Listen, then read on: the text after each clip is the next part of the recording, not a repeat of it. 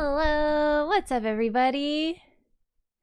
Point challenge for subs only. Discord has been mentioned more sub benefits ought to be a thing. You mean a channel that the only thing that you're allowed to do is post a point emote? I'm sorry, YouTube, you don't understand this. I have an emote that I was baited into doing. It's a point. It's basically me going like this. And now it has been turned into, against my will, it has been, my image was used against my will. And now in the Discord, everyone's just pointing all the time. It's the funniest thing. But YouTube unfortunately only has 4 emote slots. So you guys you don't get point. You're not allowed to have it. Pog alternative point emote now required. Yeah, see the problem is the other point, I don't have enough emote slots to fit the other point. So for now we only have the 1 point. It's just the one. I don't know why I picked that point, because that's actually the reverse point. The original point is the other one. I just picked the first one that I had access to. Anyway, hello everybody, welcome. Today is day 4 of the LOREATHON. This weekend we have basically completed Limgrave, not fully, but close. We have to do the Weeping Peninsula, so that's going to be the goal today, and then we're going to be moving on to a bit of Liurnia. I think Liurnia first, then Caelid as needed. Audio desync? Or literally just me? Is there issues with desync for everybody? Oh, I did drop a few frames, but it looks like we're good now. How's it looking, gamers? Oh my god, I gotta shrink this YouTube chat a little, y'all. What's going on with it? There we go. That's beautiful. Squish you there. Cute. I'm doing well. I'm really tired today though. I had a long day already and I'm just like, whoa. Also, these lights. There we go. Audio appears to be in sync. Good. Okay, thank you. Thanks for giving in feedback. Usually box on the sides? Yes. There's something with the way that I have my camera set. My camera actually is quite a wide shot. Like you can see way more in my background. And some streamers like that. If you notice, some streamers, they have like this, like a camera, and it's like you can see all their background. I personally don't want all that empty space because it's like whatever. So I have I cropped my camera for what you see, which is why the format's a little off, because it's way, like you would see like all the way over there, and it's just like blank space. So I trimmed. I put it's cropped. That's why it's the squares. That's why I have to have like black sides. So yeah. Honestly, you don't notice it until suddenly you do, you know? All right. So as I said, today, Caelid, Liurnia. Basically the plan. We don't really have, like, I don't have like a strict plan. Honestly, I've been meaning to make like a thumbnail for the LOREATHON. Like I was planning on making it before I started. Now I'm just like, I have this image of what I want to make, but I haven't had time. Oh, we've been on that hustle grind set, gamers. Also, this is my you get to see me drinking my coffee that I have every day, my addiction, my iced coffee. I don't know why this sweater got all fluffy, by the way. Look at that. It's a new sweater. I can fix it. I have this thing for sewing where it literally fixes it when this happens, but I haven't done it yet. So I just look at, why is it all fluffy? What happened? It's probably how I washed it. I am no laundry queen. Don't pay attention to my sleeves. My scuffed sleeves. Yeah, Liurnia and Caelid is basically going to be the plan, other than the Weeping Peninsula. I've been sort of cycling through my head. I don't have everything in this game memorized, and as we discovered, there's a few more things that I actually didn't know about. People in chat were telling me that if you talk to Fia, she will give you a hint as to where to find the Black Knife print. She'll give you a map. I did not know this. I've never done that route because I found the Black Knife print by chance in my first playthrough, and that's the only time that I've done Roger's questline, I believe. I don't think I did it in a follow-up playthrough. Ronnie's questline, and therefore Roger's, because it leads to Ronnie's, has so many different options. I think it's basically unmissable. In fact, I'd like to try to completely break it and see if it's possible, because I don't think it is. But there's so many different ways to do every step because of the fact that they don't want you to miss it, that I still apparently have not done every permutation. Interesting observation in regards to Nebula. Please share. I am always eager for Nebula not notifications. That's not the word. Observations. Ask me about my Nebula. All right, let's open up Elden Ring Arena over here. Man, I'm kind of bummed I missed out on the Blythe and Melania figure thingies. I love those. I freaking Elden Ring on Steam is advertising them, and I'm like, I want them. Ow! Ah, this is why I opened the game first. I was staring at Blythe and Melania, and look. Ow. It's gonna happen again. They baited me. Freaking Bamco. Freaking flashbang. Ah, no. It's so bright. It hurts my eyeballs.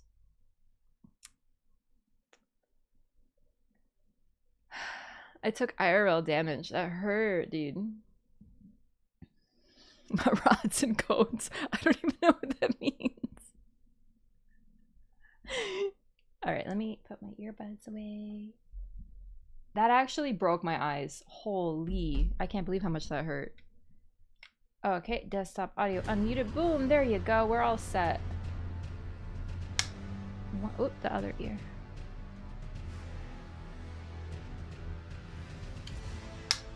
Okay.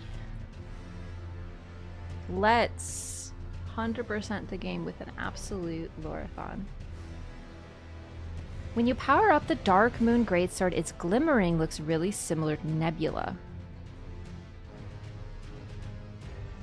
I don't think I'm gonna have the stats to do that today. Ring on Miquella's finger in the cocoon is the same as the ring Mesmer wears. Wow, I didn't notice. I didn't notice the ring. Honestly, I was so obsessed with everything else to do with Mesmer, I apparently missed his ring. It looks like we're gonna start today by looking at the trailer again. But I would also like to see some Dark Moon Greatsword usage. Because, so what's really interesting with the Dark Moon Greatsword is you are powering yourself up with the power of the Dark Moon. So that would make a lot of sense as it relating to cosmic magic. And considering that Ranni is of the Dark Moon and, you know, already associated with the moon and stars due to her Karian lineage, that would make a lot of sense. So that's definitely, we got to add that to the list because we have been collecting, or at least I have been collecting a scrap. Ah, Chrome. Ow, why is everything I open hurting my eyes? All right, hang on. We're going to load up the game though because we are going to get, there we go.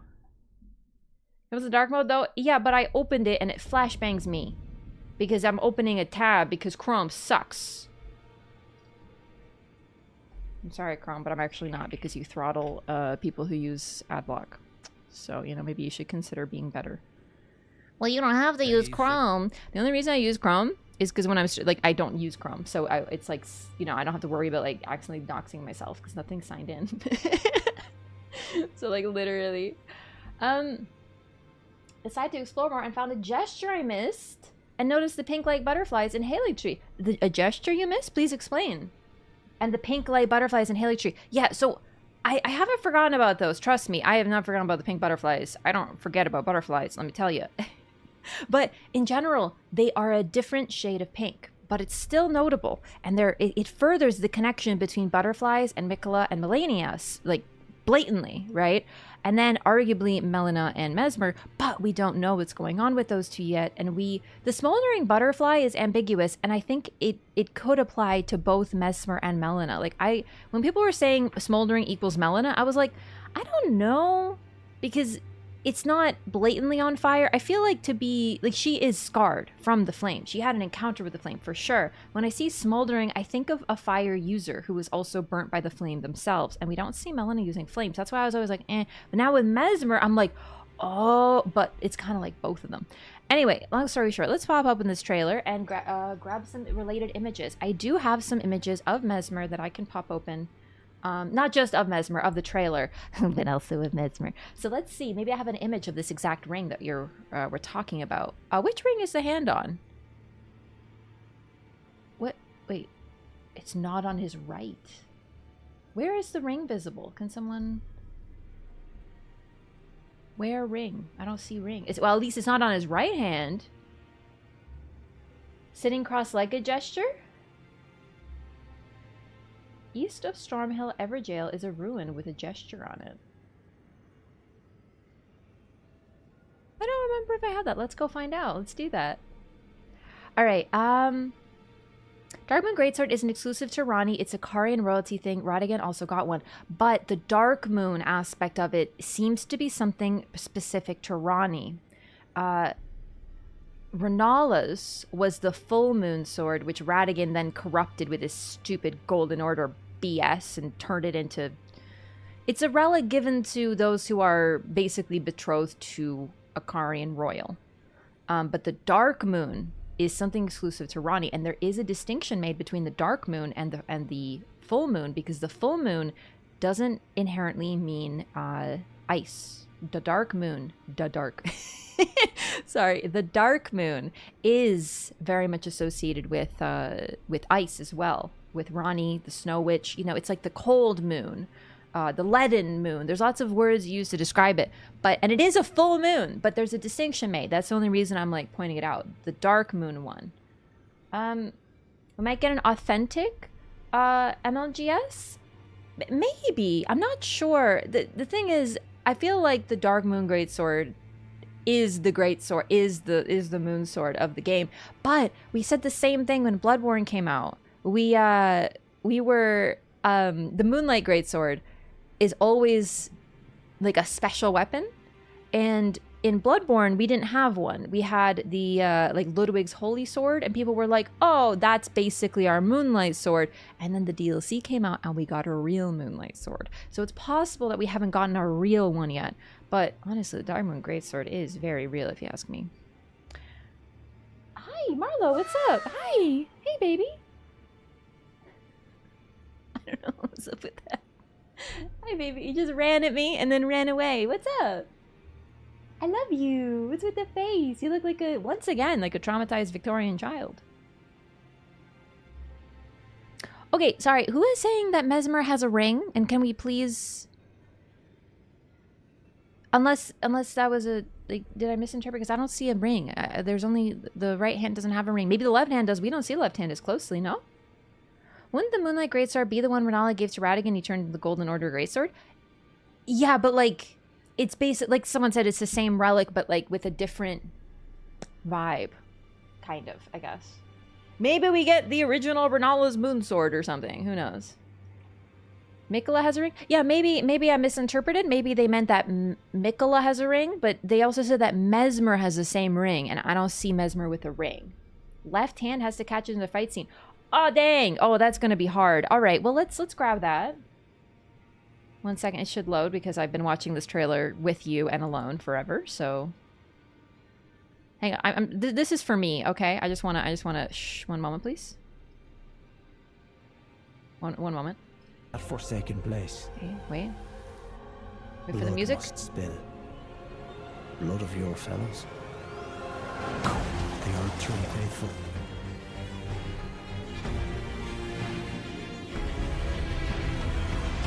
God, I love that bit of the song. Anyway, sorry. All right, we're good. Where are we looking about again?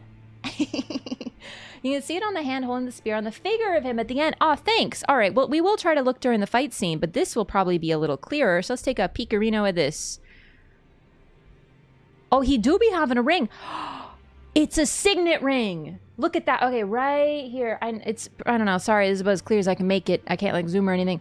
I'm not like a wizard, but if you notice, it is a ring, first of all, it's on the left hand, and it is on his middle finger, and it's got that, like, roundness. Every time I see a ring like this, isn't that like a signet ring? Isn't that like a ring that represents, like, a coat of arms that they could use to, like, stamp to signify that it's, like, theirs? It's like a signature, the equivalent of it. But interestingly, ooh, he's single. Doesn't have a ring. I'm joking, but... no, it's interesting though, because the ring is indeed not placed on like the Elden Lord ring finger, the promise finger, but he does have a ring. That is interesting. So let's take a look at a picture of Mikola if we can spot that. The prophecy painting solution is behind the Church of Pilgrimage in Weeping Peninsula. Ah, Yeah, that's true. We're gonna handle. Actually, we're gonna get that painting today. So let's take a look at that. The prophecy painting is looking at the Church of Pilgrimage over to Stormvale. Sounds like Witcher 3 OST. God, the Witcher 3 is such a great OST as well. Like the theory that Torrent's whistle is Miquella's ring, but it's a whistle.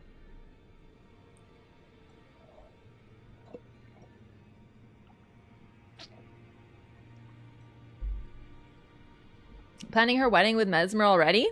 Yes, it's true. Our colors will be gold and red. All right, let's try to get another shot of the ring maybe during the fight scene, which is near the end of the trailer.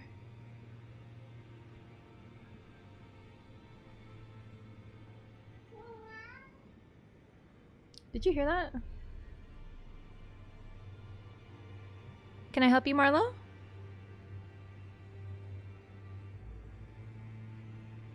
Marlo, what's wrong? Why did you walk up to the wall, stand straight upwards, and scream? Can you please elaborate on that?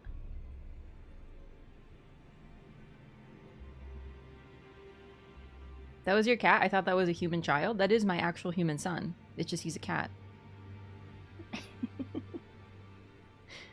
Congrats. Thank you. Thank you for congratulating my marriage. This reminds me of the time that, okay, so I was talking to one of my friends around the release of Elden Ring, and we hadn't talked in a while, and then he was like, oh, what's new? And I was like, oh, nothing. I'm basically married to Elden Ring. And he misread it because, you know, he was like, you know, as you do, you just skim or whatever. And he said, oh, wow, congratulations. And I'm just like, yeah, you didn't read that message, did you?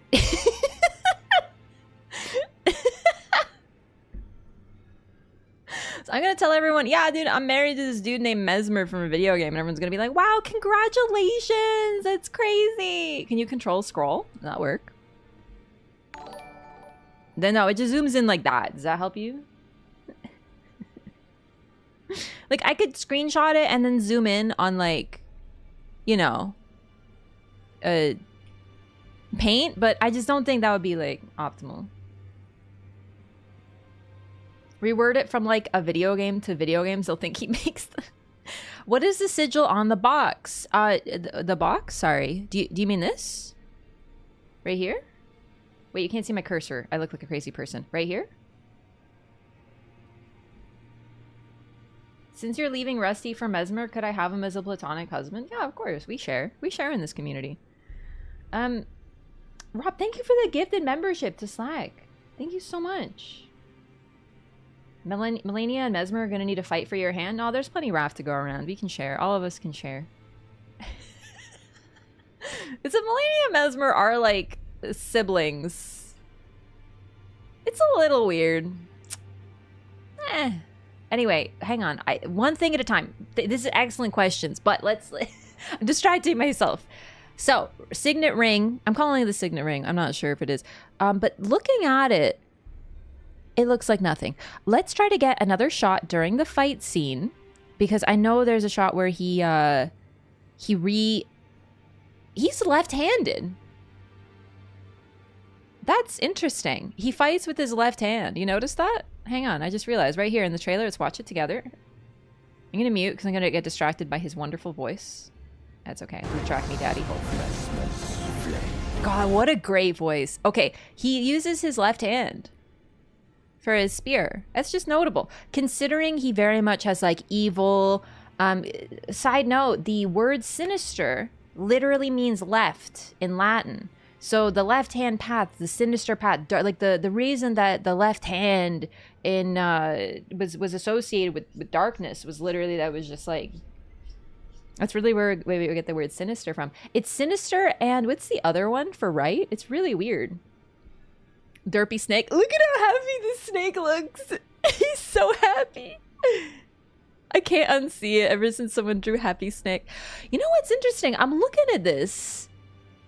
Is his eye sealed or is it open but he has no iris? From this shot, it looks like his eye is open. It's just like there's no iris. Dexter. Yeah, Dexter is sinister. Yeah. I think it's Dexter to be equivalent. I don't know. I don't remember. Dextra and Sinistra. Yeah. So Dexter and Sinister. Yeah. But the point is that the word sinister literally comes from the word for left. But, you know, obviously sinister has other connotations. But it's notable that he uses his left hand. It's just like a neat little detail. But yeah, it looks like his eye, because he's got really, really narrow eyes. And also he hasn't slept in days. He's got those dark circles. I love that in a boy. Show me your face again, cutie. Truly lordship sanction in one so bereft. It goes dark so fast. Most replayed, by the way.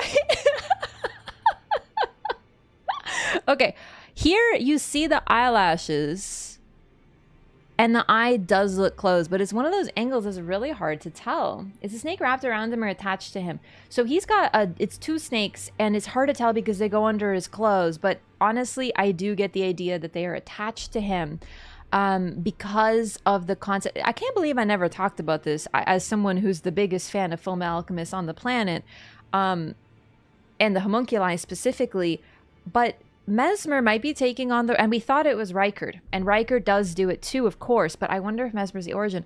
But the Ouroboros, it's an incredibly important alchemical symbol of the serpent eating its own tail.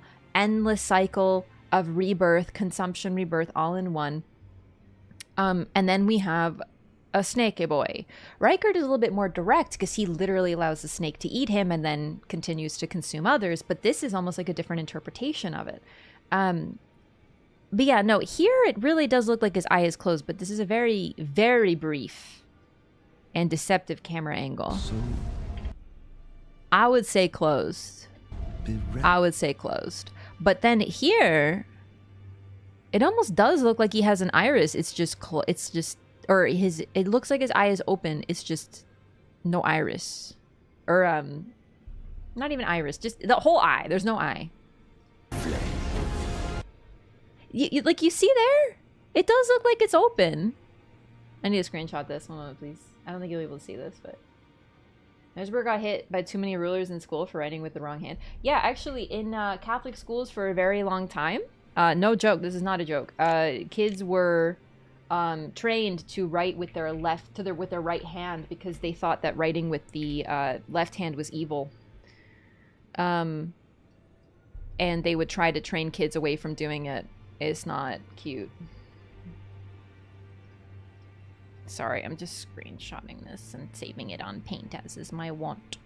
Beautiful. All right. Mesmer eye question mark? No question marks in the name title. There we go. All right. You can't see this, I know, but I'm just gonna hang on. Ow, my eyeball.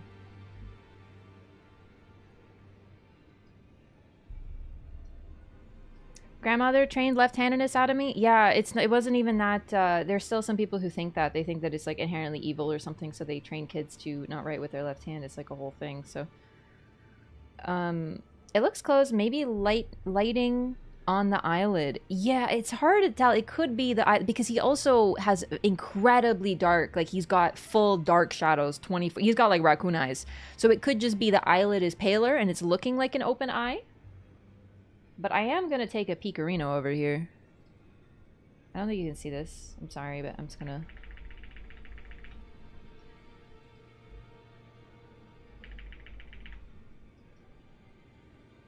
Nah, bro, that eye looks open to me. Here, I wonder if I can... Okay, hang on, I'm going to... You guys are going to see this. This looks so weird. I'm going to post this on Discord, okay? I'm sorry if you're not on the Discord, but I can't... Every time I've tried to share this tab or whatever, it doesn't work.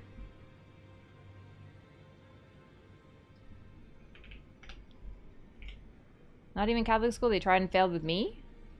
Yeah.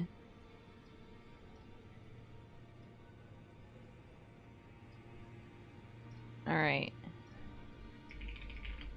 Mesmer zoom. Alright, here we go. Close that. Close that. Okay, so take a look at the Elden Ring channel if you're on the Discord.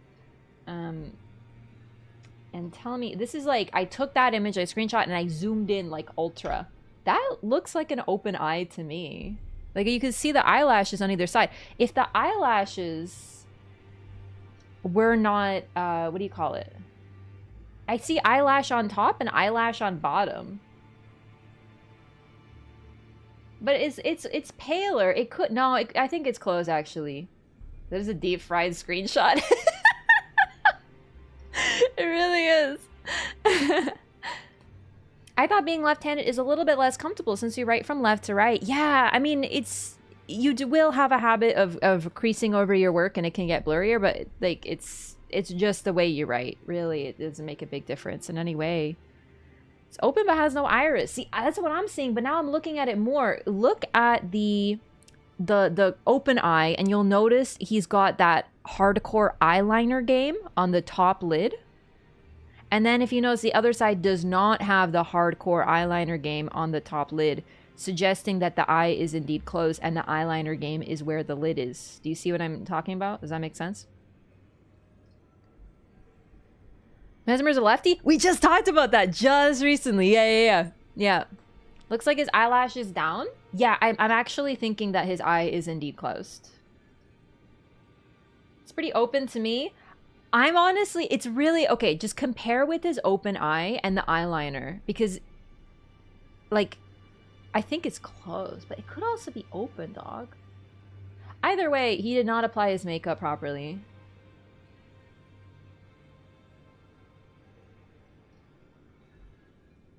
How do we know he's lefty? Right here in the screenshot, this is him resummoning his weapon. Here, I'll replay this part. This isn't even a screenshot, this is just a trailer. The weapon, he wields his weapon in his left hand. This is a hot shot, by the way. Hello? Like, look at him trudge. Anyway, he wields his weapon and attacks with his left hand. Isn't there a closer shot of his face? But the face shot is masked in such a way that most of the eye is covered. It's actually really tough to see. Different martial styles use the spear right hand versus left hand on top for various historical purposes. A lot of Chinese military styles have the right hand in the rear, for example. Oh. The closed single eyes we've seen have had this kind of symbol over them too, right? Yeah, they appear to have some sort of seal. At least that's how generally it's been interpreted. I don't want to assume too much, but generally it looks like the eye is closed by some sort of force. So for Ronnie, she's got a symbol underneath. I think it's the... Hang on. I can never remember which eye Ronnie has open and closed. I get my lefts and my rights confused, and then I forget if I'm talking about Melina or not. Melina, though. Melina has her left eye still, and I think Ronnie is the right. But Ronnie's is underneath, and Melina's is like a three-pronged dragonish looking claw over top of the eyelid. The single closed eye is an Empyrean thing, no? We can't assume because we only have two characters that we know of, Melina and Ronnie, and we don't know if Melina is an Empyrean. Ronnie is, but we don't know. She also did this whole thing where she transferred her body to a doll's body, and her soul is half sticking out, right? So we have to wonder, is the closed eye a consequence of that, or something else? Additionally, the only other character's face that we see who is also an Empyrean is Melania, who has both eyes absent, and it is because of the Scarlet Rot. So that's something a little different there, I think. Okay, let's take a look at his face one more time to see if we can parse from the other image, with the one where we are introduced to our boyo, the most replayed, right here.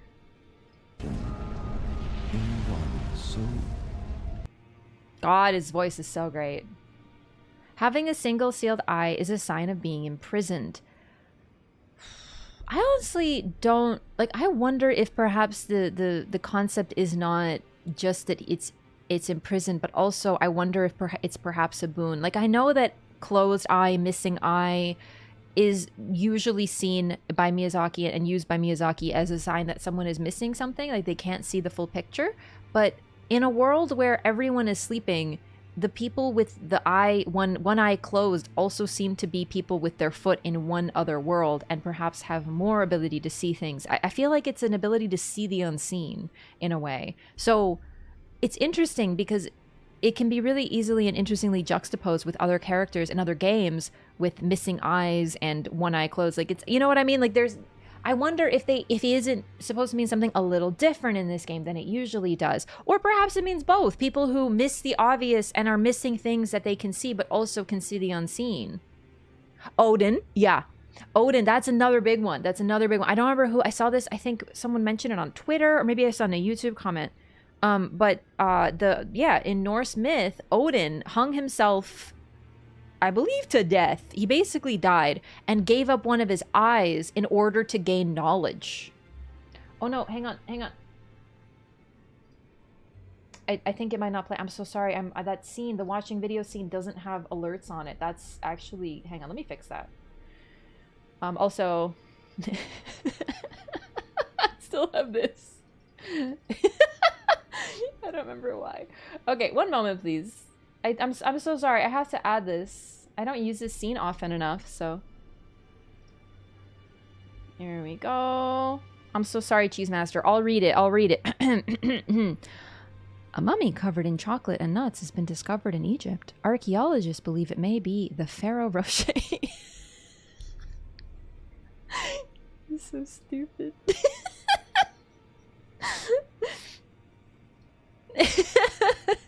Odin was just doing a bit of autoerotic asphyxiation? Yeah, who hasn't in this day and age? Am I right, gamers? One moment, please. Let me switch to this. And then we need this one. Copy. There we go. Okay. Now it's fixed. He's fixed. Alright. Thank you, Cheese Master, for the 100 bits. Did you do something with your hair? Not really. Like from last time, I just didn't wash it. I mean, I curl it a little. We have seen. Oh, right. That's the other thing I wanted to mention. We can definitely gain some hints about Empyreans based on their eye status, but I'm not willing to go to the conclusion that it's that Empyreans have a missing eye or a sealed eye, because we don't know. Melina is still a big question mark. Also, the thing about an Empyrean is they are chosen by the two fingers, and we still don't know the criteria, and the two fingers tend to be not too reliable, right? Like, they're what the greater will wants in an Empyrean, and we can't be certain what's going on with that. There's just so many things going on with the characters that we know of that we can't. I don't want to jump to too many conclusions on what, like, if the eye equals Empyrean, because we only know of 3 Empyreans for sure: Ronnie, Melania, Mikola. Mikola's unknown eye status.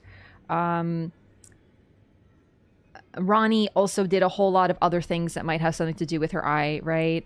Melania got scarlet rotted, therefore her eye, we can't really make any conclusions on that. Like, she lost both her eyes. If anything, though, that brings her closer to the prophets and, like, finger maidens who are blind, like Hayata. Anyway, you know, stuff like that. Godwin was not an Empyrean, or at least he wasn't mentioned by Ronnie, perhaps because Ronnie considered him out of the game. So, yeah, that's the interesting thing about him. Odin gave up his eye to the Well of Mimir in order to gain more knowledge. Yeah. So also, one eye could also mean they know more. Marika was an Empyrean and her eyes seem fine. We haven't seen a direct shot of her face, right? We have a little, but notable that the main image we see about her is statues. Yeah. But we also see her in the ending cutscene when you, like, pick up the head, or someone picks up the head, and her eye is gone, but she's also, like, crackling, and, like, she's basically stone that has begun to crack. So, you know, we can't make too many conclusions of that. Yeah, she's missing half her face, so I don't want to conclude too much about that. The eyes are important. I just don't want to assume too much yet. Do you know what I mean? Hi, Mesmer. Hang on, this is just me and my date with Mesmer. We went on a coffee date. Like, hey, tell me about you. And then he's just like, I like to impale. And I love my mom.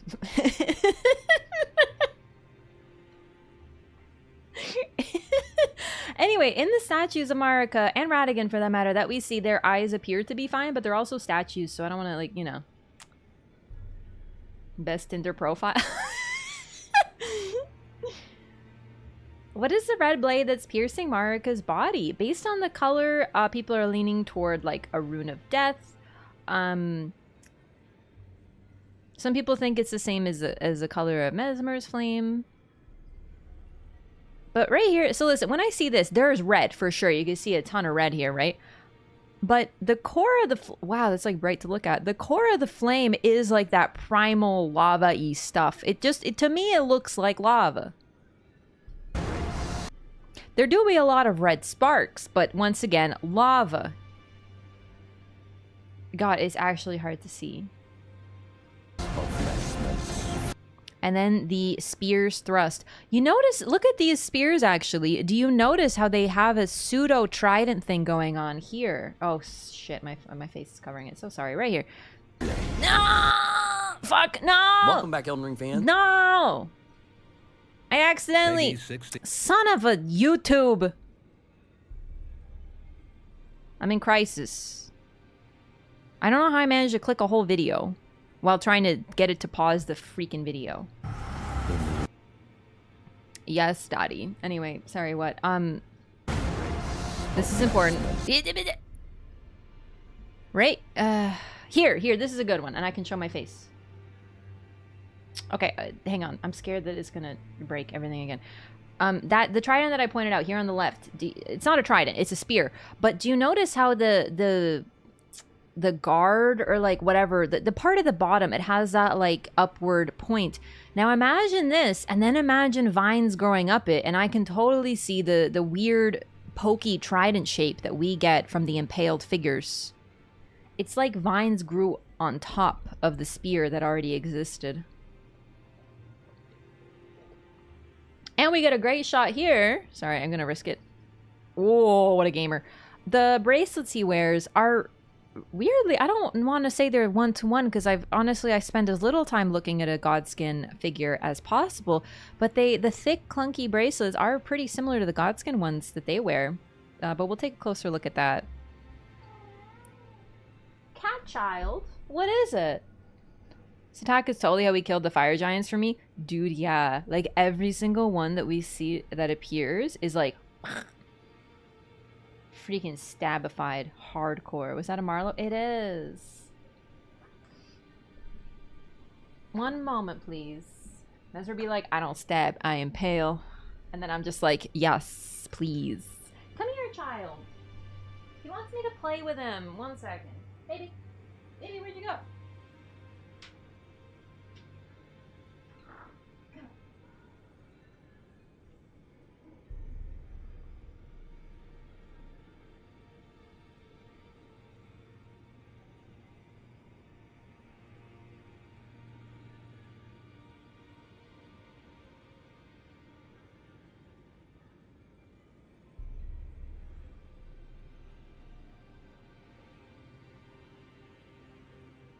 Alright, I'm back. I brought the boy.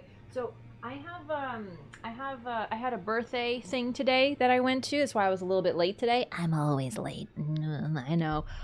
So Marla is letting me know that how dare I not give him his playtime? Because I went to this event and then I went to stream. And he's sitting there like, what about me?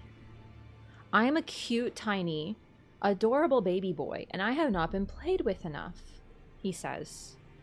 And he is letting me know. He comes in here, he meows, and he runs away, so I will follow him where he wants to play, which is on his favorite carpet. He has a carpet that he likes to play and roll on. He's a sweet boy, but he will tolerate a little bit of holding and petting. Following for Cat, thank you for the follow. Welcome in. This is my son. His name is Marlo. Hi. Hi, baby. I can't give you kisses right now because I put on lipstick, but I love you too.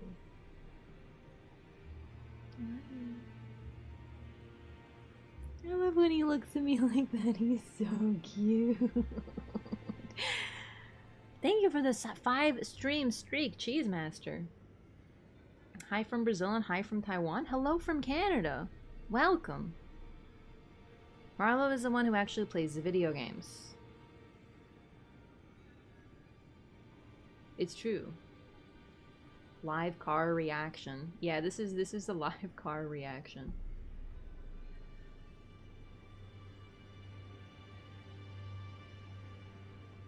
look? Doesn't he look like a traumatized Victorian child?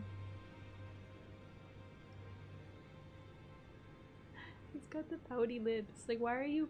Like, what do you have to be sad about? Your life is a meow meow, kibble, and pets. And playtime. Yeah. We love the playtime. So, I don't remember what we were talking about in terms of lore, but I hope you understand that the cat break is required. Marla will beat Melania for you? I would love that. Because that way I can look at her and he can do the actual playing of the game.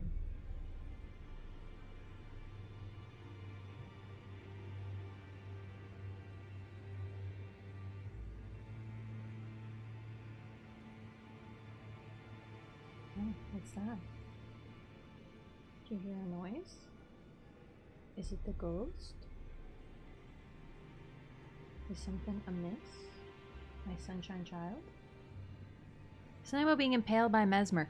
Oh yeah, I honestly, I think that there's no one else who could have done, here, let me switch the scene back. Who could have done this to the giants. I totally understand that the weapon isn't one-to-one, right? Like we see the trident, typically associated with the Formless Mother and Moog, as the weapon that impaled them, but okay,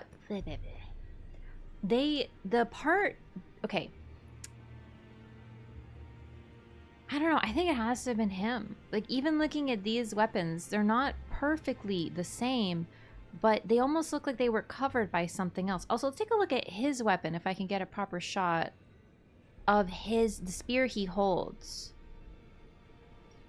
Come. Because the spear he holds looks a little different than the spears that impale the ground. Kind of like the Clean Rot Knights. Like, they stab you with spectral spears, although these don't look spectral. These look very solid. And notable, the color is like obsidian, isn't it? Trees impaling the giants are also way too big to be done by Mesmer. So there's... Wait. The trees impaling the giants. Oh! I really think it was him, though, because we have to remember this... A lot of things occur when these characters have been distorted. Look at his skin here. Do you see? Like... It looks modeled. Do you know what I mean? Like, he's still...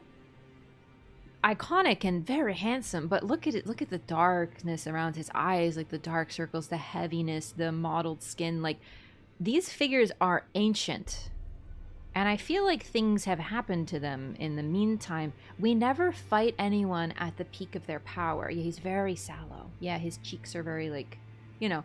And I think that by the time that we encounter Mesmer, it would have been just like the usual rule of FromSoft. We're not fighting anybody at their peak.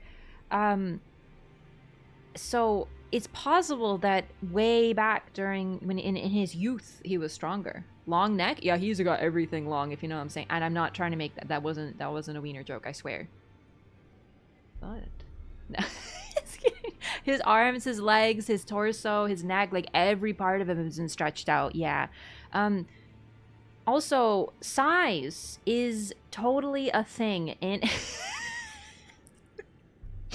size is a thing in FromSoft games, right? Like, certain characters are taller and shorter and, you know, whatever, but at the same time, the game has to be played first of all. So size is important, but we have to remember that sometimes the discrepancies that we have are likely due to the type of fight that FromSoft wanted to give us.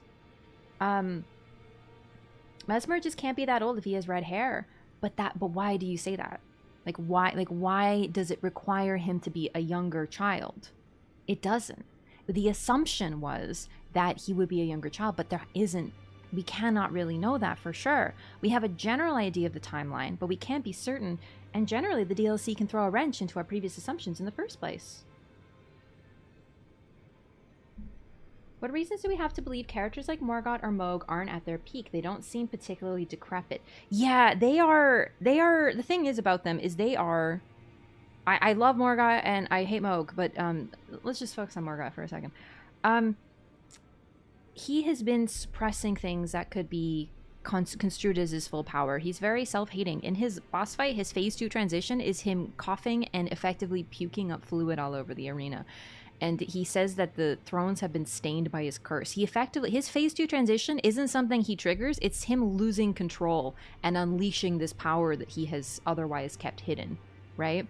So there's something to be said about that, right? Moog and Morgott, while strong and still demigods, are never described as the strongest, right? So they're a little bit more achievable for just a lowly tarnish like us. Mesmer still has a useful face. So does Mikola. So does Melania. And they were born a very long time ago. Do you know what I mean? So I know what you're saying. I'm just saying that we can't look and be like, well, they're young. They look young, so therefore they're young. You know what I mean? Like, people are probably thousands of years old.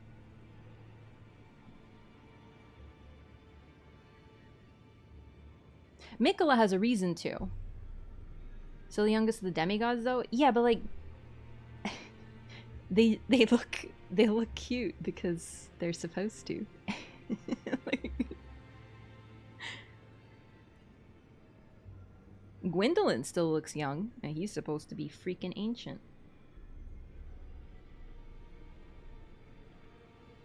Second phase of Renala is a failsafe Rani used to protect her mom that manifests as Renala in her prime. And Renala still looks young AF. That's another good point. And she's not even a demigod. She's just a lady, dude. Even Godric has youthful pouty lips. Dude, Godric looked cute as hell before he started all that grafting. Okay, I'm just gonna be real with you.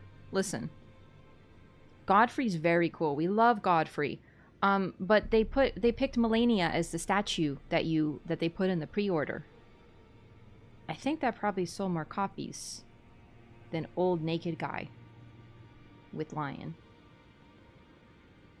Godfrey's great, but I feel like young, hot, tall redheads seem to be their target.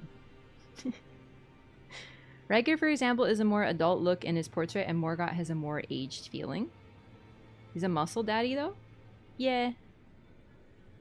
Also, you know, it's just, I really don't think we can look at their age. We also have to remember that the Land of Shadow, time appears to move a little differently. Things have happened there, but the place seems to be almost like locked in a different timeline. Oh, look! You can see the snake right over here going around his arm. I never noticed that before. This snake, it all coils over here. That is so cute. So this snake's down here. This is the lower snake that pokes out, and then there's the upper snake. Aocade is described as a long-vanished domain on the regalia of Aocade. Long-vanished. I mean, vanished would be an interesting term, considering. Any indication that time moves differently in the Land of Shadows? Everything there seems to be ancient.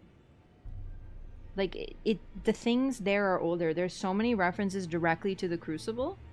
And there is in the base game, too. But it almost seems like every single image that we see of the land between... Land of Shadow is, very, God, you are so fluffy and soft. Sorry. He's so cute. Anyway, sorry, I forgot what I was talking about. Basically, I know that... I think he's gotta be older, dude. Because it's just weird to me. Unless literally the veil somehow makes people entirely forget about him or something.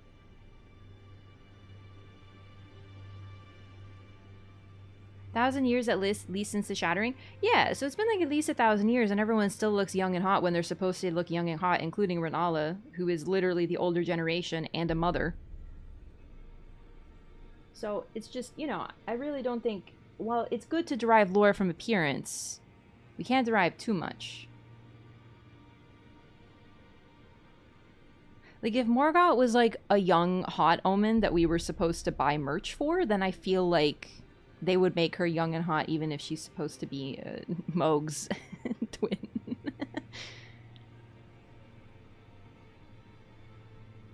But no, I definitely get the vibe that the Land of Shadow is a place locked away, and I get really Omega Pocket Realm vibes from it, and the Pocket Realms are often used as places to discard old, unwanted things. I really think this one's going to be different. But I really get this, while it is present day, I really get this interesting historical vibe from it. Also, I wonder about, the main reason I think about the time thing is Radon froze the stars, and we have to defeat Radon to access the DLC.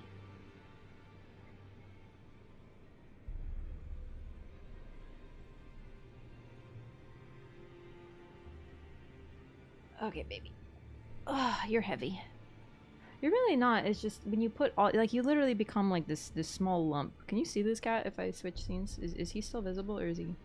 Like, look at what I'm dealing with right now. Like this strange, fluffy sausage.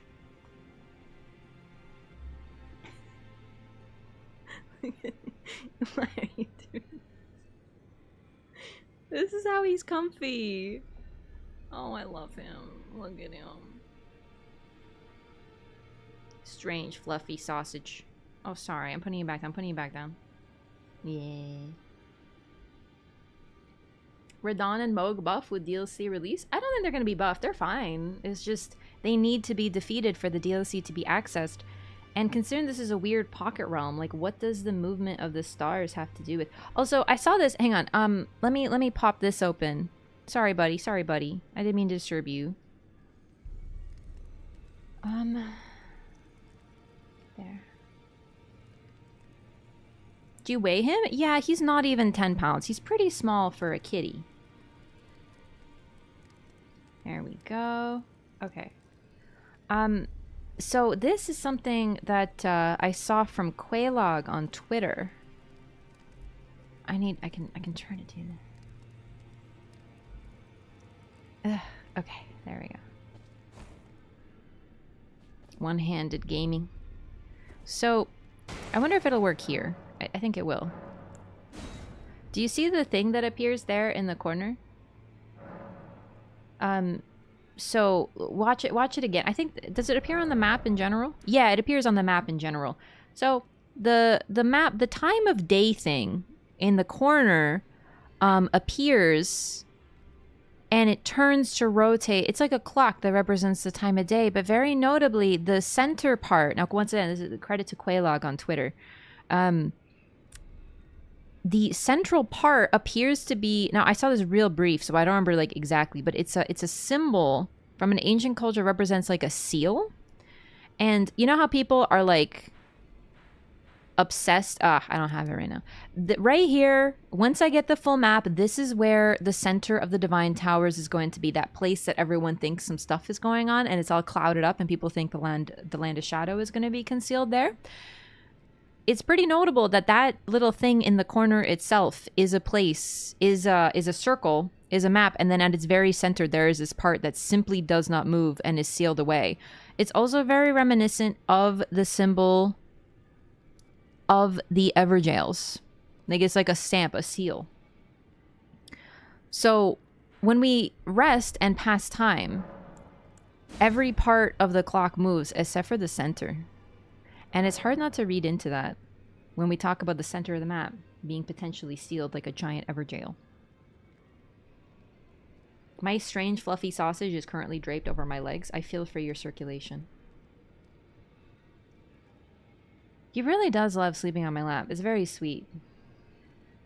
Mesmer reminds you of the Witch of Izalith and Lost Sinner, both suffering everlasting punishment for attempting to control flame. The really interesting thing about Izalith, Witch of Izalith, is definitely, like, she got hubris hard. She got turned to a freaking bug, right?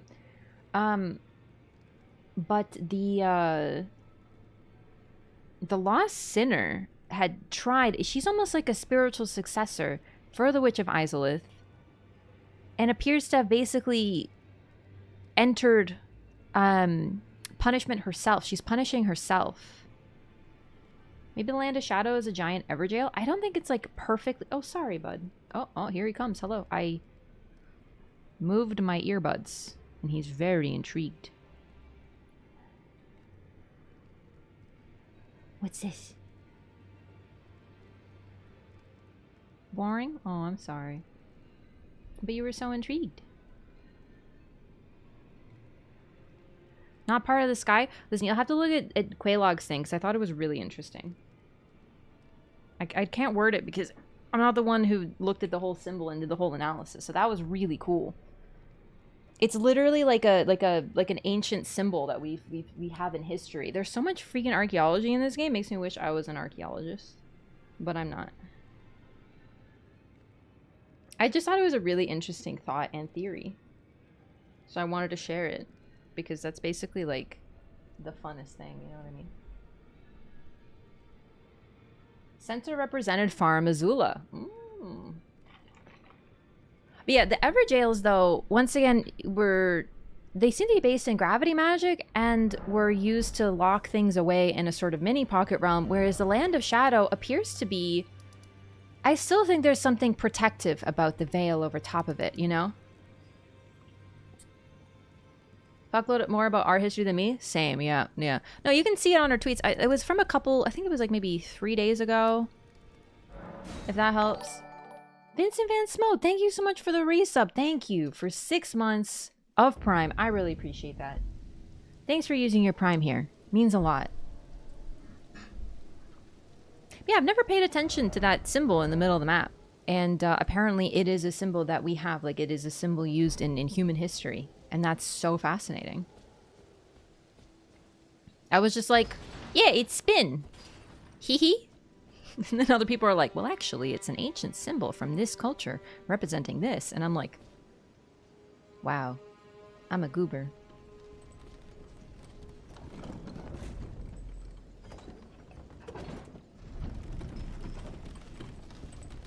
Spin, hee hee. It's like when you play Twister and you spin the thing.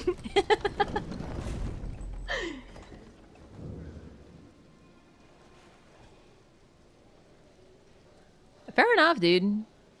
It's pretty dark, though. So that right there is a noble, burnt at the stake. Then all the soldiers hung up, strung up. It's real messed up what's going on here. But to be fair, probably deserved it. Reading too much into it? Nah, honestly. I've seen a couple people both in chat and like on Discord being like, I bet they just thought about this for like an hour and were like reading too hard into it, haha. If that was the case, there wouldn't be so much attention to detail with the statuing, for example. There are certain statues that only appear in like one place in the game. If they were just like, just make a statue and like place it wherever, who cares, then that wouldn't be the case. People are definitely not reading too far into it. Like, definitely not. If it was just, we just need to fill space, so put this guy here. The reason people put so much passion into studying the lore of these games is because the creators clearly put passion into it too. What are those giant skulls and mountaintops and Caelid? I'm gonna be real with you, I have no clue. They are absolutely freaking gigantinormous. Even the giants don't look that big. Why? You can do a 180 in the middle of the sky? Who are you? I mean, you do have wings, I guess. But, like, you can't even use them, you cheating-ass dork.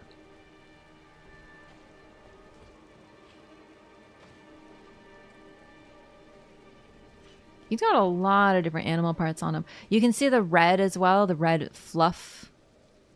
It's almost like partially becoming a leonine misbegotten. I wonder if the misbegotten evolve too, right? Like the leonine misbegotten and the ones that look more lionish appear to be the strongest and the mightiest, but I wonder if every misbegotten can become like them or if it's like a different species or something.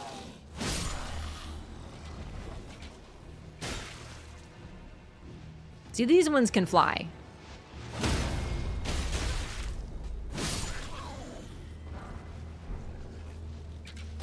Ow. Is that a mushroom on his thigh? Good question. I thought that was just... Come here. My god. I have so many feathers. I'm about to take flight. I thought it was more, antlers. Ugh. I don't know what that is. That does not look like antlers now that I'm looking close. Leonine evolves into Ratigan.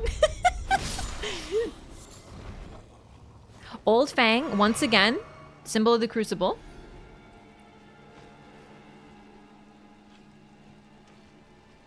That looks painful, honestly, looking at that.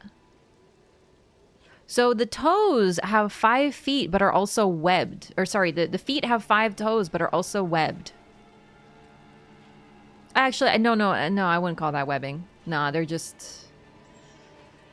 like, they look like bird feet. They look very similar, actually, looking at them again, to Rose's feet in the statue. That, though, does that really look like horns or antlers? That looks... I mean, it's really low res in this shot. Yo, he's got a belly button. Maybe they are devolving? It's possible. Like, definitely there's this association with things associated with the Crucible, like devolving, but in a way, by devolving, are they not becoming closer to the primordial Crucible and therefore the Crucible of Life? Like, I wonder how much of the devolution thing is not Radigan propaganda. Serpent-like or lizard-like tail. Also, the coloration of these figures, you know, they have white feathers over here, red fur, green scales. Like, they're supposed to be sort of an amalgam in one being. Clearly, Radigan is their father. Damn it, Radigan, not again. I said it in the trailer, I'll say it again. Every red-haired child in this game can be traced back to one horny dude. It's true. Okay, take another look at the smoldering butterflies. Honestly, I have to take a closer look, but model-wise, they look really similar to the Nascent and the Aeonian. But it's been a while since I looked at them this closely, so we'll take a look. Horses get gross like that, and you have to carefully clip it off. Wait, what? It does look fungusy. No, I'm definitely seeing the mushroomy link. I'm just not sure they're actually mushroom, but yeah. Wait, so horses get this?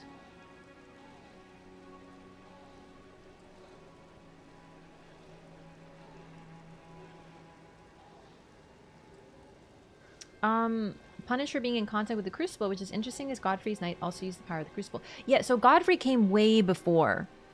It's also interesting considering that Godfrey, based on that, I really think that Godfrey was cool with the Crucible. The Crucible was not seen the way that it was, and the Misbegotten were not seen the way that they were, and everything. Because look at Hugh. Hugh is ancient, right?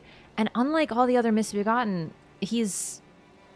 I mean, he speaks pretty casually, but he's like an intelligent craftsman. He's an incredibly powerful, intelligent, talented craftsman. The best of the best. No one is able to do what he does. Well, I guess, okay, E.G. But E.G.'s also really ancient. So, with Hugh, he's basically unique. He's, without him, like, most people wouldn't be able to play the game. They wouldn't be able to level up their weapons, able to do more damage. He's incredibly important, but none of the other Misbegotten speak. I wonder if it's because he's a very, very ancient Misbegotten. Kind of like, compare with Bach and his status. It almost feels like it doesn't fit in with the others, quite possibly because they're all, well, not quite like devolved. A little bit devolved. But I wonder how much of it is because the Misbegotten, ever since the Shattering and Radigan being in power, were basically relegated to servants. Maybe look up horse growths. It was gross. What is it, though? Like, what is this growth that horses get? Is it bone? Like, what is it? And it has to be clipped. Reason their incantations are called Ancient Erdtree incantations and don't use the Crucible symbol. Who, Crucible Knights? I think it's also the fact that they're not even using incantations. It's simply a part of their body. Misbegotten may have just been normal citizens back in the days of Siraj and the prior empire. Yeah, I think so.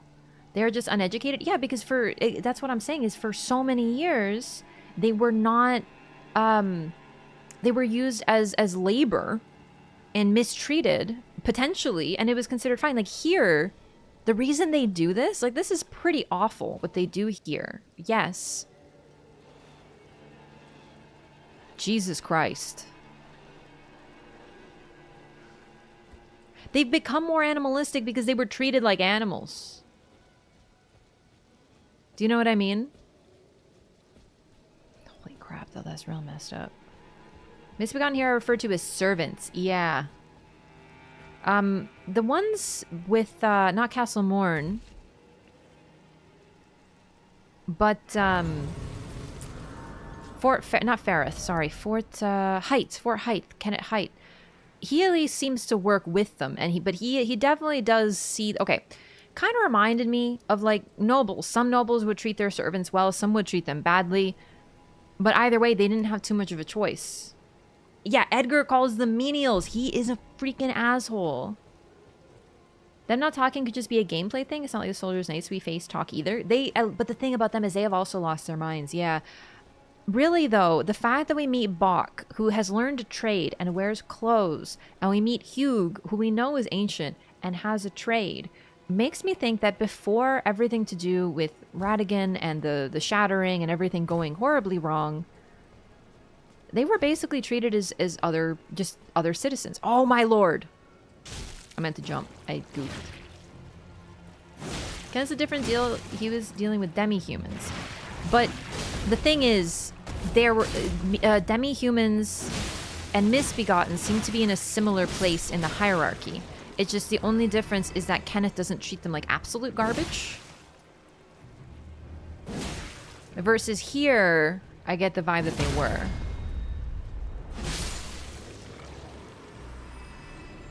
Different race while the misbegotten are mutated humans? I don't even know. So, okay, made contact with the Crucible. I just feel like they're... Oh, I forgot.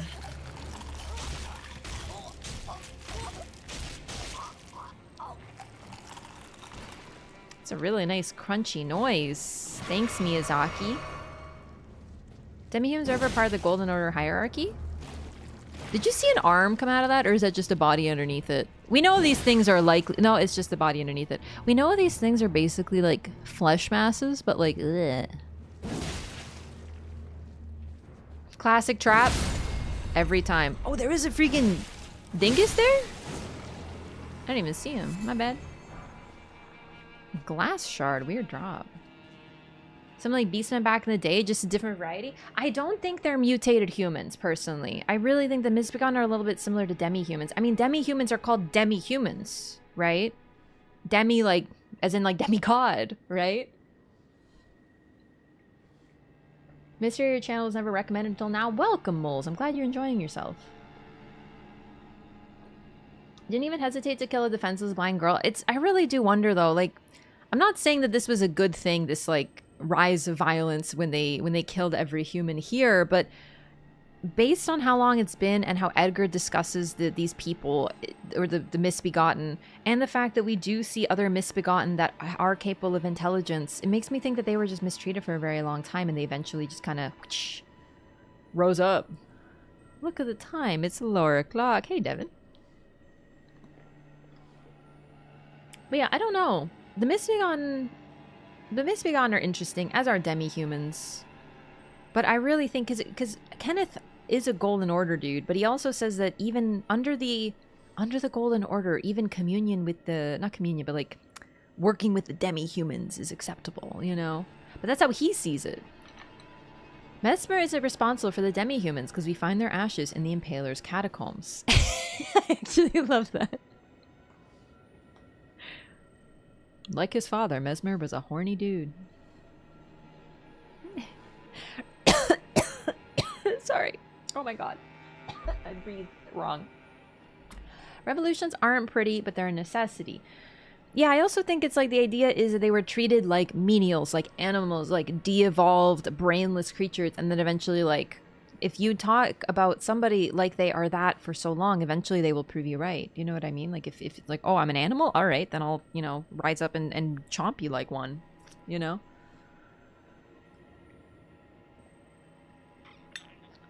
Could be an example of how Kenneth remembers the older version of the Golden Order. Could be. I mean, we have Muriel to say the same thing.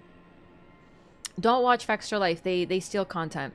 Do not support Fextra Life. Fextra Life freaking blows. They steal content. They take things that are shared with the community and put their fucking watermark on everything and then claim it as theirs. They no longer embed their stream because they aren't able to, and they view bot. Don't support Fextra Life. Support the people they steal from.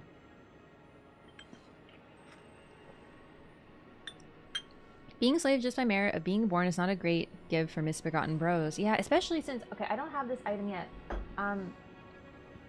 But there are signs that the blessings of the Crucible having more animal parts was at one point considered a good thing, right? Like they were blessed by the Crucible. But when worship of the Crucible, or generally like love or attention for the Crucible, switched to attention toward the Erd Tree, the concept of the Erd Tree being the Crucible before was something they wanted to erase.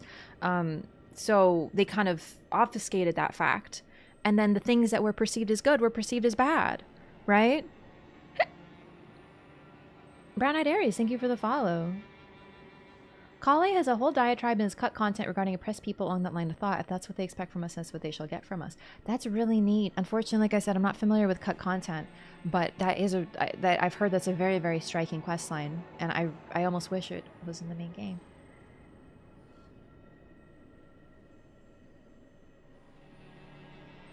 Some better get away with it, unfortunately. Fextra life is beyond the pale.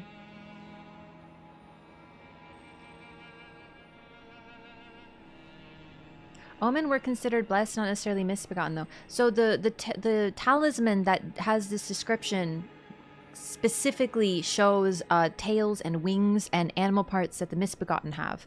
So that's the thing. It suggests specifically that the misbegotten were blessed. There's other things that suggest it was the same for the Omen, but the misbegotten are definitely included under that umbrella. I just don't have that item right now because we're just starting, so. All right, I'm going to talk to this guy. Once again, another phantom. Mushrooms. Hello. Please help me. I'm of noble blood. If those hideous mongrels eat me, I'll be forever marred. Anything but that, please. Think of the disgrace. This is how the nobles discuss the misbegotten. So this, on top of characters like Edgar, menials, disgusting mongrels.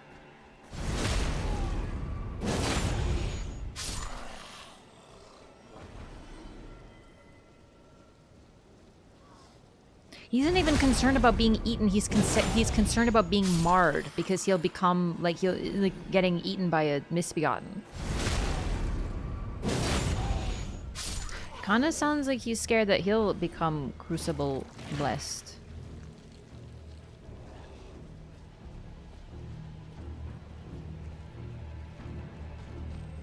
So I just want to look at this guy. It's going to be hard because he does lots of big attacks, but take a look at this creature's face. This, other than the back, the tail's different. Or at least Hugh simply does not have a tail. But look at this face. Take the hair on the head and move it into a beard, and you got Hugh. Zuli pointed this out. But it's like when I first saw Hugh, I'm like, he's a misbegotten. But no, this made it like super blatantly clear. Hugh uses the same model, except instead of hair, he got beard. And no tail. It's a disgrace to be killed by them, yeah. Also eaten by them, because I worry that the concept of eating being reborn, like he's concerned that his soul will be marred by being eaten by a misbegotten. Crucible Knights are able to call upon power of wings and tails, just like the misbegotten have. Yes, yes. I really wonder what the Crucible Knights look like underneath their armor, too. We don't know. Twin Blade Talisman.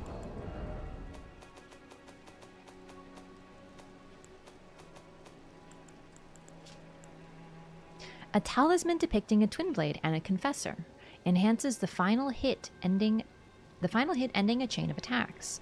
The twin blade technique is a technique of the confessors who closely guard the secret of how they preserve the momentum of their attacks. Thus is the final strike of their onslaught all the more deadly. Interesting that the yeah, so the warrior is associated with the curved sword and it starts with scimitars.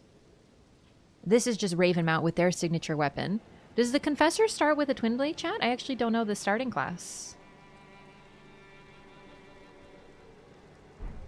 Very interesting.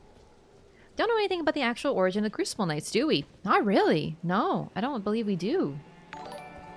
Crafty Potato, thank you so much for the prime. Thank you. Starts with a broadsword. Interesting. And yeah, Riley didn't have twin blades either. Yeah, thank you so much, Crafty, again. Welcome and thank you for the support, and thanks for using your Prime here. You get 1 per month, and I really appreciate you choosing me. Yeah, Riley uses... Does he use their Anspur Rapier? Or I might be getting confused about Malay Marai. Malay Marai.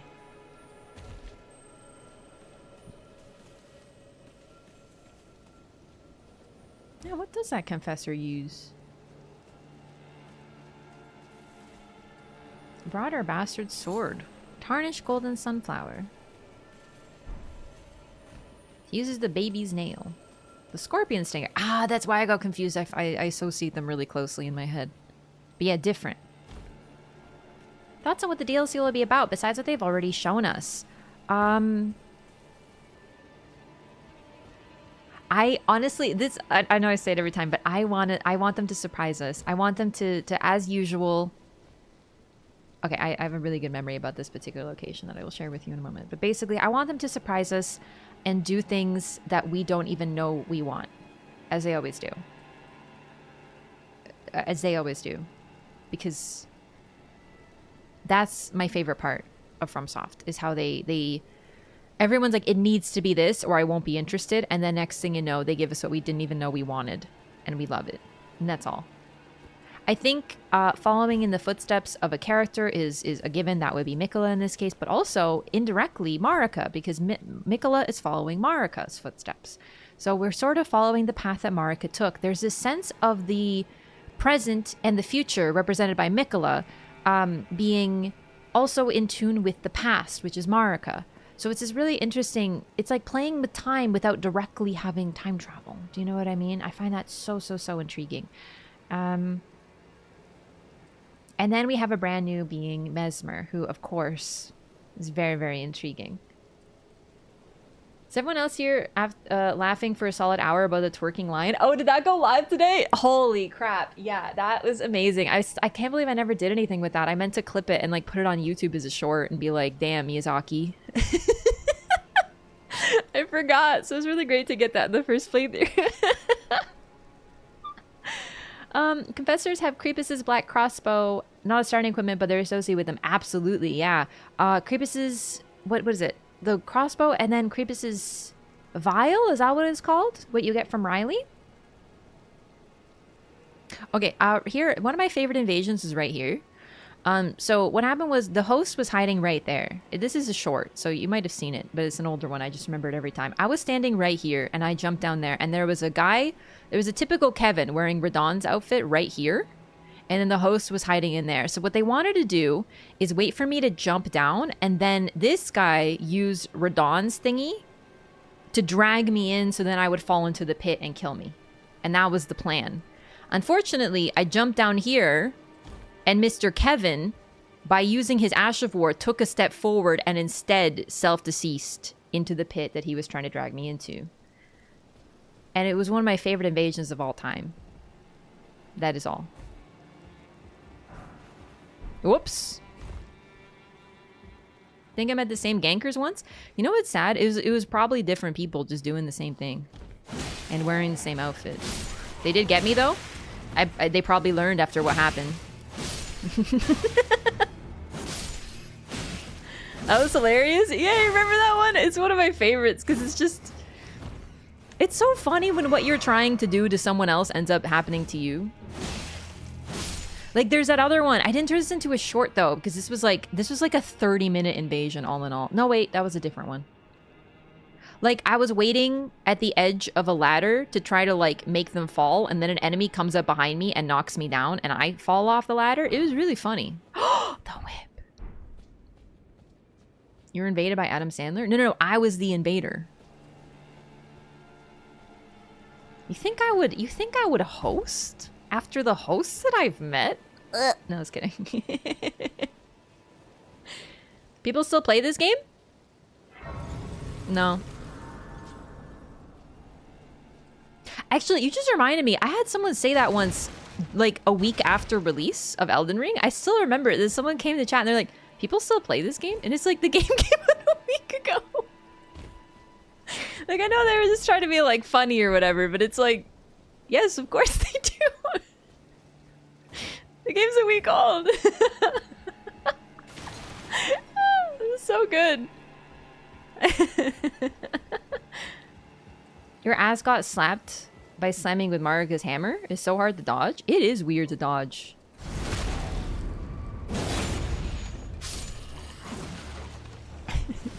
One week after release of a massive multiplayer, massive online open world game that people have been waiting for 5 years. People still play this game?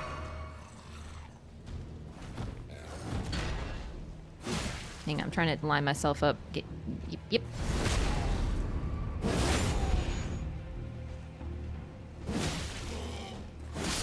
Like, of course, I'm still playing this game, you know? I was playing it before the DLC trailer dropped. You found the invasion, Lyko! You were so blessed. I have to watch that again.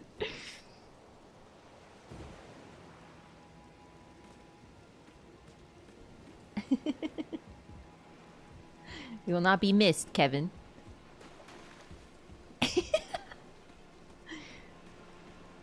Honestly, I think folks are just, like... Do these jellyfish look different than the others? Honestly, I've never paid too much close attention to them, but now I think about it, their heads are not translucent, and they have these additional dangling tentacles, don't they? These might be unique jellyfish. That's so intriguing. Yeah. Might just be wet. No, in the rain... Even in the rain, the jellyfish look the same. They're spectral. But no, these are definitely distinct. That's so neat. And the host almost fell off. Yeah, and then I struggled to hit them for 10 years because they were lagging. Bob up and down and don't pulse. Yeah, these are definitely distinct. That's so cool. I completely forgot about these. It's interesting that these are also really close to the ocean, right? Like, they're basically in the ocean. It's always a Kevin host. To be fair, this was a Kevin Phantom. Suggesting we'll be following Mikola similar to Millicent. Will we learn about Melania? Not quite. I obviously don't know, but I think we're... Miyazaki said in interviews that we're going to be following the footsteps of Mikola instead of following Grace. That implies to me that there's either going to be like a physical aspect or we're following the signs that Mikola left to follow his path that he took. So Millicent... We meet her on the journey. It's possible we meet Mikola on the journey too, but I think that would lead to less mystery, so I don't know. I think it's more likely that we follow the path that's left behind of him. Similar to Millicent, but not quite. Because Millicent, we meet. Millicent, we encounter and we talk to.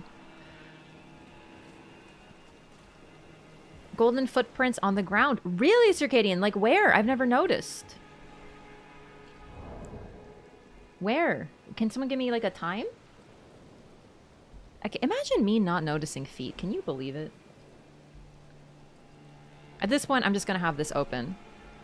Jellyfish are ghosts? Jellyfish are ghosts of children. But these ones look a little different, so it makes me wonder what's going on with that. In the first shot of the Shadowlands. Okay, let's go look at some feet. Oh, one moment. Someone mentioned the ring. We're going to have to look in-game, because I can't see that ring in this shot. That's okay. We'll get there.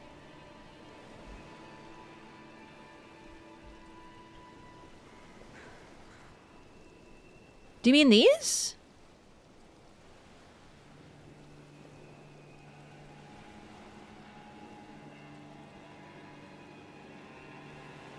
They look a little round, no? Are there other ones? Because these look more like horse prints to me. Yes, watch Torrent? Okay.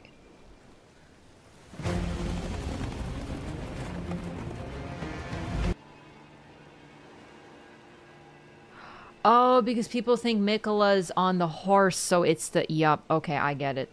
Could be Torrent steps. Then, okay, I just have to wonder, how is it possible to have two... What if it's not? Okay, you know how I talked about... I hope that when we're in the Lands of Shadow, we get to see a bunch of wild torrents just running around. Like, I know it's not going to happen, but I have this dream that we like enter an area and we overlook a cliff and it's like this beautiful shot, and then we look down and there's just like a bunch of little torrents running around. Like, it's not just a guy. There's like many torrents. Like, I just want to see more little baby torrents. I would love it. What purpose would there be? It would be cute. Okay? Because, like, then it'd be like... Because he's maybe... Like, then that would make sense as to why... Like, if we're following hoof prints, then how can there be two torrents? Maybe his Mikola torrent isn't torrent? It's stream? No. We don't have to... We can't hurt the torrents. They're magical. We don't hit them. We don't hurt them. They're friends.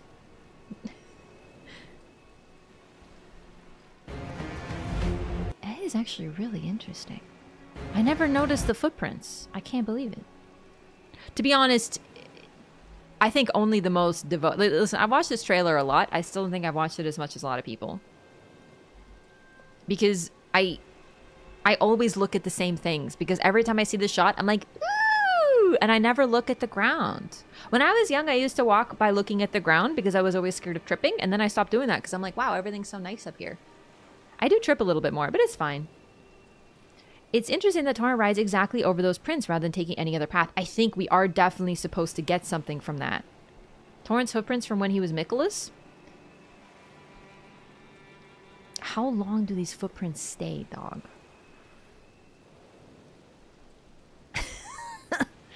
I definitely think that's significant for sure.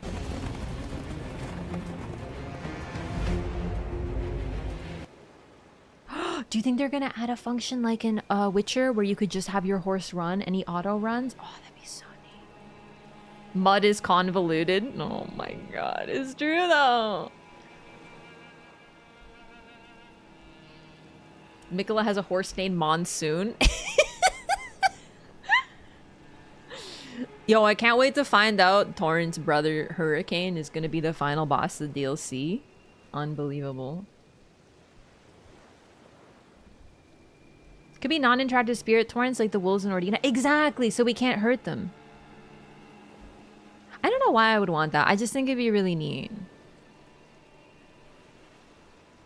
Okay, anyway, back to game. This was actually really, really neat. Thanks for sharing this, gamers. I always... Like, literally, we discovered a couple weeks ago, not couple now, but a few weeks ago, I literally discovered a new dungeon that I'd never done in Limgrave. Because someone's like, this dungeon over here to the left. And I'm like, what are you talking about to the left? There's a dungeon over here to the left? And I swear I looked everywhere. I never found that dungeon. And like 1,000 hours in, I still had never done that dungeon on a character before. You know, like, there's always new things. It's so great. Torrent's brother Napster? Yo, I can't wait for Torrent's other brother LimeWire to make an appearance.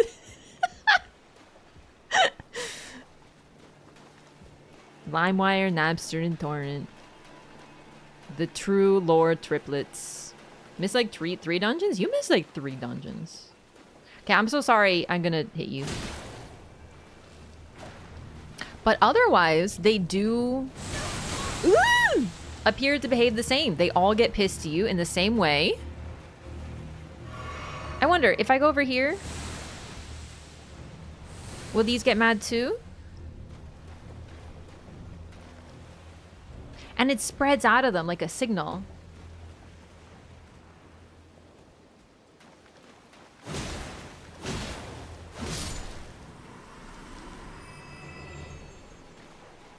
I don't know if jellyfish do this, but I know that there are fish that communicate via light, and fireflies do that too. Woo! I know, I'm sorry. I had to do it for lore. I wanted to see if they're otherwise the same, but they are distinct and, in fact, unique. That one calmed down! They don't seem as ghosty or blue. They definitely have a different model. We were just talking about that. Like, look, they have the extra tendrils. They look darker. They're not as see-through. Some octopi communicate by changing their colors. Interesting. And look, they're chill now. We're not going to hurt them again. Still finding new things. Exactly, yeah. And a lot of the stuff that we discover that's new, like, we share, and that's where we get it. You know what I mean? Like, everyone has different perspectives. Lore is very collaborative.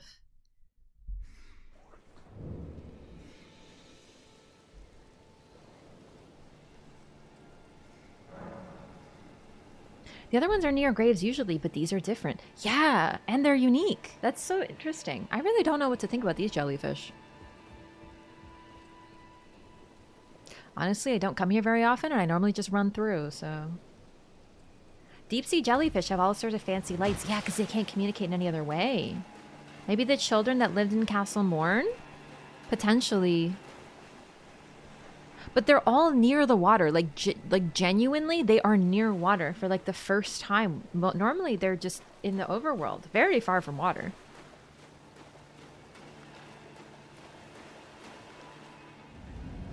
Rib rake from the windmill ladies draw for the first time. That's so neat.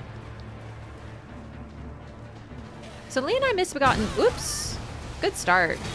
Drops the... Okay, yeah. I'm still not great at fighting these gamers. Okay.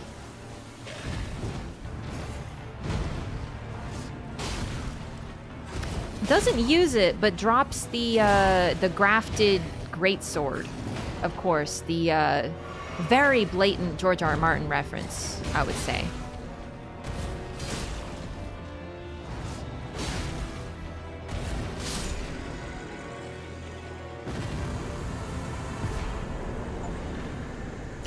I got a Chivo! Oh, you didn't see that. So I actually don't play this game on PC. I normally play on PlayStation. So I literally, that is the first time that I've defeated this boss on PC, as it turns out. Wow, I'm gonna get my platinum. Beginning a shiny around the corner next to the ladder. Thank you for telling me. Let's go grab that. Let's read the Grafted Blade Greatsword. Now, honestly, this is something that I don't have like an answer for. The whole thing with like, okay, the storied sword of Castle Morn. So unfortunately Edgar is gone because I progressed Irina's questline, but he tells us that he cannot leave this place until he gets his treasure back, because it is the legendary armament of Castle Morn, and until he gets it he cannot leave. And then if you talk to him, he will eventually leave if you give him or show him the great sword. And then you know, but we skipped that because we did a different route for Irina's questline, and thus he's already gone. But that's the other significance of it. The storied sword of Castle Morn, a revenger's weapon, it is burdened with oceans of anger and regret. One of the legendary armaments. A lone surviving champion from a country now vanished was so determined to continue fighting that he claimed the swords of an entire clan of warriors. So we know that Godfrey, I think, fought the lone warrior or something. Like let's go with that lore tablet again. But we talked about it earlier. Someone mentioned the country now vanished. Aocade is described as vanished. Is this the same nation, or are there more than one vanished nations? Also crabs, there are also crabs here. The jellyfish were all once astrologers. They did want to gaze at the stars. Interesting. So there was one surviving champion from a country now vanished. He wanted to keep fighting. He took the swords of an entire clan of warriors and combined them. Let's take a look at the sword. I feel like Aocade would have mentioned my name. Also, nothing else about this. Aocade is described as a nation of ascetics. A proud nation of ascetics. Not warriors, necessarily. In fact, Elimer of the Briar, who appears to be from there, also appears to be something of a exception to the rule generally. Let's take a closer look at this. Shadowlands are also veiled and hidden, assuming that's the vanished country. Yeah. No, I don't know. I think this is just like... oh, but it does have the lion iconography on it. Literally the same one. Color-wise, the swords look rusted. But otherwise, nothing too notable with them. The handle is coiled, though. You know those coiled columns in the trailer? There's a lot of coiling going on. So, I don't know. I'm not seeing, like, the reason I'm looking at the color, because we do see some of these swords look bronze, kind of like the ancient colors used by the Crucible Knights, but I think it's legitimately just rust in this case, so I'm not gonna look too far here. Coiled like Vike's spear. Is Vike's coiled? We will get there. Couldn't find any matching parts of the hilt, not the crossguard or the handle or the pommel. It's possible this is related to the Land of Shadow. I don't know that Aocade is gonna be the land, But that doesn't mean, I don't know. Vanished can mean so many things, though. It's definitely a weird word to use. But countries can vanish for all different sorts of reasons. Like, I mean, during World War freaking... I think it was World War One. Poland was literally just wiped off the map. Poland was wiped off the map a few times. But generally, the countries were split and divided. You know, they can vanish for all different sorts of reasons. But it is a weird word also to think about when we know that there is a land that literally did apparently get veiled and potentially concealed and vanished.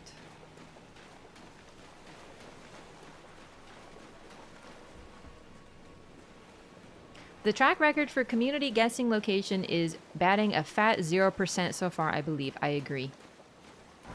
Somber smithing stone. Wonderful. Very helpful. Underground cities are moved from above ground to below ground by Estelles.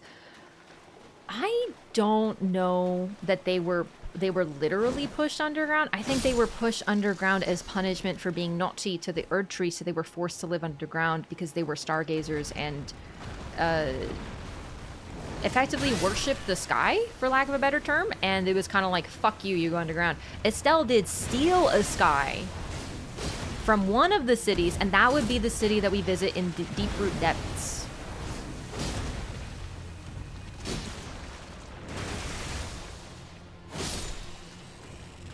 That's why it doesn't have a sky or a name like Nokron or Noxtella. Crab eggs. Strip of white flesh. Great example of land constantly in turmoil, much like the lands between. That's for sure. Lion Sigil is the same one that's on the Axe of Godric. Yeah, and it's like Godfrey's iconography. So the, and the one on the Round Table Hold, which is also associated with Godfrey, because the Round Table Hold was, of course, the meeting place and gathering place of the Tarnished, and therefore Godfrey's iconography makes sense there. So, likely that the Karian descended from the Nox rather than the other way around. I personally think it's more like split, like one line splits into two. So the Nox, the astrologers became the Karians, and the astrologers also became the Nox. So it's more like a split versus the Karians were Nox, who, you know what I mean? They both came from astrologers, though, for sure. Deathblight influence? I think... Possible. Give me 1 second, gamers. I'm gonna get my water, because I realized I forgot it. Is Renala literally the founder? But how old is Renala? Also, Renala was a stargazer. She was a young girl who gazed at the stars, potentially an astrologer, and then founded the Karian line. That's the thing. Age is kind of interesting here, considering how potentially old Renala is. She still looks as young as she does. But anyway, I'll be right back. I gotta get my water, okay? 1 sec.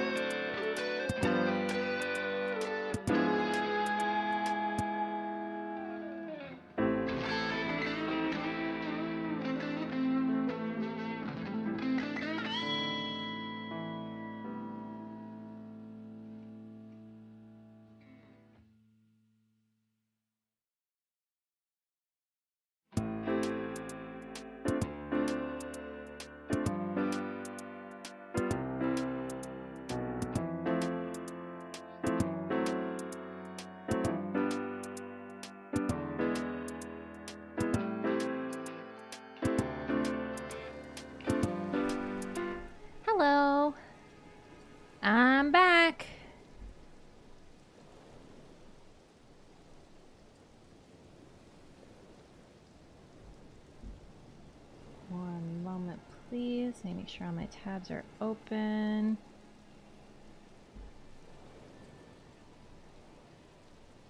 There we go. Hey Justin, how's it going? Okay. Okay to describe to be outside the lands between, and its culture differs from lands between. Land of Shadows is meant to be part of lands between, so I kind of doubt it's the same place. Definitely. I mean, when we first saw the image about a year ago, people were thinking that the DLC was going to be the land of reeds, you know? It's just, we look at what we get and we try to gauge, but I mean, it just reminds me of in DS3 when people were saying we have to go to Londor and that's going to be the DLC. This was not true. Hello back. I'm Spot. Hello back. Dang it. Yo, Out of Space, thanks so much for saying that. I'm glad you're enjoying yourself. Wait, music is such a jam. Thank you. It's from Persona 3, a game that I love and I can't believe holds up so well, because you know when you play a game and you're like, wow, this is one of my favorite games of all time, and then over the years, you know, you play other games and you're like, yeah, that game, I definitely love that game, but do I really love it that much? Does it really hold up? And you play it again, you're like, oh yeah, people really thought that. We literally see the Erdtree in the picture. Yeah, it was. Listen, I'm not trying to, discussion and being wrong is like the core of these games. Like, remember when I first started playing and I'm like, oh my god, what if the wolves coming from the sky that are like falling are like coming from above because there's like a land up there because the Erdtree is like layered worlds on top of one another, and I was so excited about the Norse myth and stuff. That was so wrong. It was completely wrong, but it was fun.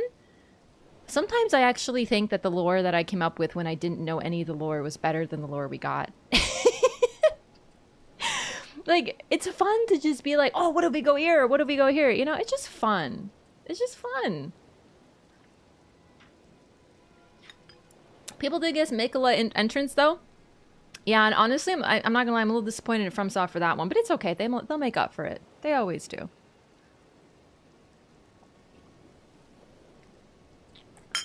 Okay, so sorry. Before I left, there was we were talking about the deeper depths and the lack of sky. Always took it that they had no sky because of the Deathblade influence. The water is that stagnant gray you find Tibia mariners in. I really think that the city falling maybe happened first, like the sky being lost happened first. But I guess you could see it at any way. But I really do wonder, because that's where what's his face, Godwin is buried. It would be weird to bury him in a Nox city, even if the Nox city is like fallen. I honestly think that the Nox city probably fell first and then the Deathblade rose up. Way after the fall of the Nox. I agree. Yeah. Mikola's entrance was so broadcasted and obvious I thought there was no possible way. Yeah. Paler's Catacombs location seems to be your Mesmer reference. Yeah, we actually went there. We're gonna go there this playthrough. I went on a different character, but we are gonna go there today. Thank you for the reminder, actually. Anyway, I don't think the land of Shadow is gonna be like a nation that we've been to or heard about, honestly, but you never know. Oh, I'm gonna write this down. It's just a little thing, but I am very, very intrigued about things like unique enemy spawns. Castle Morn unique jellyfish. This is just my little Loreathon notes. They're very sparse. I haven't taken too many new notes, but still. Made in time. Yo, what's up, Slim Charlie? Okay, alright, real quick, what I'm gonna do is I'm gonna do my super speedrun route to get the 3 sacred tears. Whoa. Oh, game? Oh, there we go. Oh my god. Sorry, I dropped my lipstick. What is the Deathblade? It comes from Godwin, our boy. So because he was killed in soul, not body, he didn't fully die, and his body basically does what bodies do and grow. He doesn't seem to have a will anymore. And the Deathblight comes directly from that. Had it planned out since the start. They started working on the DLC soon after the game itself launched. I agree. Came with brand new lore for DLC or use already existing? Mix of both, but generally FromSoft really gives you some bang for their buck with DLC. Deathlight may also just be due to the presence of the Rune of Death since it also appears in Fire Missoula. So I actually believe that can be more tied to the fact that we see our boy up there eating it. Personally, I don't think it's directly the Rune of Death, but Deathroot is eaten by Malekith, and though he himself does not appear to have any ill effects from it directly, like his body doesn't seem to warp or change, I really think that there has to be some sort of consequence for that, and I just don't think it's a coincidence that we see Deathroot there and those who live in death there when we also have a guy who eats death right in the vicinity. Do you know what I mean? I don't know, maybe Malekith pooped and his poop is Deathroot. I don't know. I'm joking a little. But the point is, I think it's related more to that, not directly the Rune of Death. But it just depends on interpretation. Anybody know why Marika is helping us? We were her plan all along. Generally. The Tarnished were. I think the Tarnished were plan B, but Godfrey was plan A, and then we beat him and turned into plan A. But either way, the plan was always for the Tarnished to return.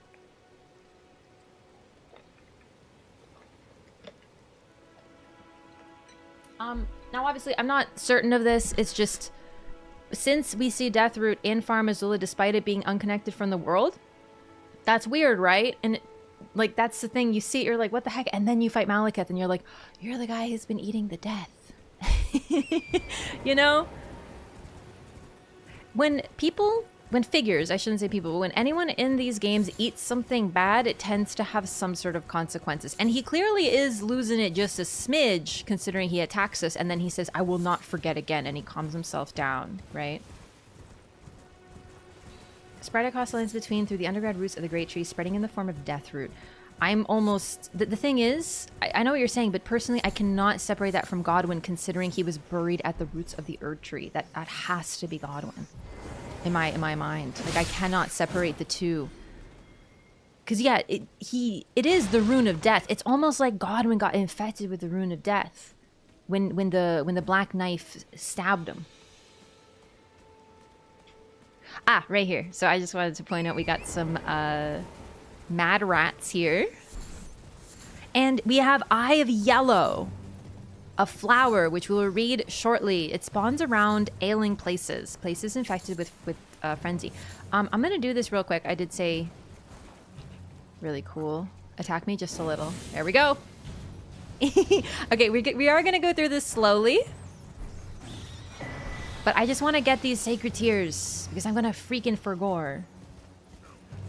Doesn't have to be Deathroot from Godwyn's body in all cases. Honestly, it would be weird, because Godwyn's body is so death-blighted and appears to be like the core of all deathblight, and Malekith looks fine, but in his vicinity is Deathroot, as if the things around him cannot tolerate it the way he can. Perhaps because he has the true Rune of Death. Like, I think that him having what's left of the Rune of Death is preventing it from affecting him, while others who do not have the Rune of Death are getting affected by it. Do you know what I mean? Personally, I truly think that Deathblight, in the form that we see it in, it can be directly traced back to Godwyn, personally.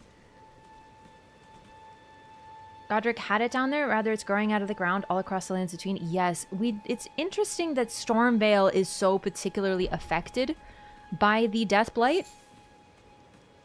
But Godwyn's body is underneath, like he like regrew a second body. Do you know what I mean? The bridge right by Garank and Caelid is called the Farum Great Bridge. Yeah, so a lot of people, not everybody, everyone has their own theory. I'm not like saying for sure, but I don't have the full map yet. But right here, so Garank is up here, and there's this big gap here. And some people, myself included, I personally think that Far Missoula was probably around here. But there is the Farum Great Bridge. Either way, this architecture at the Bestial Sanctum is Farum's architecture, where he hangs out. Stormvale does have a lot of corpses lying down, might be why they got a whole ass Godwyn face underneath it. I personally think that the Deathblight spreads from the roots up, so it's more just, we don't know why Godwyn grew a second face or body there. It's weird that it's there. We don't know how much choice was had in the matter, but something occurred there that grew a whole second head. His presence in Farum Azula is odd, presuming that it was Skyborn when Godwyn died. It's true. That is definitely unusual. Especially since the only other place that, well, there is one other thing. To be fair, it's kind of separated, but apparently, D found the mark of the centipede in Summon Water. That is where he found it. The one associated with Godwyn. And that's why the place has a Tibia Mariner, a Death Root. That's why it's so blighted. But there's quite a bit of distance between Stormvale and that. Still, the roots that we don't see could definitely be connected. Godwyn buried under the Erdtree capital. Godwyn was buried in the deeper depths at the Erdtree roots, yes. What's your take on why Marika shattered the ring in the first place? She realized that the order that she had created was horrific and needed to be destroyed after all. Okay, real quick, Ailing Village outskirts. Let's read about the drops that I picked up there. One of them is the Frenzied Spell. Here we go. The Flame of Frenzy. You can actually see the Frenzied symbol behind it. Incantation originating from the maddening Three Fingers causes the yellow flame of frenzy to burst forth from the caster's eyes. Charging increases the range of the burst. The Flame of Frenzy deals damage and causes buildup of madness. This incantation also causes buildup of madness in the caster and is only effective against Tarnished. I really wonder, because we see figures who aren't Tarnished who are infected by the Frenzy Flame. So I personally read that more as a gameplay over lore thing. Else Frenzy would be a little strong. But I don't know. Can't be certain. And then the Eye of Yellow. Ah, we did also get Yellow Embers. An ember taken from the eye socket of a corpse. A sign that the deceased suffered from the Flame of Frenzy. This grape has ripened and burst. So this was an eye. It melted. It cannot be fed to Hayata, but it can be used to craft stuff. And yeah, rats have it. Do you know what I mean? I personally think it's a gameplay thing. Ah, here we go. The Eye of Yellow. A shrub fruit bursting with ripened pulp. Grown in lands afflicted by frenzy, it's used for its pain-relieving properties, though it's also known to be a dangerous intoxicant. They literally look like eyes with like juice leaking out of them. They are quite nasty. Also associated with the Flame of Frenzy. So Frenzy, we know now that there is some sort of figure, an outer god that is summoned. It causes madness and it spreads like an illness, but the Flame of Frenzy is a little bit more than it appears effectively. Root resin. It's interesting that Arena becomes a 3-finger... Ooh, Flame Crest Wooden Shield. Awesome. Okay, we'll read that too. More Eye of Yellow. I once again would like to point out the stance these figures are in. They are completely frozen. Like, they do not move. Like, a little, but you know what I mean? Like, they're permanently in this pose of extreme pain, holding their eyes as they flame beneath their hands. This is I love this pose. It says so much. Arch-like ruins splattered all over Limgrave that kind of remind me of Farum Azula. They fell from Farum Azula, most likely.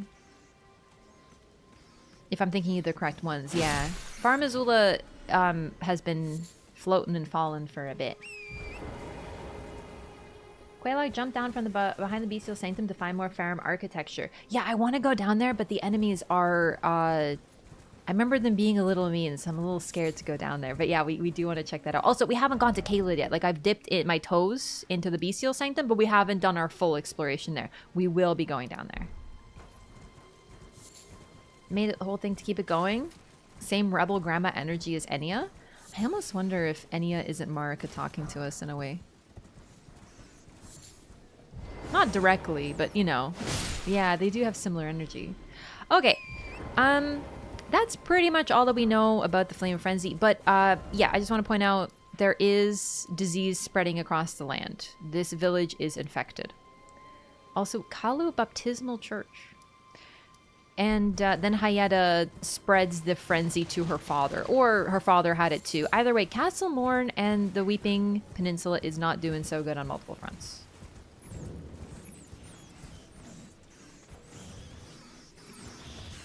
Baptismal church, kind of interesting, because it's still a Church of Marika. What kind of baptisms were they doing, I wonder? I think that's everything here. All right, Flame Crest Shield.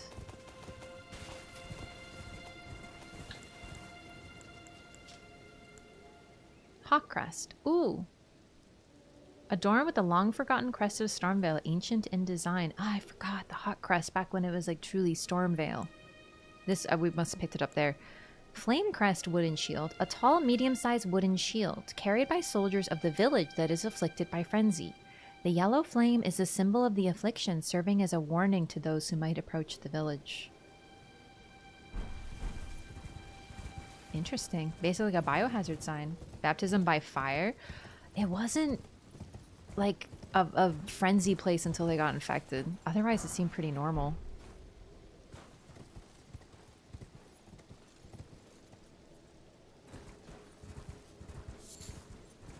There are whirlpools in the ocean. There is one swallowing a ship. I always figured that it was, I don't know if I have the one swallowing the ship directly. You know how parts of the map that were drawn where they didn't know what was there, they just kind of put like monsters and shit? That's kind of the vibe I got from that. Also, in general, getting to lands between is apparently pretty rough. Also notable, all the boats that we see. I was luring, you jerk bats! Whatever. All the boats we see, almost all of them, appear to be trying to leave. Lightning Strike. I wonder why I got this here, as well as the Fulgur Blooms.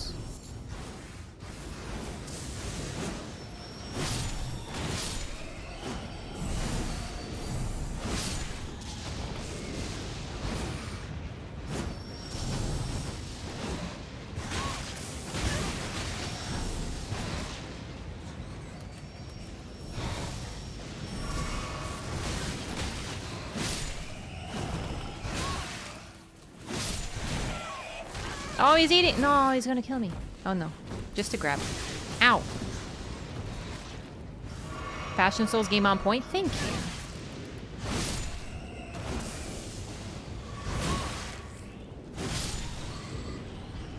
So I'm not sure that every single bat was a person, personally, but the bats that sing, I'm pretty sure they were people. So presumably more of the bats were people.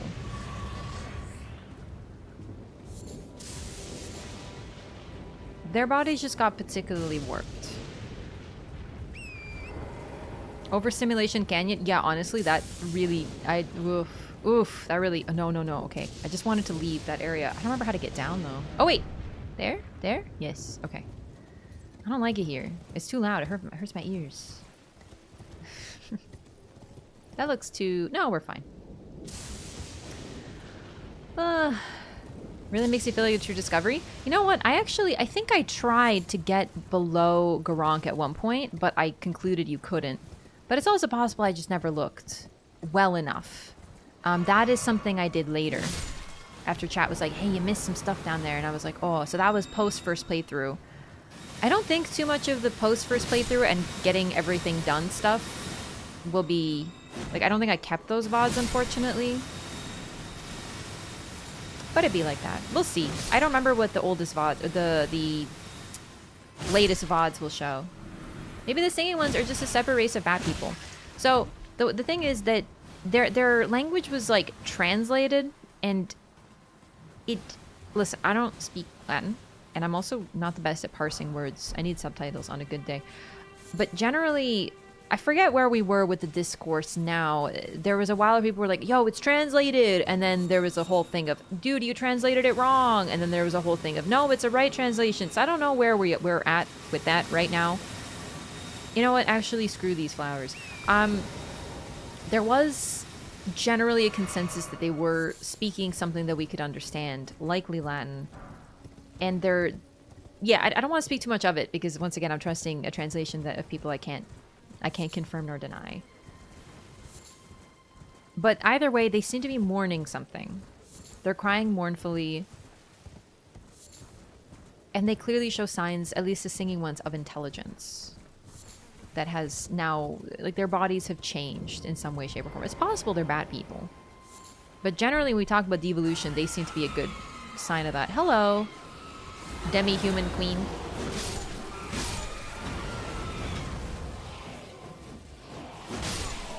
Vicar Amelia at home. Harpies are not saying anything? It's gibberish?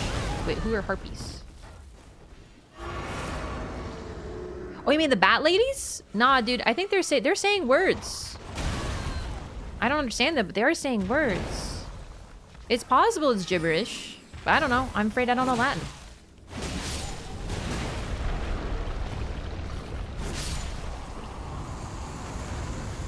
Demi-human queen's staff and crystal burst, the exact spell she uses on us.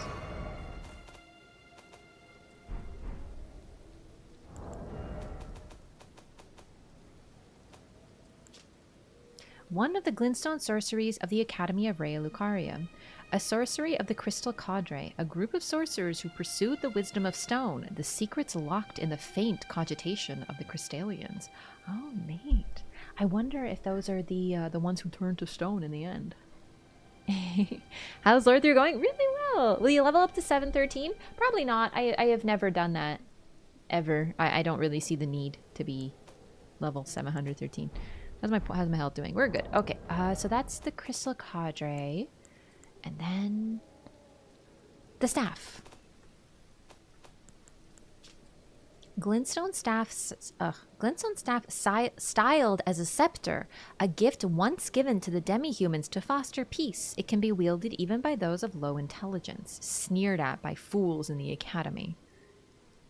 So, the demi-humans have fairly low int, but clearly enough to use sorcery.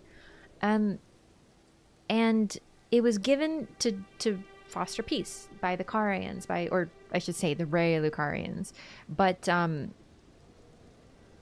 the academy is still full of elitists who sneered at it because it's for stupid people.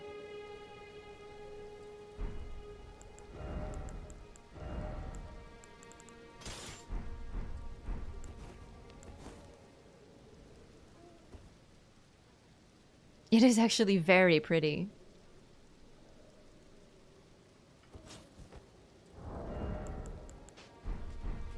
Nothing new. They're elitists.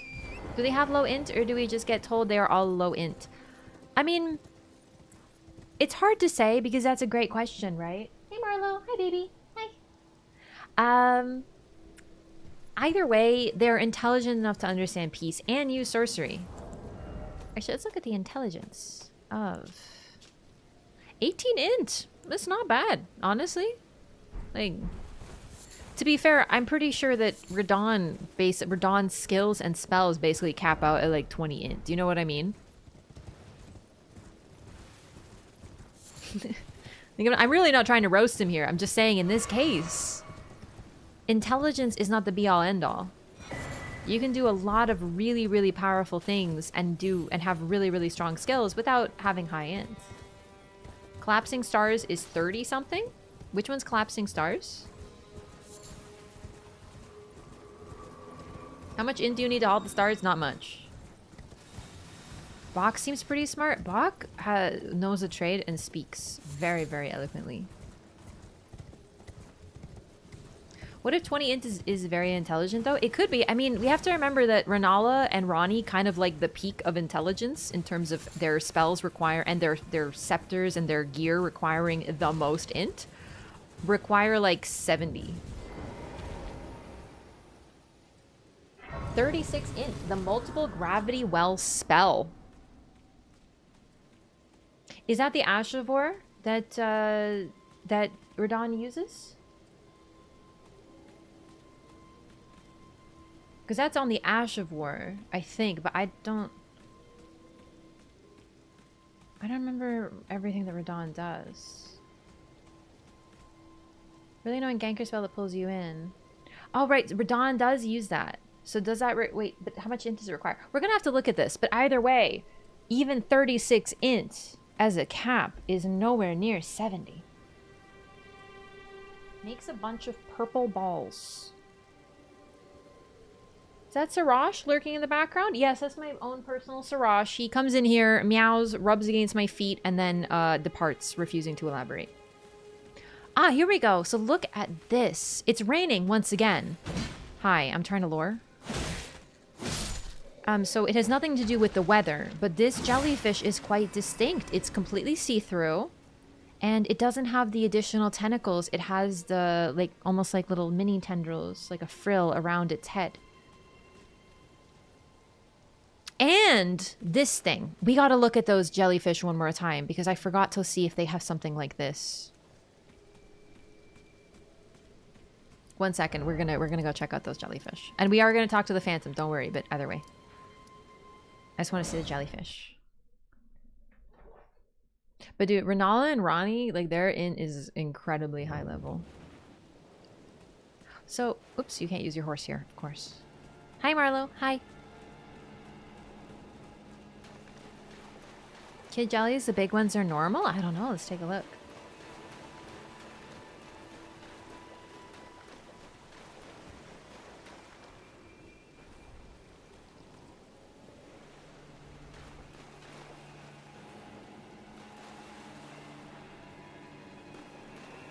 I don't think they do. Wait.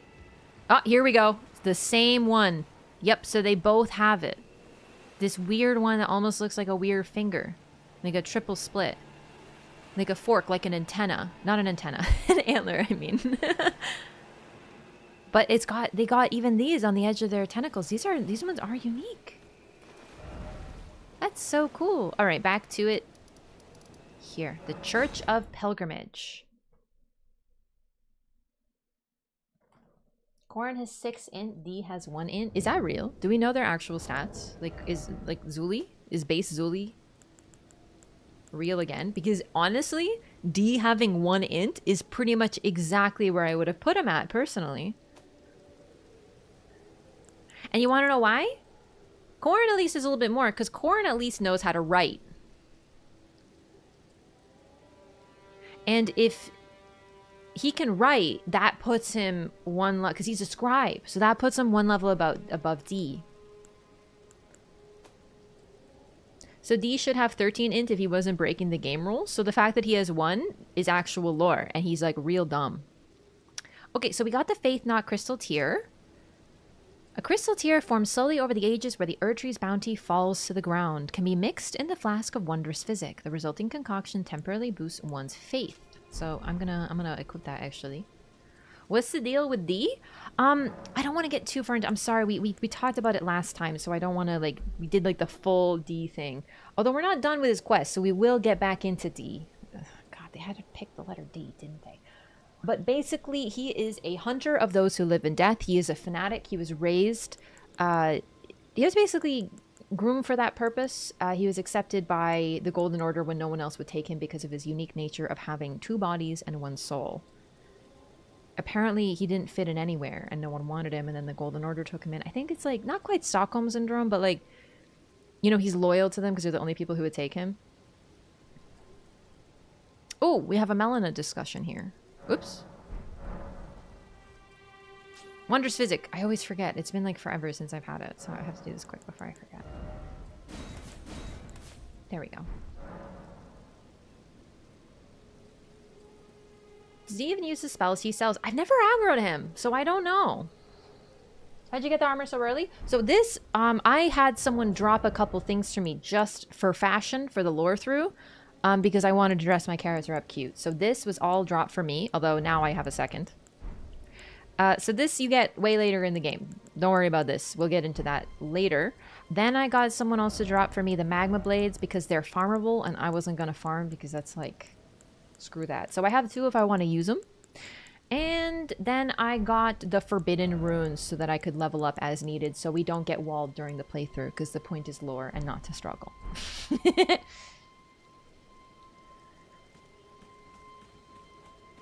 Summon D in the Black Knife Catacomb. Darian? Red Hood probably looks nice. It does. I just want to have the hair visible. For Kratos cosplay? Nah. I am Mesmer's GF. But they are really great for that too, actually. Alright. Melina, what do you have to say about the Church of Pilgrimage?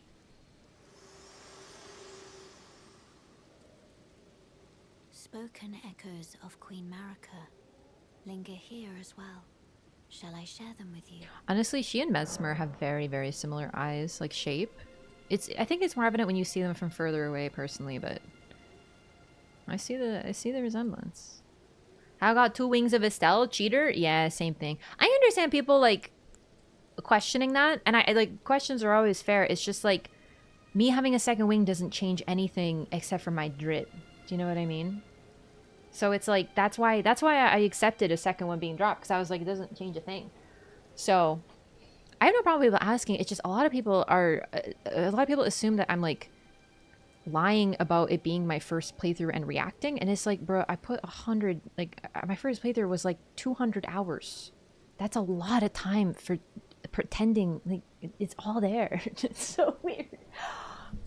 Sorry, Marlo. Oh my god, he's sleeping in his bed. Hi, I love you. You're so precious. Thank you for sleeping in the bed I got you, baby boy. Okay.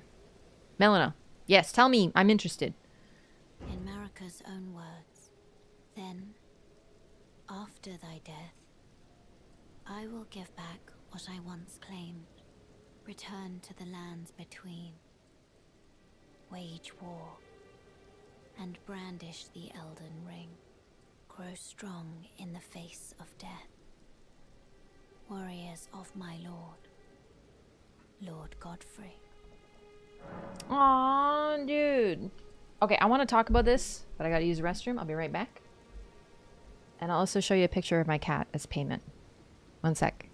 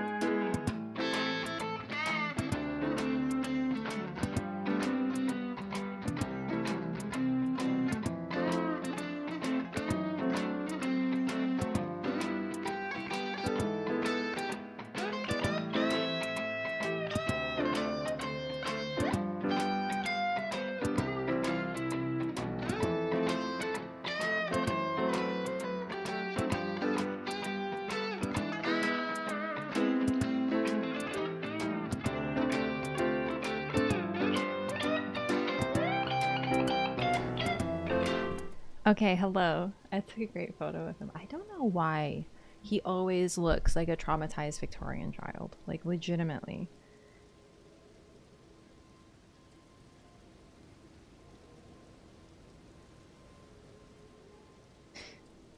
Sorry, I just saw that super zoomed in picture of I posted of Mesmer. Alright, it's going on the pets channel of the Discord. God, he's so cute. Look at his little face. Oh my god, I love him. Never fought Darian in Limgrave, but Devon uses Discus of Light. That's one thing. I wonder, do they have unique models? I don't remember Zuli's video. Coliseum. It's on the Discord. I'm sorry, there's no real way for me to like post it otherwise. It's on the pets channel.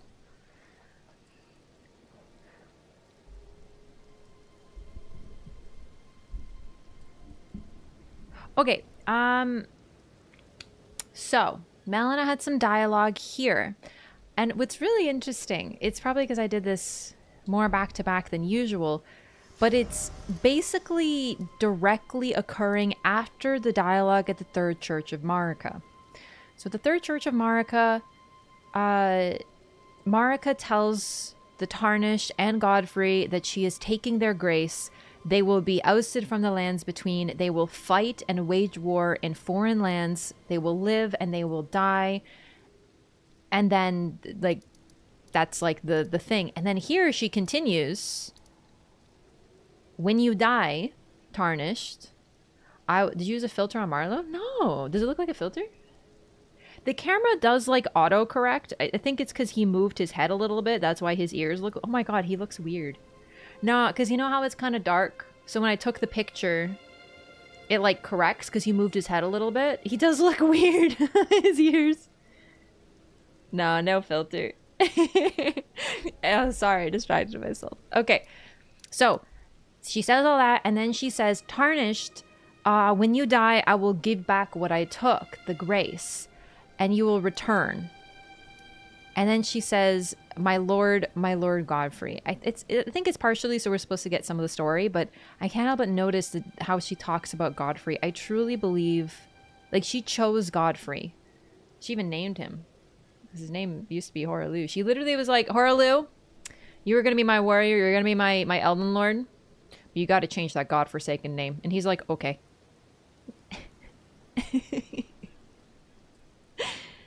Always possible to tell which personality was speaking? Like, do they always morph into the body, the personality, and control? That's a great question. I don't know.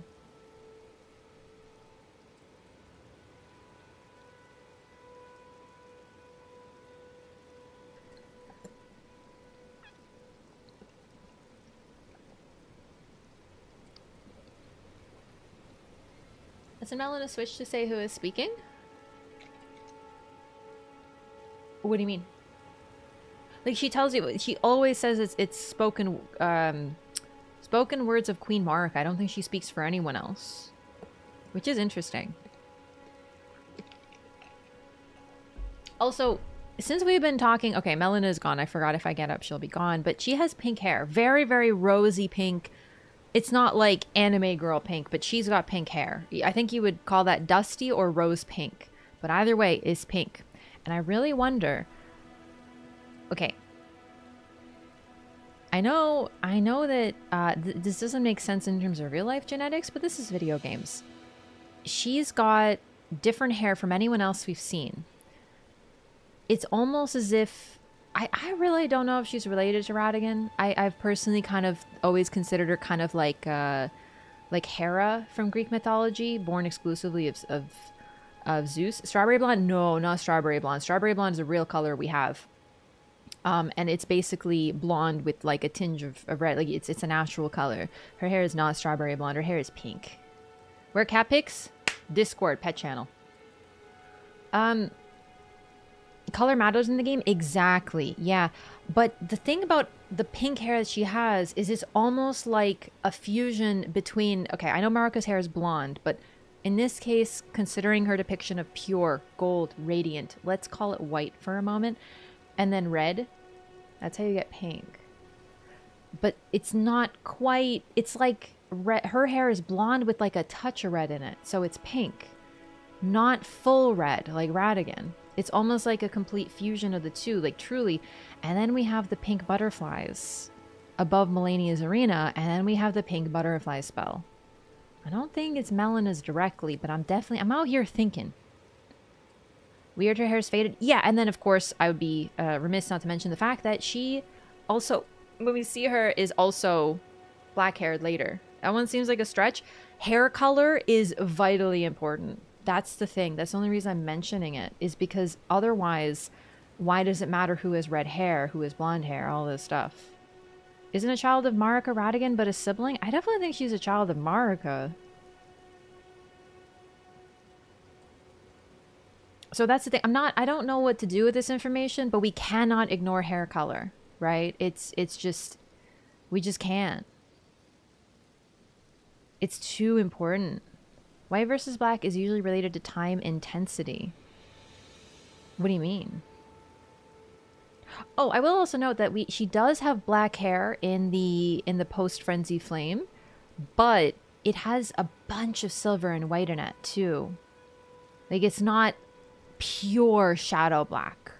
Although that could just be the way the game renders hair. I don't know. But it does look like it has streaks of silver in it, very interestingly too. But I don't know. Melina has pink hair. We have not seen any other characters with pink hair.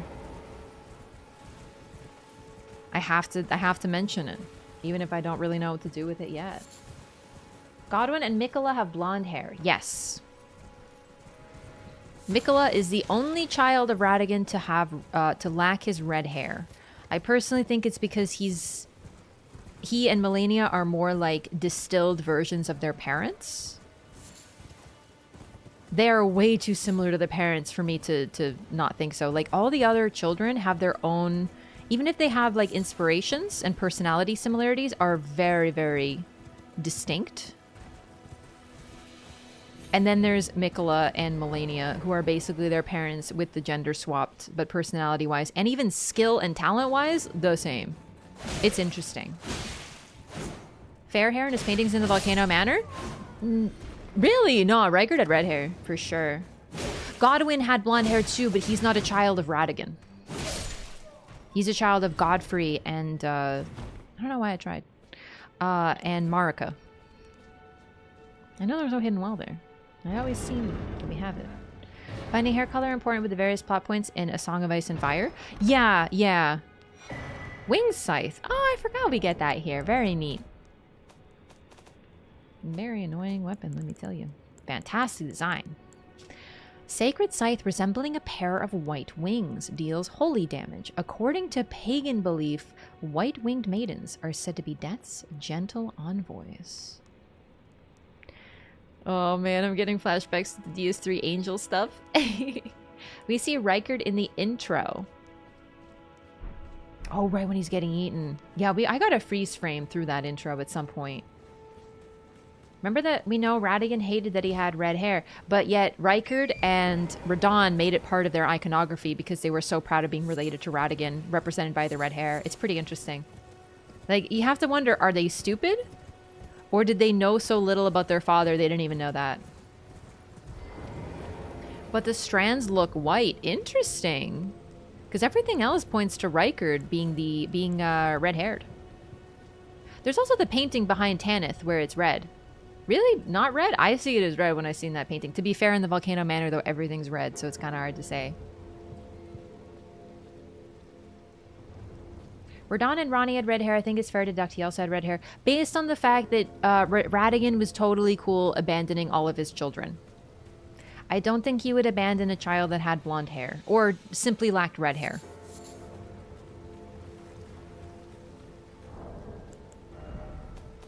Oh, I want to talk about the Wing Scythe. So this is according to pagan belief. I think this has to be associated with the Deathbirds. White-winged and maidens is a little different. With wings, of course, I have to think about the Crucible Knights, but I don't think that's what we're dealing with here. I think this is a different belief. I think this is associated with the Deathbirds. It's probably related to the general... Yeah, Death Gentle Envoys. That is reminiscent of the Valkyries, who take the souls of those who died in battle to either Valhalla or Folkvanger. Sippy Zappa, thank you so much for the Prime. Welcome in. Literally see Riker's hair. He had blonde hair. When? Listen, I've seen the same images and I saw red. Snake eggs in that still of Reichert at the start. No. Might have white strands of hair because of his age. I mean, he is also getting eaten by a snake. Your hair can turn white if you get stressed. Listen, I don't remember this. Let's take a look. Painted behind Tanith is Marika blonde.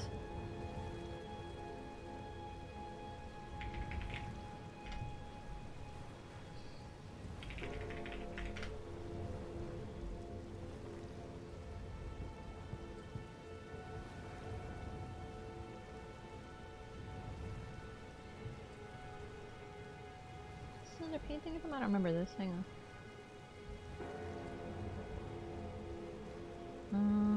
Okay, that is potential image of him, but masked. I can't get there right now. Bro, he do be looking real old, eh?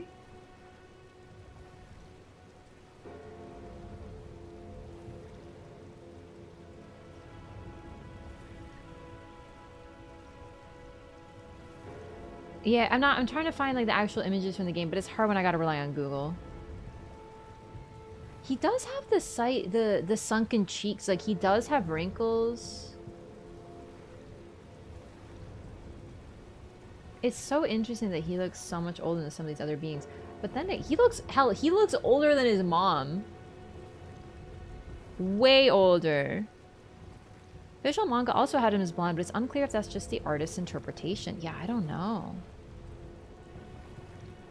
Okay, let me try to find the trailer of the opening cinematic, because I think that we could... Honestly, I think we're kind of... Ugh, I don't care. Stupid ass Chrome telling me things.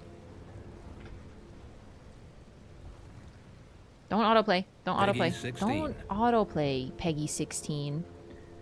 Elden Ring opening cinematic. Alright.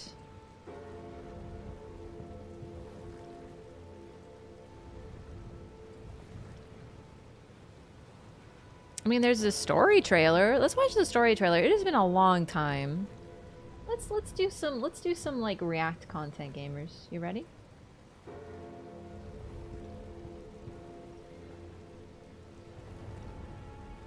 I think the opening cinematic images are artist renditions at best. We can definitely take lore from them, but I have to wonder about them because there's some things that look so different.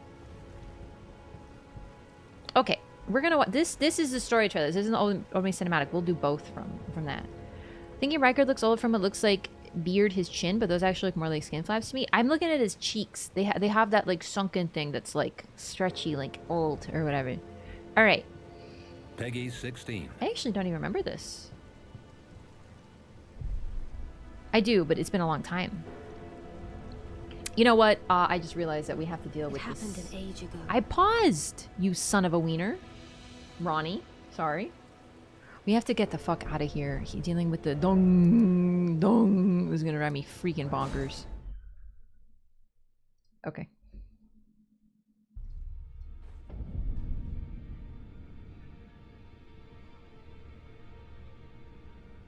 It happened an age ago. Ronnie.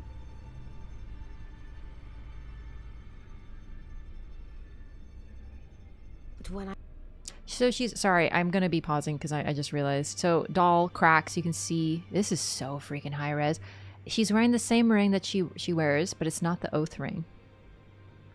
When I recall, I see it true. I recall I see it true.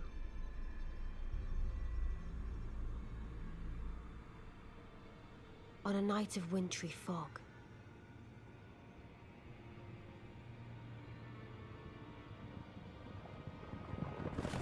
Knights Cavalry. Death was stolen. Lord of the Rings head ass, like 100%. There's Godwin. And the demigod. It really does look like the rune was consciously carved into his skin. Cause like, but I wonder if that's not just like the wound turned into this mark. You can see this. You can see the vascularity of his arms. I love this cinematic trailer, and we can see also the rune. It's death is infecting him. Like we can see it spreading like darkness throughout his veins. Gods began to fall. Starting with Godwin the Golden. Ew! Look at that. Godwin the Golden. Ugh.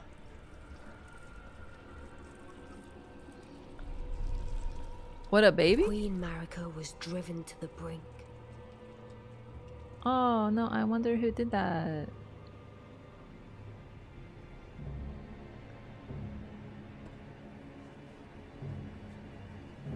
Morgoth? The shattering ensued, a war that wrought only darkness. Yeah. The Elden Ring was broken. But by whom? And why?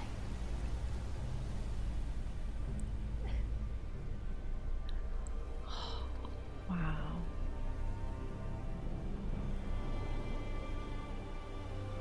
I love this shot. This is the war that we see the after effects of. So wait, these thingies were like fired out? Wow, hang on. These thingies. I always wondered about those things. So they were fired out and they're exuding some sort of gas? What could the demigods ever hope to win by warring?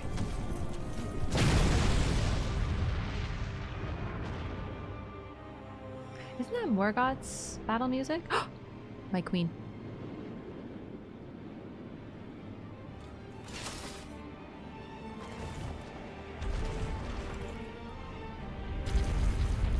The conqueror of the stars, General Radar.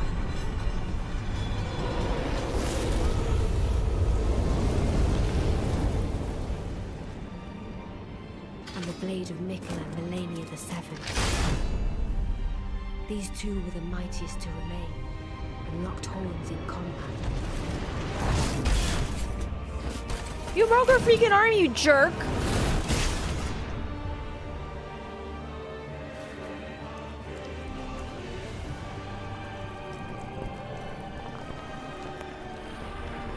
But there would be no victor.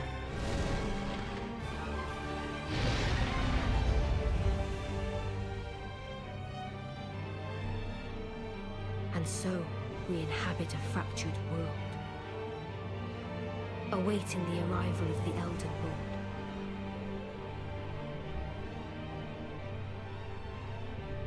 Unless, of course, thou shouldst take the crown. Maybe it's just cracking. I always thought there was something under her eye, but maybe it's just dull cracking. Love this. I wonder if everyone was in love with her. I really love how she's like, I wonder who shattered the Elden Ring. I wonder who killed Godwyn the Golden. Wow, that sure was a thing that someone did. Girl.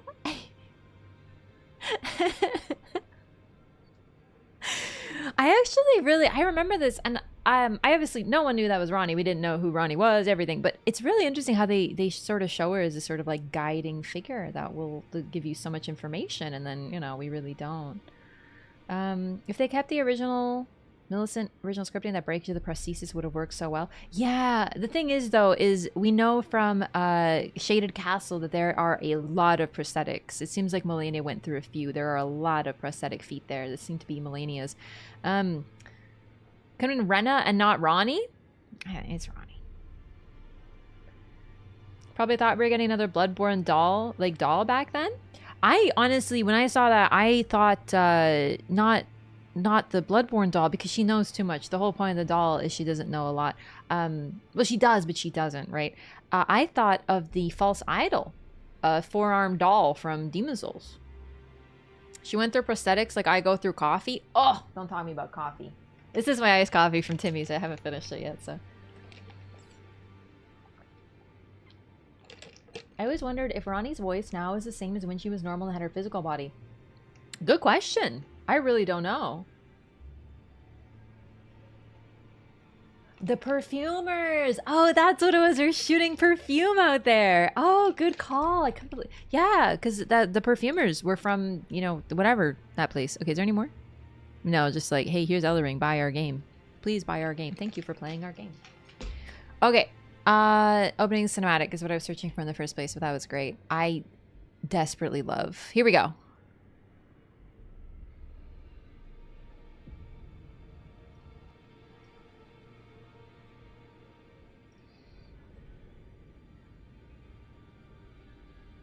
Dare you mention coffee? I know. Tell a story. Okay, we don't really need the text, so that's fine. This one's quiet as heck. So, just really neat. Once again, the very first shot of the entire opening cinematic is a massive spoiler, but we don't know how to register it. Here's Marika hammering the thingy, shattering the Elden Ring. And the thing is, it's not even her hammer, is it? Unless I don't remember what her hammer looks like. It's been a minute. Admittedly, I might be forgoing. Either way, here she is like, screw this Elden Ring. Shatter it. Boom. Also, what is this area? Like, it looks like... Okay. And then the second shot is Radigan trying to fix it. Different outfit. Well, just more like literally shot 1 to 2 is a massive spoiler.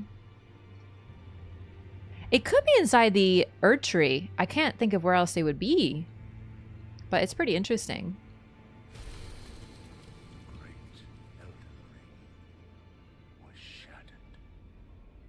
And this shot right here. So this is when the golden seeds all spread across the land because the Erd Tree was like, oh dang, and then boom, all the golden seeds.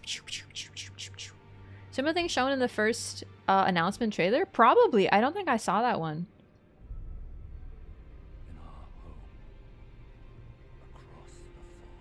Yeah, this video is very quiet. Sorry, but the visuals are more important than anything.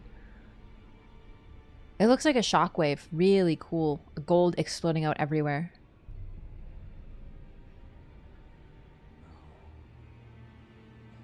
Black and gold.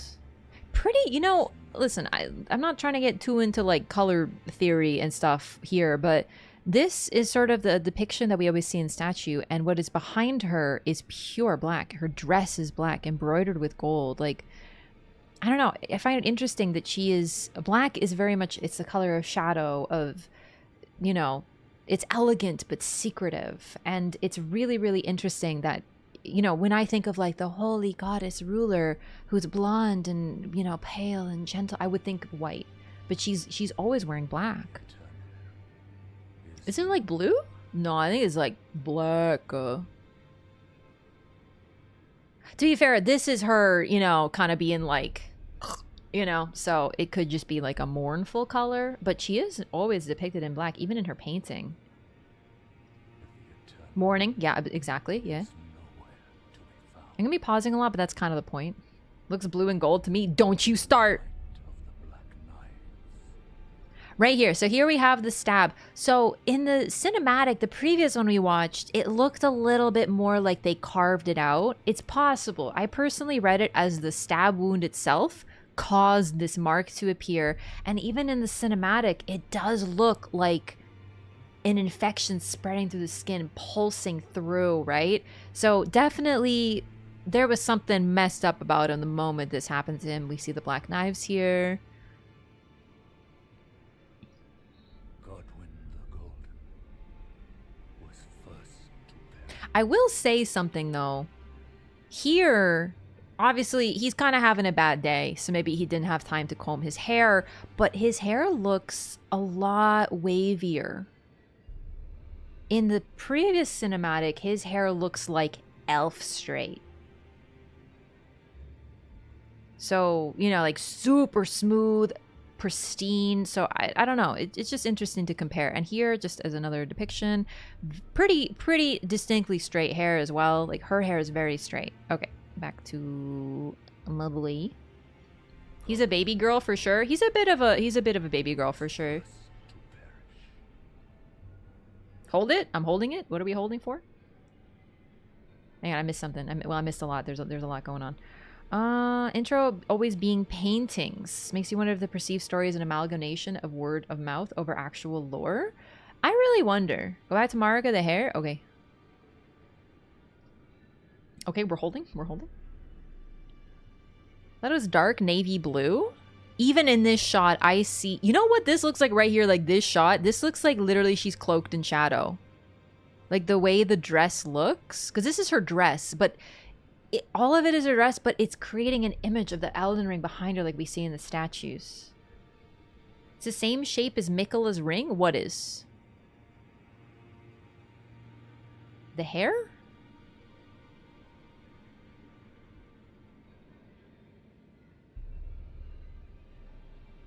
But yeah, no, it's really, like, you can see the gray here, but it's definitely black. Dashing means the unalloyed rings. Definitely looks deep navy blue. I'm not seeing... There's no blue in this. In my mind.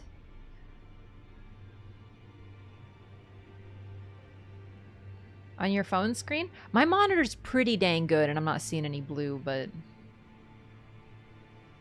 Then again, you know what? I will say...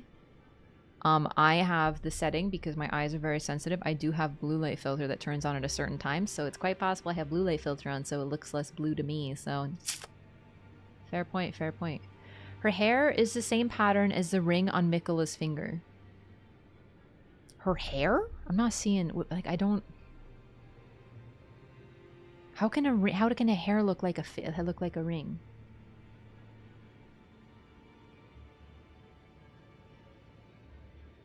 What part? The braid pattern. Her braid? Dark gray is just a darker navy anyway. The pattern near her forehead looks like a crown. That is a crown. That isn't hair, that is her crown. She wears a crown. Because she's the freaking queen.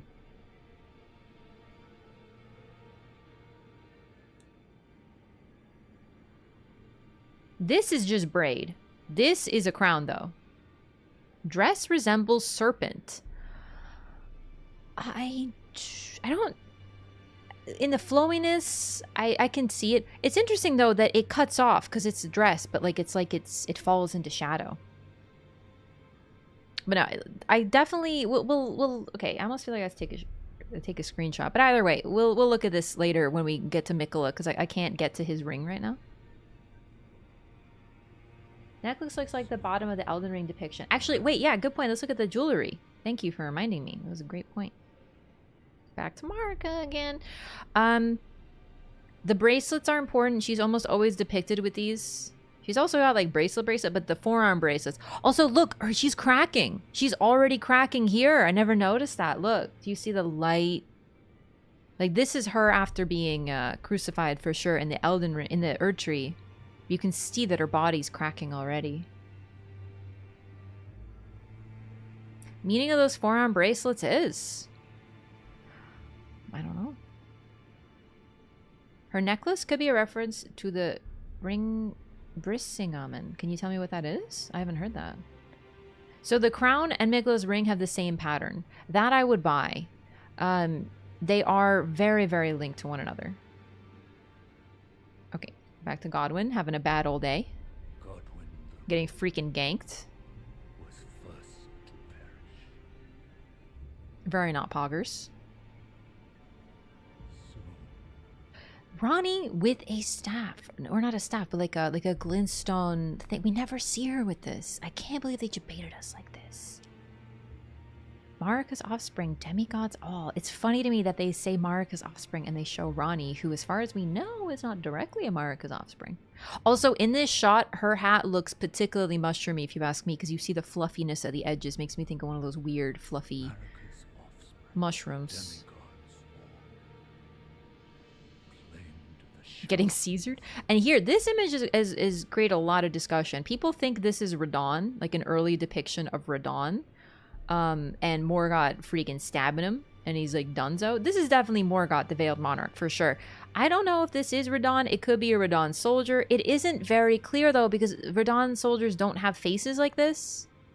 But if this is... I mean, this right there, if you see there, that looks like Radon's pauldron. But people think that Radon got beaten by Morgott at some point, because we know...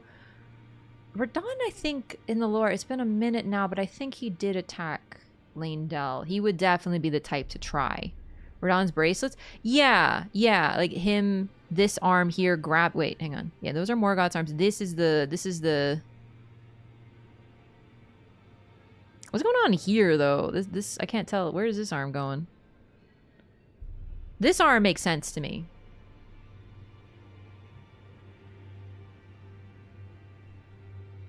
Yeah, let me tell you, I've seen too many Kevins in my time to forget Radon's garb, let me tell you. But that's the thing. Is this Radon? It looks like Radon, but also Radon is kind of really huge. So is it Radon? Godric and Radon, the besieging army in the story trailer. Potentially Radon, but also in the story trailer we know Godefroy attacked. Godric at this point was likely still in Leyndell because at some point he snuck out, dressed as a woman, and stole the Mimic Veil. Morgoth is a lot bigger in-game too. Makes sense to me this is Radon. I mean, but Radon and Morgoth that we see standing in the game next... Look at Melania. Melania is pretty tall. She looks like a child next to Radon. Right? So that's the thing. Who says Radon was always that big? No, I'm totally with you. I'm just saying that this depiction of Radon leaves some questions. So we can derive lore from this, but we also have to be like, Also, yeah, compared to this is a soldier standing there. They look pretty small, yeah. So I personally see these as interpretive. That's why it's hard to get direct lore from them, yeah. Okay. Radon got skill issued. I would just like to point out that based on this, Morgoth probably could have clapped almost everybody, except my man wasn't interested in fighting. Alright. So here's Moog. I think, from what I remember Moog looking bigger than Morgoth. I don't know if that's like my memory or not. I haven't seen them side by side. But this is... Apparently he didn't bother to take the cocoon in this image, but we know he did take the cocoon, so it's a little bit like...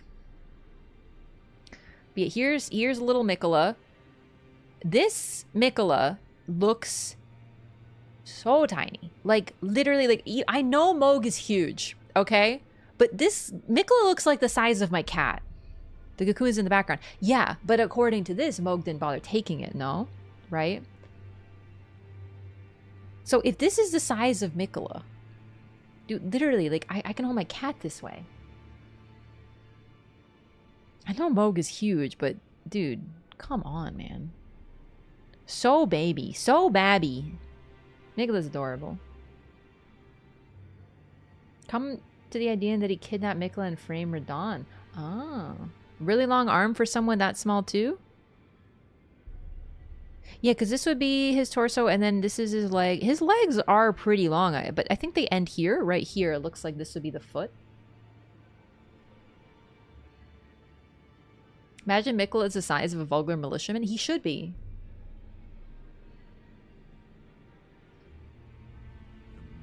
Little Mikola.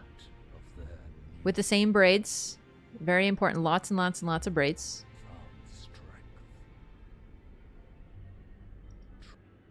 Yeah, we do see what looks like white hair. Honestly, though, I really wonder. Rykard is weird because he looks really old compared to all the other siblings. Like, even here, look at it. Like, listen, I know my man's also having a bad day. He's kind of getting eaten by a snake and whatnot. But, like, my man looks old. Those are freaking wrinkles, dog.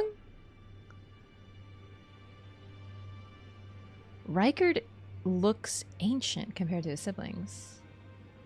Yeah, like when I see the other image of him with the one I popped up, like it looks like he has white hair, but it looks like gray. I always saw it as red, probably because of lighting, but you're right. No, I think he's just older than the others. So why would Rykard age? Maybe to make him a silver fox?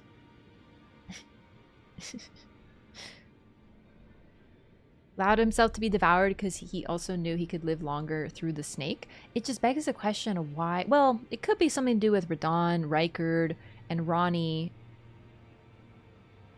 being born a little differently than the others.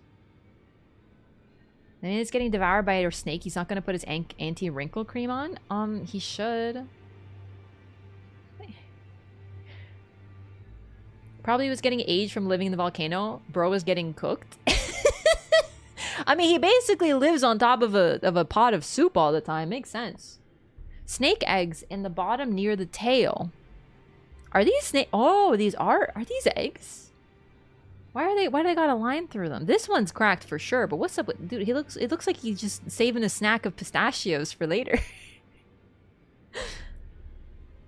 I guess these are snake legs, but why snake eggs? Why do they have the line through them though? His mom, who is a literal mortal, seems healthy and fine, so I don't see why Rykard would worry about age. I think it's also the fact that Renala is a lady and therefore has to be beautiful at all times. But men are allowed to become sexy older silver foxes. Snake biting or just crawling inside him? Is eating him. Yeah, it is eating him so that it can, yeah, the snake is eating him. Yeah. Snake eyes? No, he just has gold. He does have golden eyes, but that's not unusual considering all the demigods have grace or whatever. Lake of Rot is underneath Volcano Manor. It's a DS2 reference. Stop it. I think his head is resting on his throne. It does look like his throne. He's also got a crown similar to the one that we see him in when he's in the snake. He has sort of like a crown made of scales. Maybe they hatched already.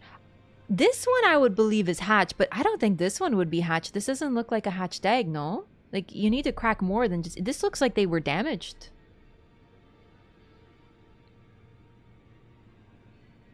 Blonde Rykard? I wonder how that conversation with Renala went down.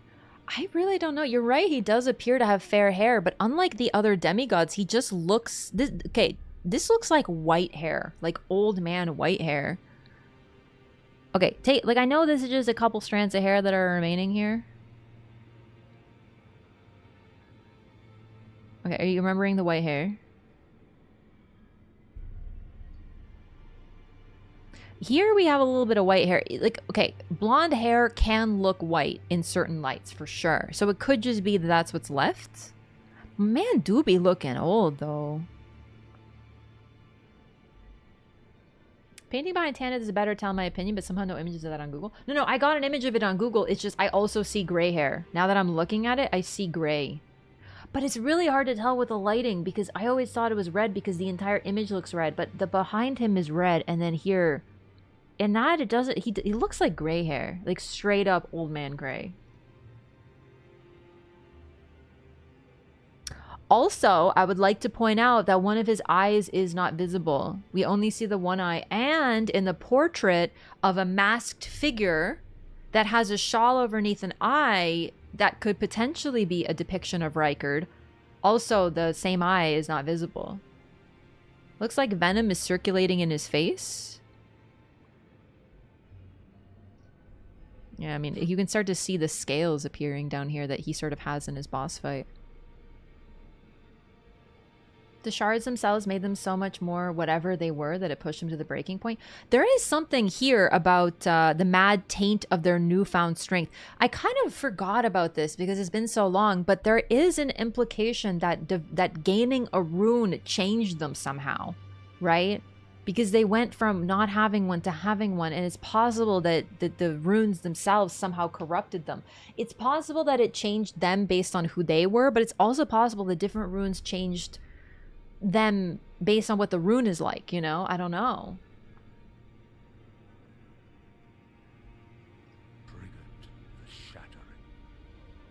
Like, it could just be they grew mad with power in a more traditional sense of when you get power, you grow mad with it. But we're in a weird fantasy world. People are getting eaten by snakes. You know, I have to wonder.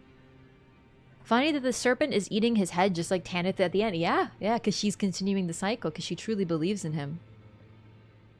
What does Rykard's rune do again? That you're thinking of Mogs. You're thinking of Mogs, but unfortunately, as someone who...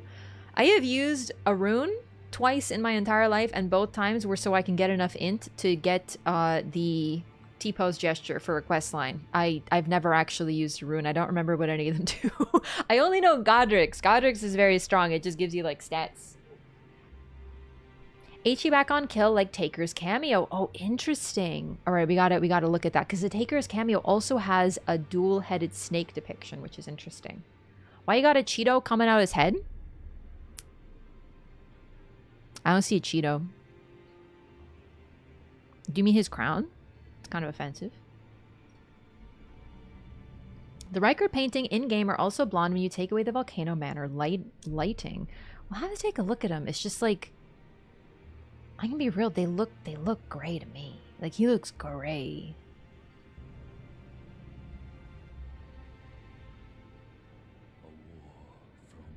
Radon's arena. Here we see dead clean rot knights with their spears. A war leading to... Here's Radon. Can you even see Leonard? Where's Leonard? This is Leonard Erasure. Where's my boy? Where is my boy? Is that Leonard? Or is that just... I don't know what's going on there. I can't see Leonard, dude.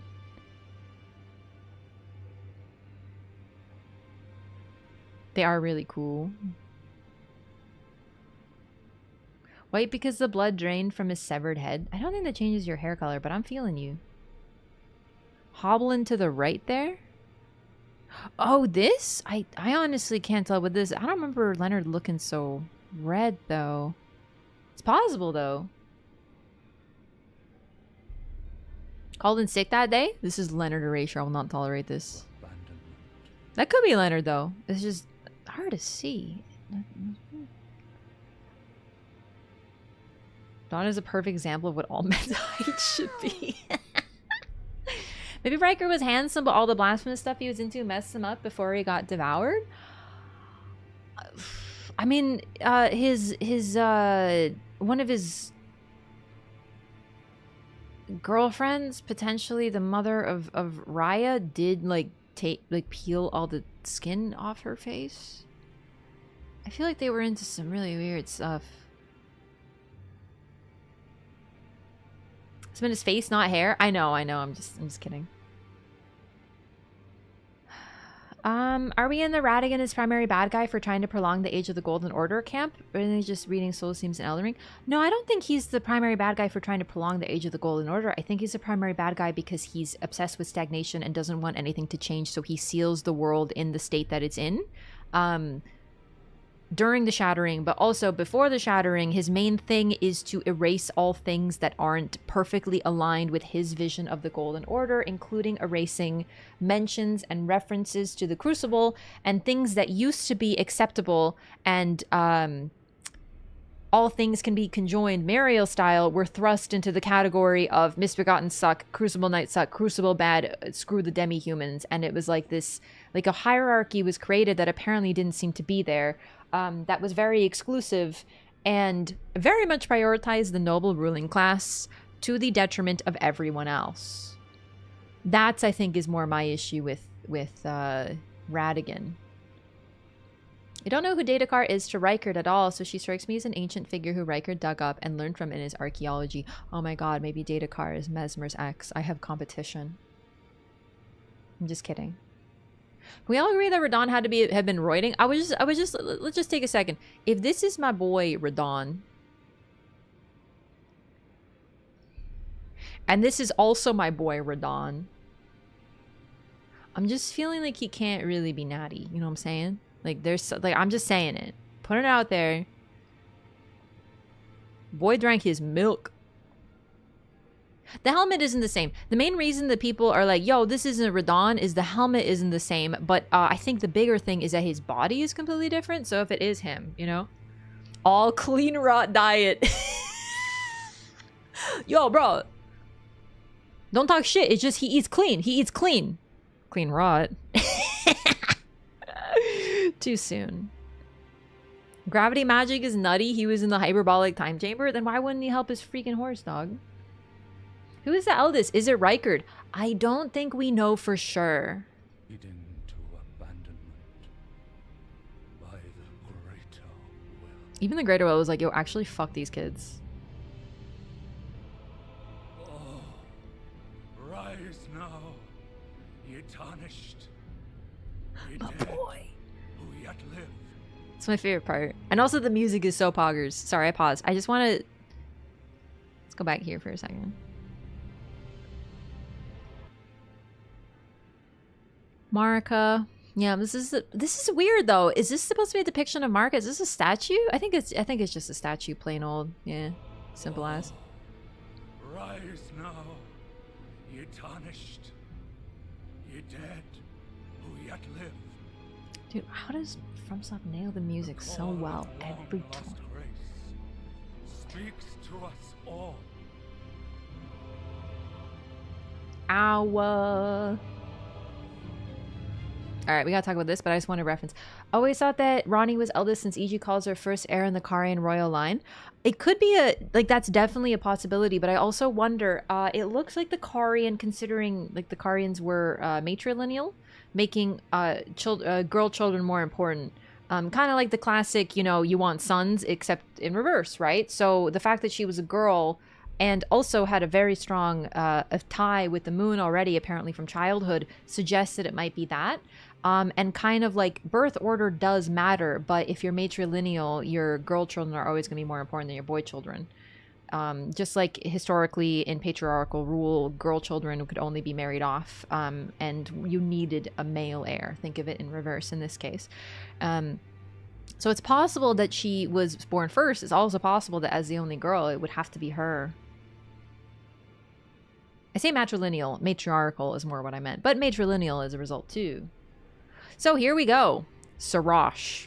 Now, this is a depiction, and it says Horalu.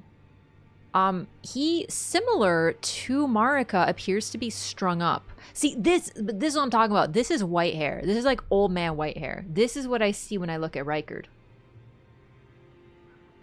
He's strung up with chains over here. Sarash wears a crown and doesn't appear to be spectral, but is still here. He's strung up on a tree, it looks like, with chains, and has been stabbed a whole lot of times. Also, is that blood gushing? Like, has he been disemboweled?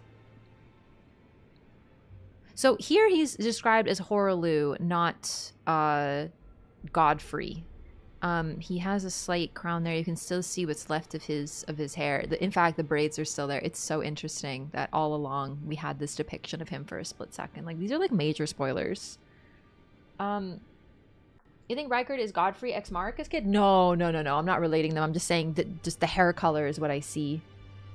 Wonder what or who did this to him. Probably a lot of people, I'm guessing. So this would be after he lost Grace, most likely, and was sent away. It's weird because he does have Sarash at this time, with suggesting this is post. The general depictions of the Tarnished mentioned in the opening cutscene are them dead, because they are ye dead who yet live, right?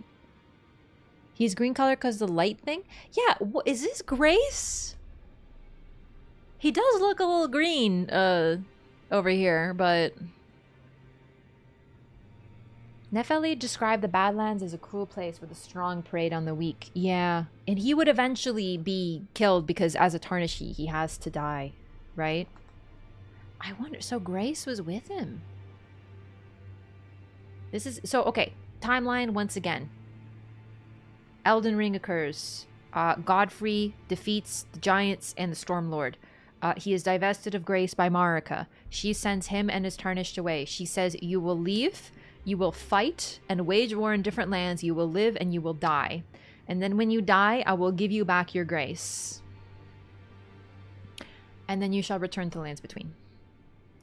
And apparently...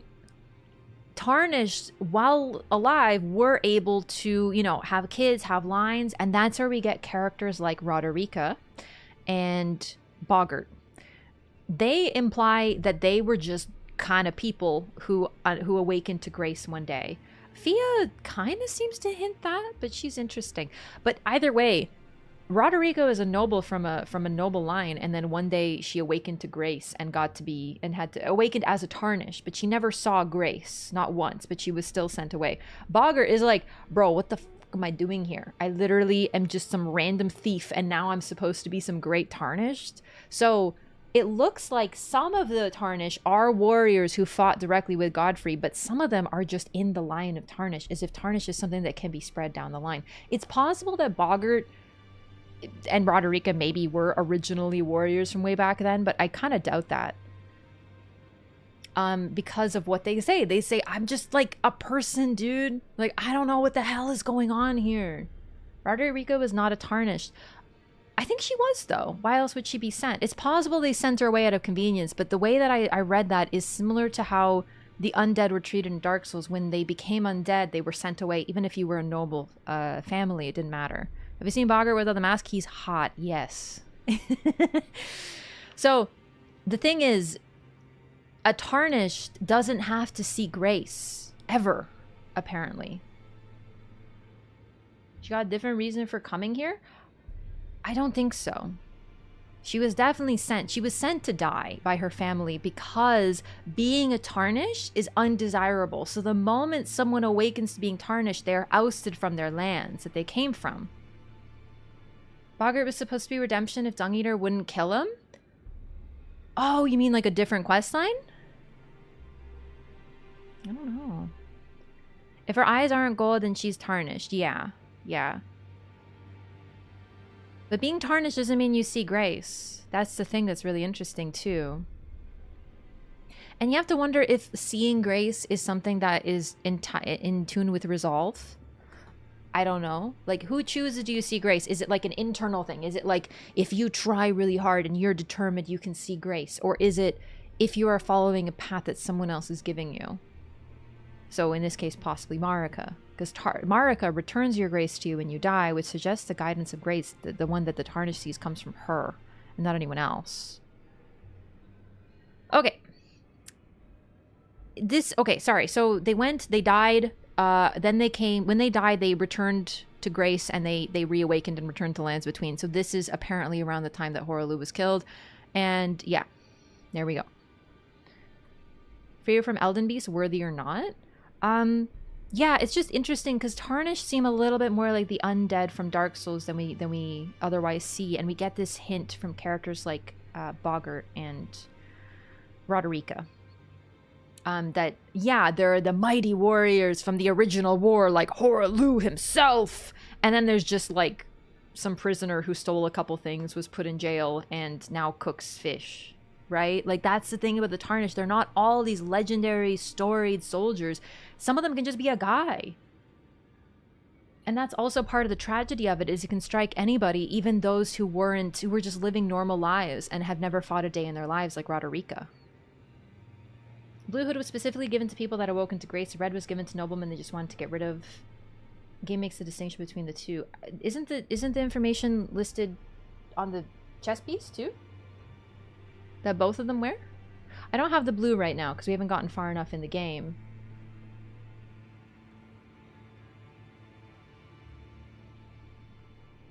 It's possible that they just got rid of Roderica because, you know, she didn't fit. They didn't need her bloodline or whatever. I don't know. But it's still weird to just think of...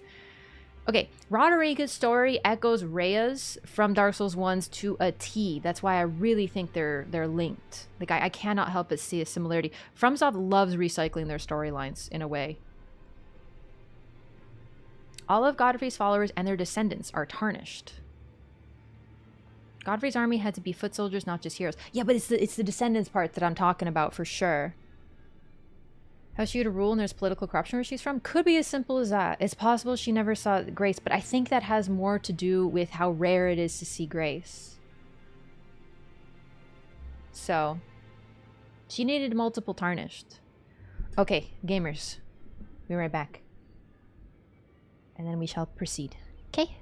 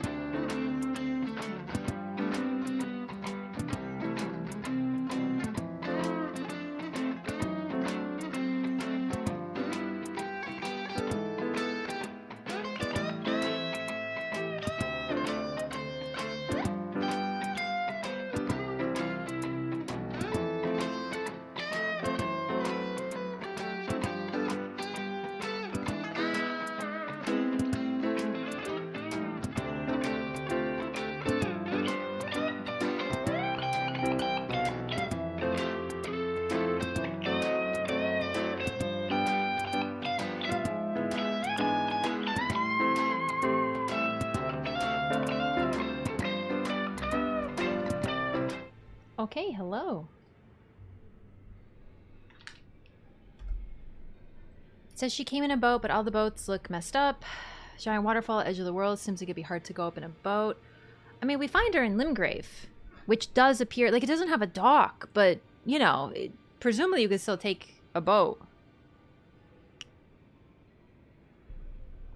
But no, like, I feel like getting to the... Okay. It's a little bit, once again, like Dark Souls 2. We enter lands between through a weird sandy realm, and then we see a light and we walk through, we end up at a church, like the Chapel of Anticipation. Doesn't really make much sense there. Oh, hang on, I'm on the wrong scene. There we go. We gotta finish this trailer. Non-physical way to sail. Everyone talks about beyond the fog.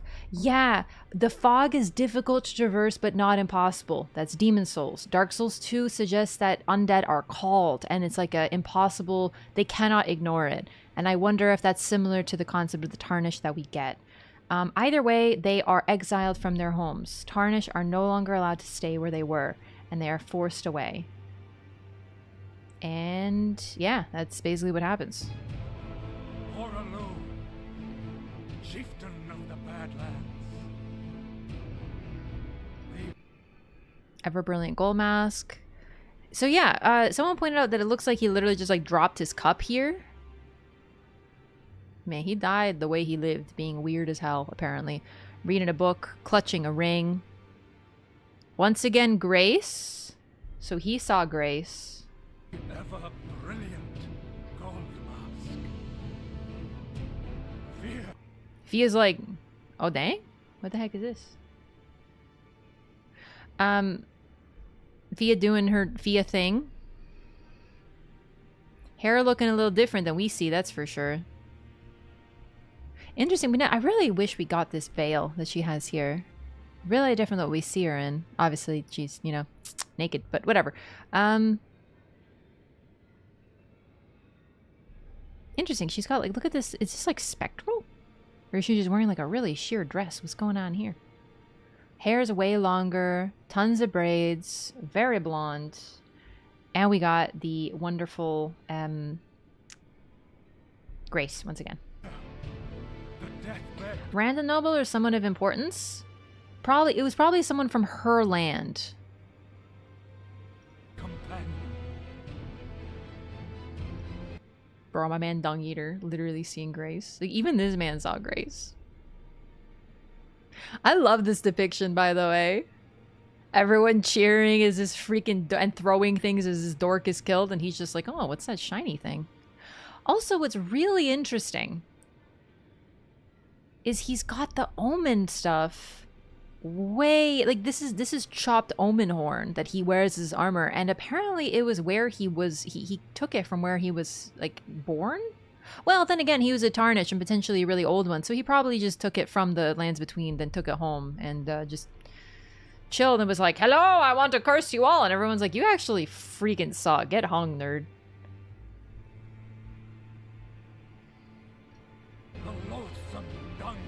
Don't want to jump conclusions? Not actually that sure? That's okay. Feel free to share your thoughts. Doesn't matter if you're sure. I'm not sure about half the stuff. In fact, half the time I just feel like I'm presenting things and I'm like, hey, what's up with this? Isn't that neat? Oh, one thing I want to talk about, the sun iconography on his chest. He wears like a giant sun, right? The only sun, and this is a different sun, it's the only one with a face, because Castle Soul and the Eclipse Shuttle and things like that do seem to be related to an eclipse of the sun, but they do not have a face depicted. So I wonder if they're linked. Saying that this man who is like the ultimate instinct technology and eats souls has a sun on his chest. Sun could be similar to the one on the Wicker Man. The what? In DLC? The what? Oh! Oh, the torch guy. Yeah. Oh.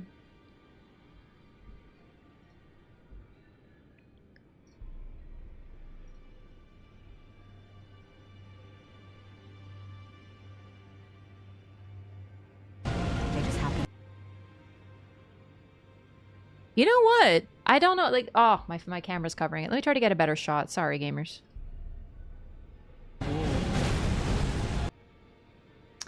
Here is that face, which I will say, okay, to be honest, what I see mainly here is horns. Like omen horns and curled horns at that. So I've seen these before, and when I first saw this, my first thought was the Iron Virgins, and I was like, "Oh, this looks like a proto-ancient version of the Iron Virgins." I'm not certain, but that's kind of the impression that I got. But looking at this, more horns, more links to the Crucible. Interesting, isn't it? Those are curly and not sun rays? Well, it could be evocative of a similar image, though, because while they are different for sure, our boy Dung Eater is covered in omen horns, right? Like, he severed them, but he's supposed to represent, like, he wants everyone to be as cursed and disgusting as he is, effectively. Now, keep in mind, he doesn't have omen horns. He has cut omen horns that he took from others to put onto his body. So he sort of represents the rage of those who have been cursed, and he wants to spread it to everyone else. He wants to infect them with a curse kind of thing. So it's interesting. He didn't even sever his horns. He severed the horn. Like, he took the horns of others he took the body parts of others who had their horns severed. Also, the hands are the omen horns. Yeah, see, I always thought they were kind of like drill-ish, but comparing them to these, I can see how these could be perceived as horns too, right here on the hands. And you can see the people desperately, like the bodies, their arms desperately sticking out as they burn. This is a horrific creature. You can see over here, limbs sticking out, here, a limb sticking out. This is truest body horror, considering all of these are bodies that are perpetually burning. And if these are anything like tarnished, or really, I don't know, but people don't die in the lands between, and we don't know if the land of shadow is similar, but this would be like eternally burning. It's horrific. It's nightmarish. Anyway, just want to do a comparison because that's really fun. I'm not sold on this being the same image, but this does kind of depict similar to the sun that we've seen. Like, if you were to make us, if someone told you to make a sun but make it horny, this is what you would do. Okay. They also use curse attacks. I think that the thing about Omen, I don't think that they are inherently cursed. I think that, what the hell is this guy? Hang on. There's just like some creepy nerd over here. Whoops, I made it small. Sorry. Look at this. What is this? Holding Gideon off near staff. Just like, here you go.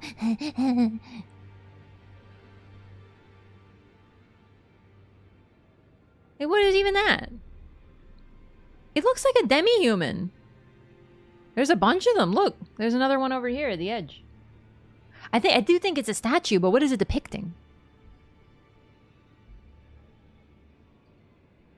All right, sorry. I've never noticed that before. What made him the all-knowing before he died? In all seriousness, I think he gave himself that title. You can never trust someone who calls himself the all-knowing, let me tell you that. How the witches used ears in The Witcher 3, probably how he was all-knowing. Yeah, he's also got eyes in a nice little box.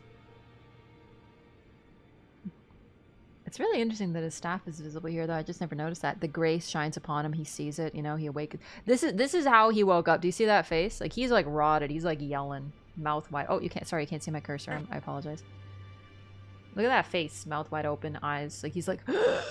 This is me waking up in the morning, or this is all of us waking up in the morning after drinking, and you're like, I've never seen water in my life. You know, just dehydrated as hell. Relatable, bro. I've never seen something more relatable. Kind of a mirror, smartest man alive? Yeah. Sword check reaction. This picture is eerie. Stop it. Looks more impish than demi-human?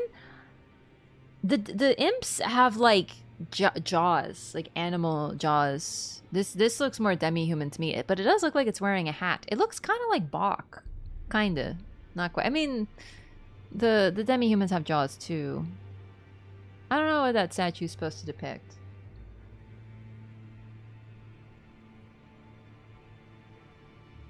The mutants have wolf-like snouts. Yeah, these beings have big ears, but like a beak. Almost looks like a beak. Could just be a very large nose, but I mean the nostrils of a normal nose, human nose, are not on top of the nose. This is a bird nose. Beings, human-like, but with a bird nose and sharp nails. Interesting. I wonder. We'll keep this in mind, but I don't know where to put this figure for right now. There are 2 unused imp faces in the final game. 6 used. Oh, I wasn't aware of that. Okay. Yeah, please, please. If you could dig those up, post them on the Discord on the Elden Ring channel, that'd be great, because I love looking at that stuff for later. But yeah, this is very beaky. Either way, yet another figure. This is how he was buried. Tons of ears. Creepy. Eyes as well. His whole armor iconography is covered in ears and eyes, though, so it's not unusual. Interestingly, a ray of light shines onto the eye on his chest, and that is where the grace places itself.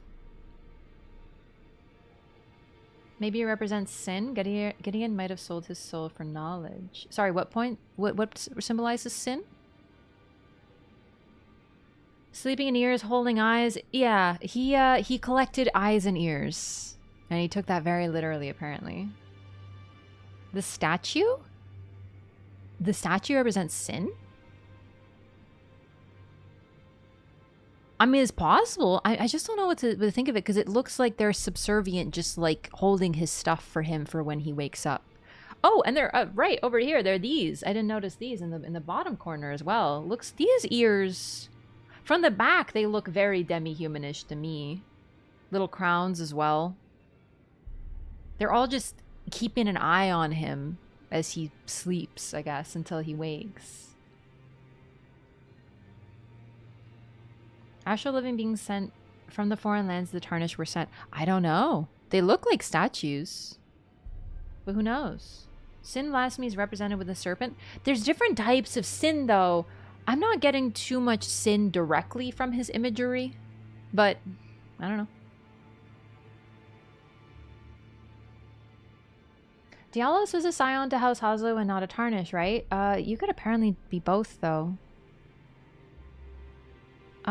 Dialos doesn't appear to have golden eyes, so it does suggest that he's a Tarnish, though. But then again,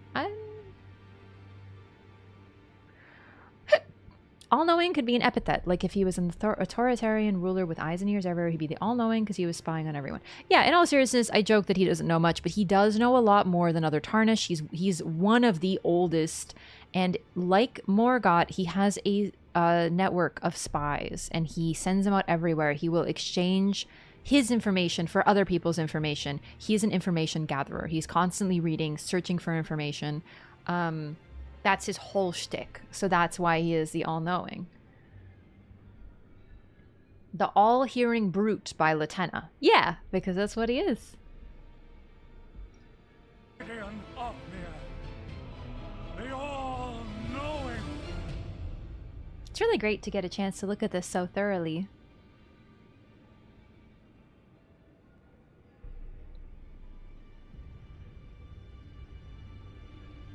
Oh, I forgot. It really takes a long time. So he's Littlefinger? Kinda, yeah. Whom grace would again bless. And this is us. And unlike the others who get a full grace, this is just one tiny little speck. And, okay. Is this max quality? Yeah. I always thought this was sand. Like this is a sandy realm, but I guess it could be a lot of things. Could be stone, could be wood, like bark. I have to sneeze. Cross the Ah, excuse me. So this person picked the hero starting class. to the lands between. Definitely foggy.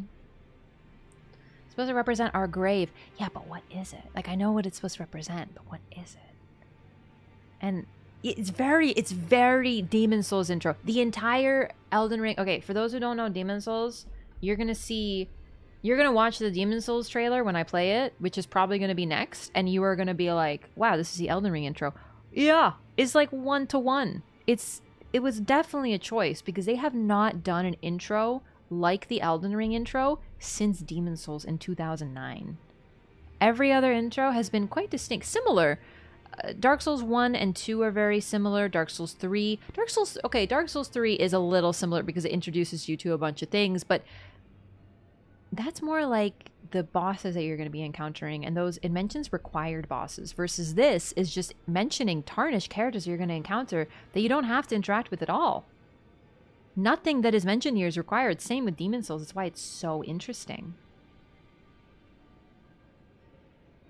It's really, really neat how they do this. Like, I love it, but it's impossible not to think of Demon Souls when I see this.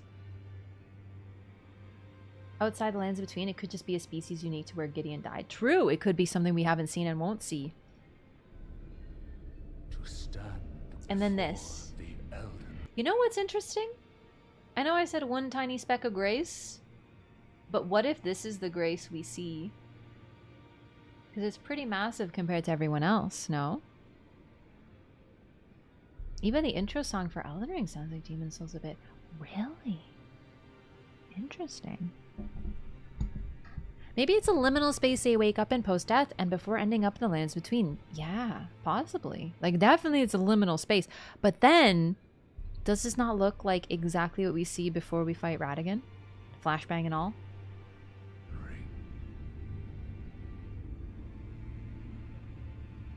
And become the Elden Lord.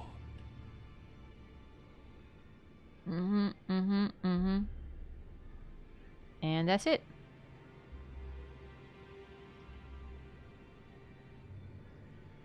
Oh, I didn't know that. So I pre-ordered the game, but not a version that gave me the ring gesture. So I didn't know that if you pre-order, you get the ring gesture when you load up a character for the first time. It's pretty neat. Even though I pre-ordered, I didn't get it.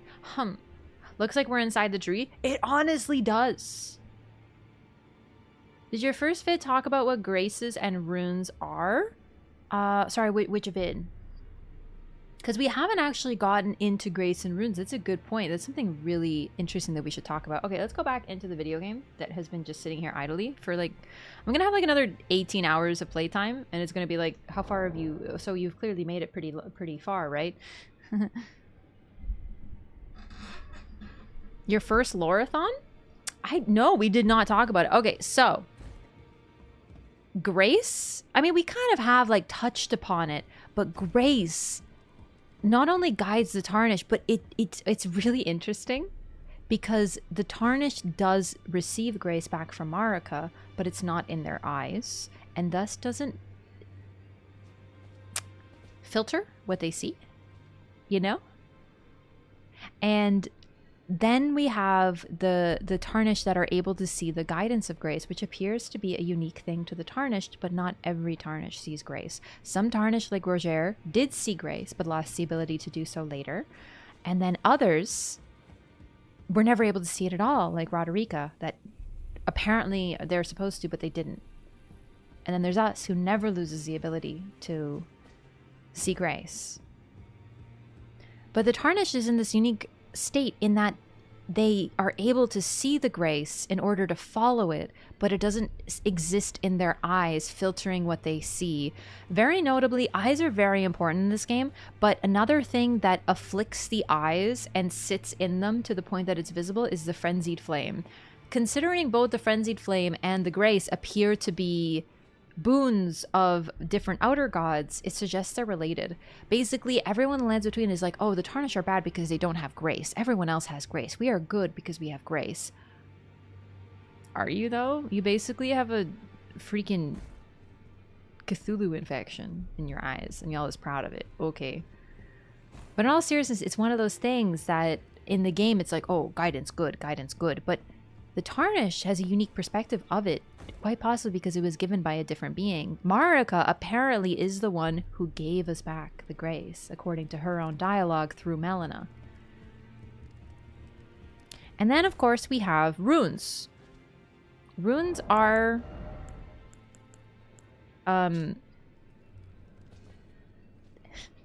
the strength of others. We are literally... Okay, you can actually... Keep in mind, these were dropped for me. You would not have so many runes at this point. But this is literally what sits in people's eyes. And as we get into more and more powerful runes, you can start to see how they look exactly like eyes. Think of them like contact lenses, in all seriousness. This is what the eye of a hero blessed by grace would look like. This is what a lord's eye would look like. It's like a color contact lens. Your lens between billionaire? Yeah. Becomes transparent? Just a game rendering thing? That's an interesting observation. It's been confirmed to be a rendering issue? Oh, that's a bummer. Margaret mentioned us having the Flame of Ambition and Meager Flame, which I thought was the Grace. No, the Meager Flame and the Flame of Ambition, I mean, could be. It could be. We are ambitious. For us, in order to... No, God, no, I did not purchase any runes. Never, ever, ever buy runes, by the way, because other people can drop them for you. Just so you know, like, seriously, never buy runes. If you ever get those, like, buy runes, do not buy runes. Go to, like, Patches Emporium, go on Discords. Someone will drop them for you. You can drop them for other people. But yeah, no, just that's a PSA because, oh my God, I hope no one's buying runes. Anyway, this is what the eyes of heroes look like. They're literally, this is what the eye, it covers their eye. It filters what they see. It changes what they see. And I wonder if that's why characters like Mikola later, maybe later, but Ronnie went to such extremes to get rid of their body because they had to divest themselves of grace. Oh my God. Oro, thank you so much for the raid. Welcome in, gamers. That's a big ol' raid. What's up, everybody? I'm gonna make a guess. I'm gonna make a guess because I do know Oro and I know what he gets up to. I'm gonna guess that you guys were doing Elden Ring PvP. There was probably a lot of murder involved.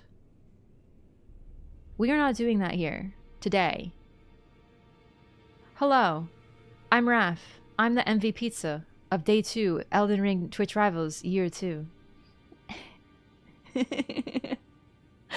Oro breathes on people? Are you using rot breath? There's a guy obsessed with Oro moaning?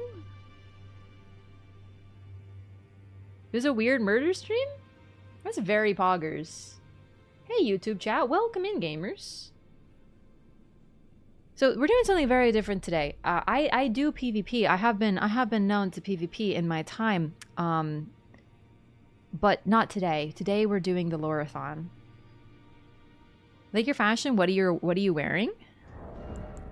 Rotten Gravekeeper Cloak Altered, one of the best sets in the game, and the Rotten Duelist Greaves, and also the gold bracelets. Also, yes, people were weird. Nice.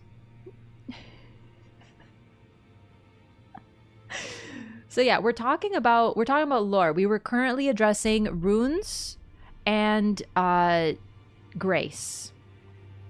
When I get to teach you forbidden PvP knowledge, oh man, dude, I was so excited to become a real PvPer and stuff, and actually learn tech and forbidden knowledge.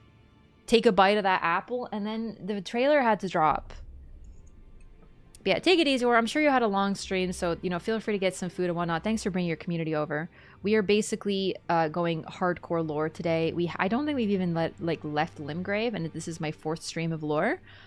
So I hope you're into collaborative lore discussion and getting really deep into this stuff. It's been pretty poggers, if you ask me.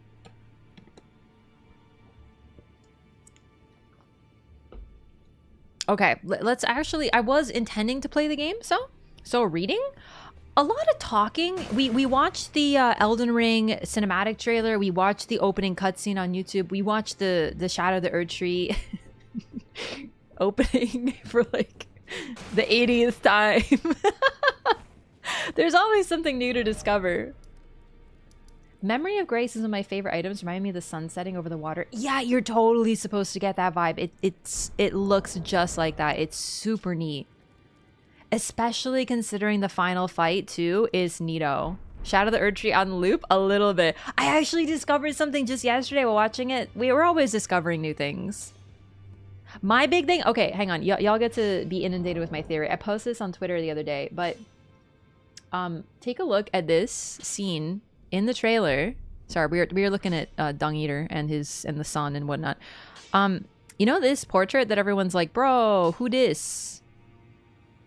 Someone's missing from the portrait. Okay, observe. Right here, lady. Right here, dude. No problemo, right? Now, when I look at this painting, I'm like, ah, dude, there's a dude and a lady. No problemo. Who are these people? I don't know. We'll find out. Right here is the frame. Right? Right here. You can see that the edge of the lady is here-ish, and then there's a little bit of space, and then the frame. Correct? Look at the other side. The frame is all the way over here. There's a ton of extra space. So it could be a perspective thing, but personally, I think that this guy is actually in the center of a portrait and someone was taken out. Someone was burnt out of the family picture. And I didn't notice that until I realized there's all this empty space on this side.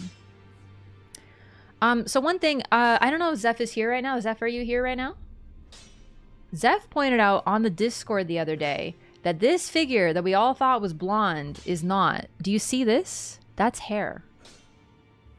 Zeph, there you are. So Zeph pointed this out. Look, do you see the curly hair? That's freaking dark hair.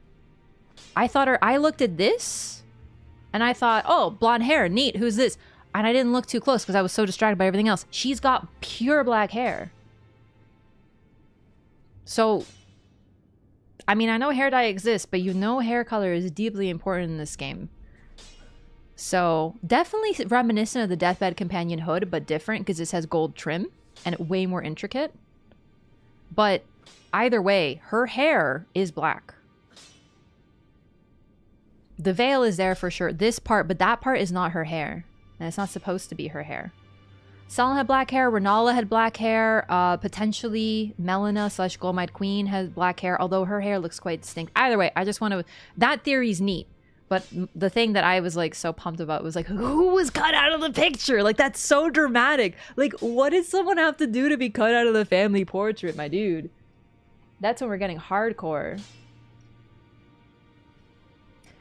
Can't be a brunette and a blonde at the same time? I mean, you can. That's literally what I got done, but you know what I mean. Veil thing reminds me of the Mirai outfit. I mean, they do have hair attached to it.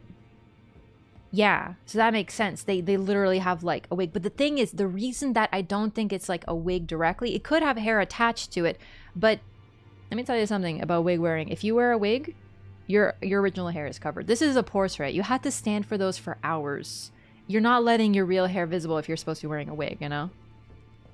Nefeli... Gostok? Gostok is white hair, no? Oh, Nefeli! Oh, she's gone. I forgot to talk to her after fighting Godric. I kind of goofed that one up. Marika's unwanted child? We're not even sure that the unwanted child refers to Mesmer. People are thinking. Like, yeah, that it could be. And it's possible. Oh, I forgot to talk to Gideon. I may have messed up because I came here and didn't talk to everybody. Hey, Gideon. I'm cool now. You can, like, talk to me, right? Allow me a word of advice. As your senior, you are a mere visitor to the Round Table. Nothing more. A house guest. Yet to earn their keep. Remember your place. Newcomer. There's nothing left to say. Be at your leisure. Go move into the other room so I could teabag your face. There's nothing left to...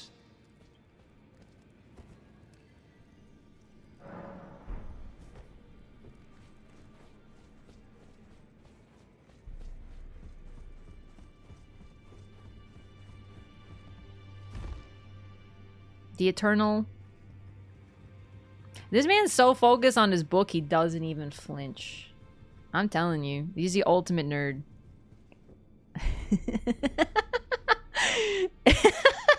And that is why I have a teabag emote with his face on it. Hate him so much, annoying. I know. Nothing can distract him from his book. Honestly, dude, he's actually got such immense gamer pop. Dude, he's even like got the, he's even like, look at his knees, they're bent. This man is so into his book. He's about to destroy his entire human form for it and never be able to stand up straight again. You've received the wisdom of the two fingers, have you not? Then I bid you welcome as a true member of the Round Table. I am known as Gideon Ofnir, as a tarnished who wishes to stand before the Elden Ring and become Elden Lord. I am accumulating knowledge to be all-knowing. You now belong to a select group of fellows. Well, I guess Gideon, the not quite all-knowing, didn't fit on the business card. Constant. He wants to become all-knowing, but he calls himself the all-knowing already. He's learning from the Rosa statue shrimp gamer posture. You'll be after more great runes now, eh? Then as your fellow, allow me to divulge a little knowledge. Gideon, we all nerdy? Runes, the Shard Bearers. We of the Round Table know the location of 5 of them, including the one you defeated. Godric the Grafted, Lord of Stormvale. General Radahn, who fought Melania and her rot to a standstill in the Caelid Wilds. Praetor Rykard, Lord of the Volcano Manor of Mount Gelmir. Morgoth, the Grace-Given, Veiled Monarch and Lord of Leyndell. And Renala, Queen of the Full Moon, ruler of Rhea Lucaria's Academy. You'll still be after more great runes, won't you? My favorite part about this is, other than Godric, arguably, because he did move at a certain point, and we don't know if that was before or after he got the room, but probably after. He moved to Stormvale, he moved and he took it over because no one else was there, because it's literally like rotting from the inside, so no one wanted to live there. So he's basically a squatter. But anyway, other than that, literally everyone is where they were. Like, no one has moved. So Godric moved a little to the most obvious place. Radahn is still where he fought and ruled at the for Redmane. Rykard, the Lord of Volcano Manor, is, you'll never guess, at the Volcano Manor. Morgoth, who defended Leyndell, is in Leyndell. And Renala, who headed the Academy of Rhea Lucaria, is at Rhea Lucaria. And it's like, if anyone even changed their address, my boy has no idea where they are. Like, genuinely, it's so funny that he's like, I am the all-knowing. I know the location of very many shard bearers. Mikola? I have no idea. Everyone hermits and lands between. Yeah, so he has no idea about Mohg. He doesn't even know who Mohg is. At least he doesn't tell you. I wonder, like, obviously, from a gameplay perspective, Gideon is supposed to give you an idea of where these figures are, because you have no idea. You've never been to Lands Between. You are a new player, and it's supposed to be general guidance about these individuals, so we're not completely going in blind. So that I get. But when you tell him information about Mikola and Mohg and Melania, it is only after that point that he uses those spells against you in his boss fight, suggesting that he did not know until you told him. So it's wondering, I'm wondering about that. It's possible he's simply not telling you. Absolutely. He lies to you from the get-go. His main goal is to gather knowledge for himself, but also to keep it from others. He knows more than any other Tarnished, as far as we know, about the Great Runes, but he doesn't actually want a Tarnished to become Elden Lord. He wants him to struggle eternally. Which I don't personally believe is what Marika wanted, but it's what he wants after seeing Marika's true will or something like that. So he was so scared by what Marika wanted that he decided to prevent any Tarnished from getting even close. He's always lying. Remember he tries to have you killed by the Bonehead? The Bonehead is great, by the way. I cannot think of a better term for Ensha. Yeah, the thing is, though, I truly believe that he did not want Ensha to kill you yet. Because when you talk to him, he's just like, Yeah, Ensha got a bit ahead of himself. In other words, yeah, absolutely, he did want you killed, but a little too early. Not the bonehead. Yo, rest in pieces, Ensha. He thinks that's what Marika wanted, but I think he just got her mixed up with Radigan. That's possible. However, with Gideon, I get the impression that he sort of saw the eldritch truth, so to speak, and it terrified him. So it's possible he thinks he's doing what Marika wanted, but I truly believe he's doing what Marika didn't want. Gideon's being played by Radigan, and he thinks Marika wants that. Yeah. And should be like Skull. Alright, let's get all of his dialogue before we move on. Hello, about Godric. So, Godric the Grafted, Lord of Stormvale. Despite being the blood of Godfrey, first Elden Lord, he's a grotesque old fool grasping for power. His castle lies upon the cliff to Limgrave's northwest, but I suspect you know that well enough already. Very helpful. Tell me about Radahn. General Radahn, the famed Red Lion and Scourge of the Stars, is a ferocious warrior. He fought Melania and her rot to a standstill in the Caelid Wilds to Limgrave's east. And now Caelid has been engulfed by the Scarlet Rot. Even approaching the region is no mean feat. I've heard survivors of Radahn's army are still in the wilds, staving off the rot with fire. And if it's true, I suspect Radahn is still there as well, in Caelid. Though, I doubt he much resembles his former self anymore. Do we talk about lore more than we play the game on this channel? In this particular playthrough, where we are doing a loreathon, yes, that is the whole purpose. It just depends on what we're doing. Tell me about Rykard. Greater Rykard is the lord of the Volcano Manor on Mount Gelmir. He is a if the title of the stream is doing invasions, then we're doing invasions. If the title of the stream is Loreathon, we do be Lauren. Sorry, I talked over you. Lies in the west of the Altus Plateau, the realm of the Erd Tree. It was the stage of the most appalling battle in the entirety of the Shatter. Worse than Caelid, apparently. Has committed the grave sin of blasphemy, marking himself as an enemy never to be forgiven. See, it's interesting because blasphemy, honestly, I think him simply, like Rykard simply going out there and saying, I would like to burn the Erd Tree is enough for him to be marked a blasphemer. Blasphemer, I mean. You know what I mean?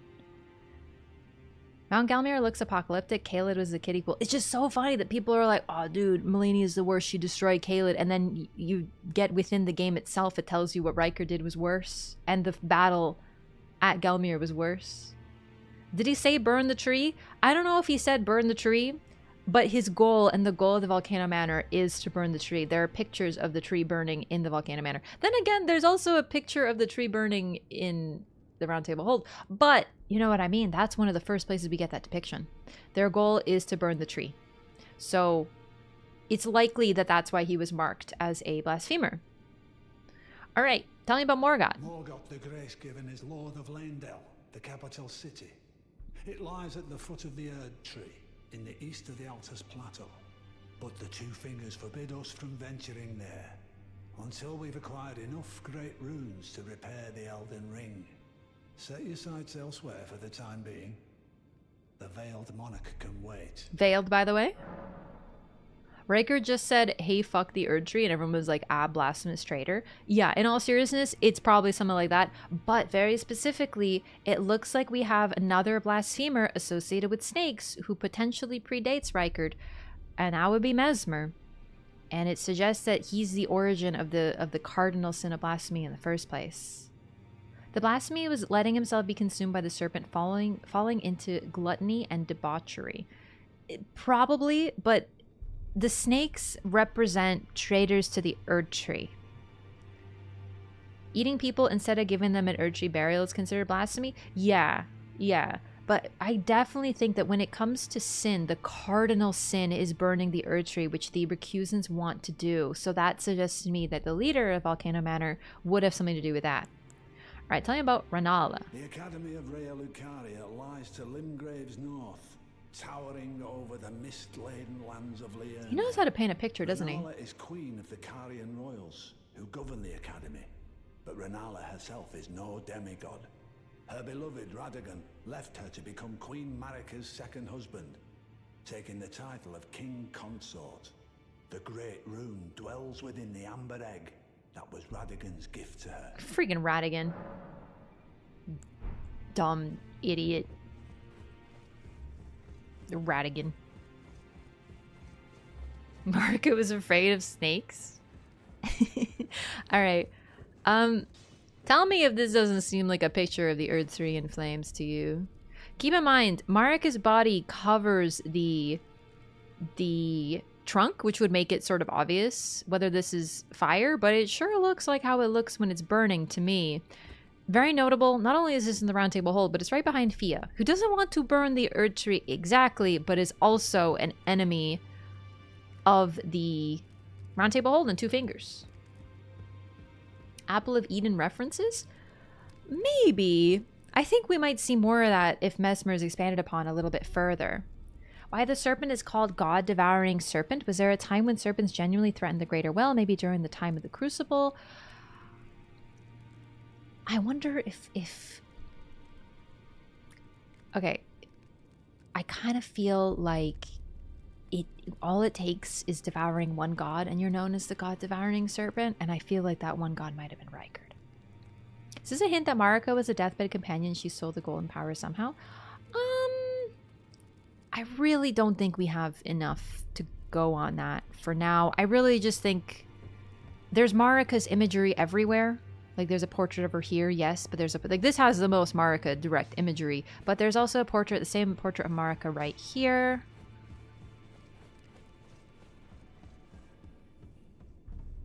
Erdtree here. Golden not burning, and then we have Godfrey and Radagon depicted here.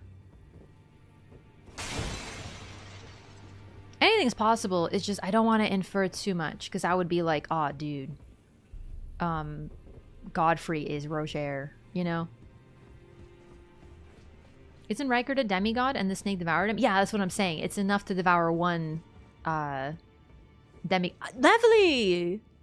You again. Hi. I thought you'd receive a summons to the Round Table. Nefeli Lu. We met at Stonevale. Receive a I'm summons. glad to see you here. I have something for you. I found it in Godric's grafting grounds. You were the one to defeat him, I would hazard. Make good use of it. I don't intend to make a habit of scavenging corpses. The Arsenal Charm. So, Nefeli has a minor dialogue difference. If you summon her to defeat Godric, she basically references the fight and gives it to you. But otherwise, it's basically she knows that you fought Godric, so she isn't like, oh, that was you, I take it, because she was there. So there's a minor difference, but otherwise the questline is not affected. I can't show both dialogue options, so I'm just expressing the other one. Arsenal Charm. An iron charm that resembles a mass of weaponry. Boosts maximum equipment load. This talisman was derived from an unusual greatsword once wielded by a hero hungry for vengeance, which is the grafted greatsword.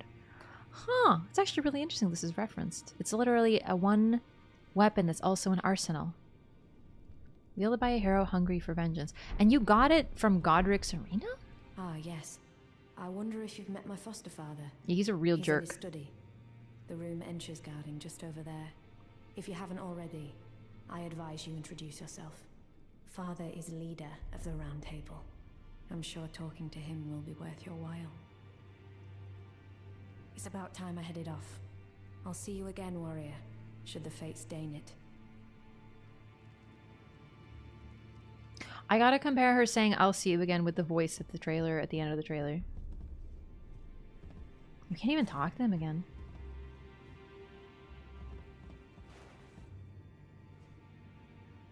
He really said skull emoji. Bro, why are you breathing so heavy?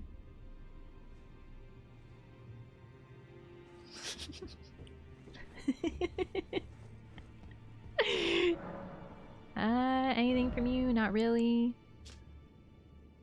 Interesting to compare the ciphers. Rune Arc, white cipher ring, and blue cipher ring. Ugh. All blues are bad. Don't use this. It makes you smell bad. Really like Nephilim in the Stormhawk quest? I'm really excited to do it again. Yeah, it's been a while.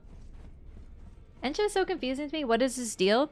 I forget what his set is called. We'll probably get it pretty soon. I honestly... He's a rather confusing entity to me in general.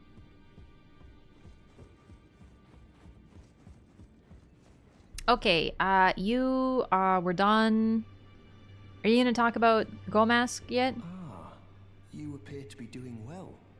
Very good. Well then, would you like to learn an incantation? Actually, yes.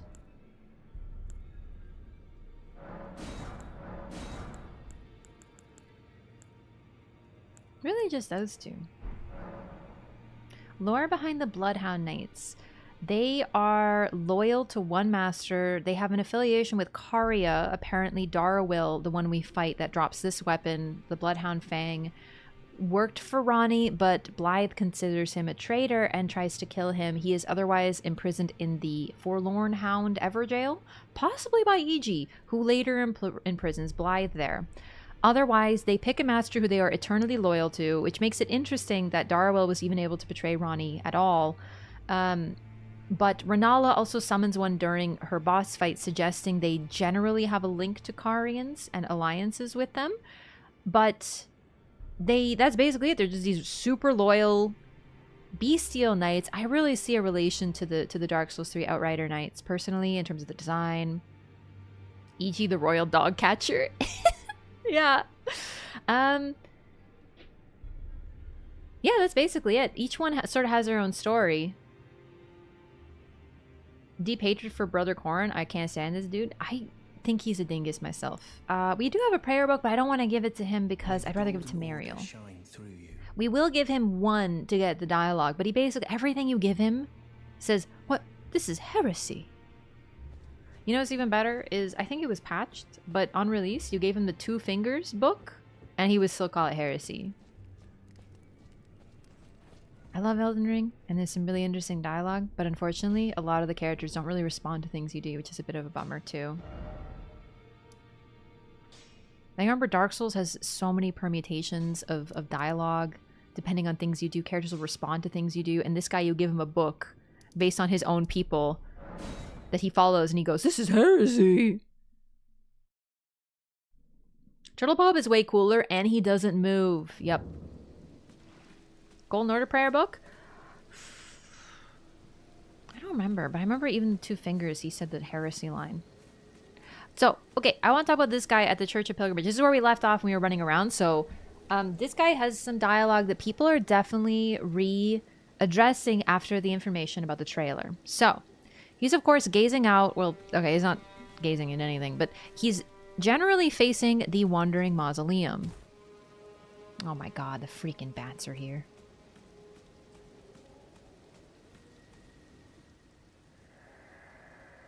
The mausoleum prowls, cradling the soulless demigod. O Marika, Queen Eternal, he is your unwanted child. So, of course, when we hear unwanted child, a lot of people are now thinking, oh my god, what if it's Mesmer? I don't know. It's okay. I personally see the veil. Oh, my lights. I see the veil behind the character, not just as hiding. Like, the lens between is veiled. It is hidden. It is, you know, sealed away, secreted, whatever. But I also think, based on information on things like the Mimic Veil or the Concealing Veil, that things that are concealed or veiled are also to be kept safe. Marika's bedchamber, where she sleeps, is literally veiled. The introduction to Mesmer in the cutscene that we see in the trailer is him standing before a statue of Marika, because it's got the same armbands, holding a baby and smiling. And then we have a veil around that. I really think the veil... Bro, you're gonna bug me when I'm loring again? Same guy. How many times am I gonna have to teach you the lesson, old man? So, anyway, I argue that I don't know that he was an unwanted child in any way, shape, or form. I think that he had to be sealed away to protect everybody, potentially even himself for that matter. but I don't get the vibe of him being unwanted. Blasphemous, dark, corrupted. Yes. Unwanted? I don't know yet. Also, we don't know if he's soulless. And well, I guess we'll see. Like I said, it's just 2 lines of dialogue. Okay, this real quick. We got Radigan at the Church of Pilgrimage doing his Golden Order Totality pose, I believe it's called.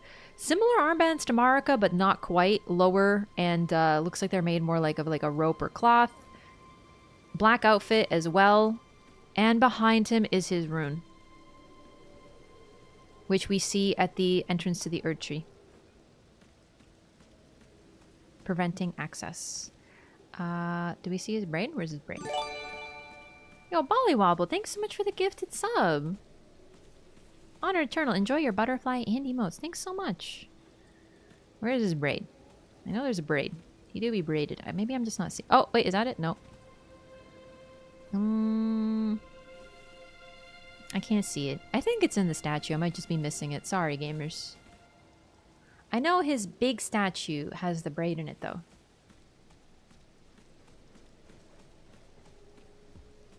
Kotzer is saying that unwanted children will amount only to sacrifice if they don't make something of themselves.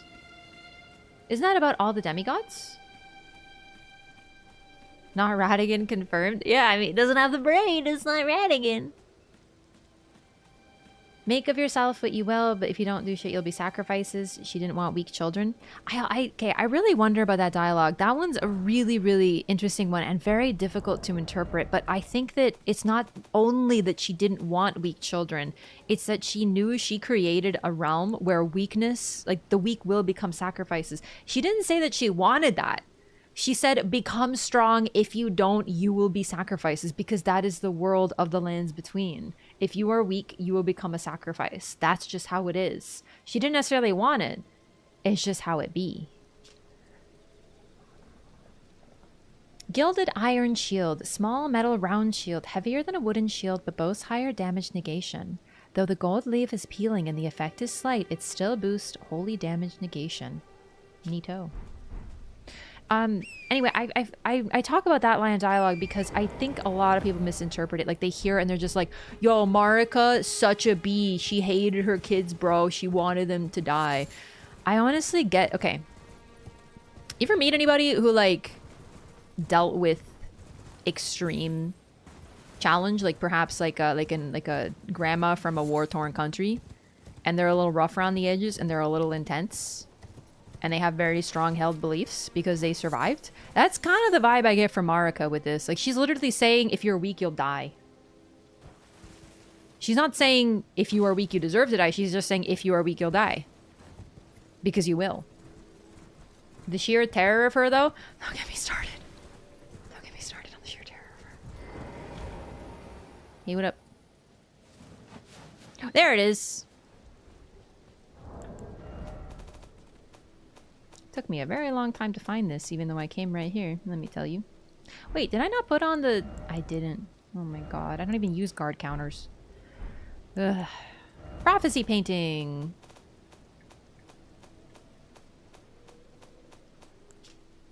Work of a wandering artist. Reminiscence of a painting titled Prophecy. This painter is said to have captured the landscape seen during the last moments of those welcomed into death's embrace. Cool. The soul of the painter and vestiges of the dead's last moments can be discovered by visiting the location depicted even now. Very Dorian Gray. Kind of the opposite of Dorian Gray. But still. Was him seeing the Elden Beast? Okay. Gods are you can worship and love a god and still think of them as terrifying. Look at Freya. Freya is a Norse goddess associated with motherhood, fertility, love, also war. You know what I mean? Like, there's, to be fair, in Norse myth, every single god is a god of war also. But there's this idea that you can be of love and fertility and motherhood and gentle and also war. That's basically Marika. She's a powerful figure, a goddess full of light and charisma that people look at and worship, but also she's a little terrifying, isn't she? Kind of like how you feel when Melania steps on you. You know, you're just like, yes, mommy, but you're a little scared too. You know? Love and war connect in mythology oftentimes. Oh, I forgot to look at him, that he would vanish. He kind of looked like he was going, eh, and then dead. The end. He got killed by a warhog, didn't he?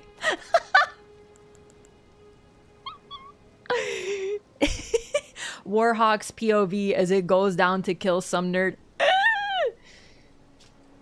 Ashen remains in which spirits yet dwell, used to summon the spirit of a warhawk. Does it have the manacles? We gotta summon it. Because the ones in Stormvale don't have manacles on them, the ones that we see. Terrify can just mean great. Yeah, awesome? Use like awful, like okay, awful and awesome because it fills you with awe, but things that fill you with awe can be great but also terrifying, you know? Daughter's name is Freya. It's a beautiful name, genuinely beautiful name. Marg is a complex person. People want easy answers about who is good or bad person, but she's definitely more complicated than that. For sure, Magic Mirror. Also, just generally, no one in this game is very simple, and no one in any of the games is simple. It's just, I feel like, I've talked about it before, but I generally feel like people have, I really dislike when people are very forgiving of characters like Gwyn and Vendrick and give them so much opportunity to be like, oh, they're so cool and great and good. Especially Gwyn, dude. You want to talk about a figure who hated their children? Gwyn. Gwyn was the biggest dick to his kids. Anyway, off topic. But the point is that generally, Marika gets a way less charitable interpretation than the other ruling figures of the world in the From games, and it's a bit of a pity. Like, I know people have difficulty with complexity, and media literacy is a skill that a lot of people struggle with, but gosh, people really misinterpret her. Awful got no E though, that all-important silent E.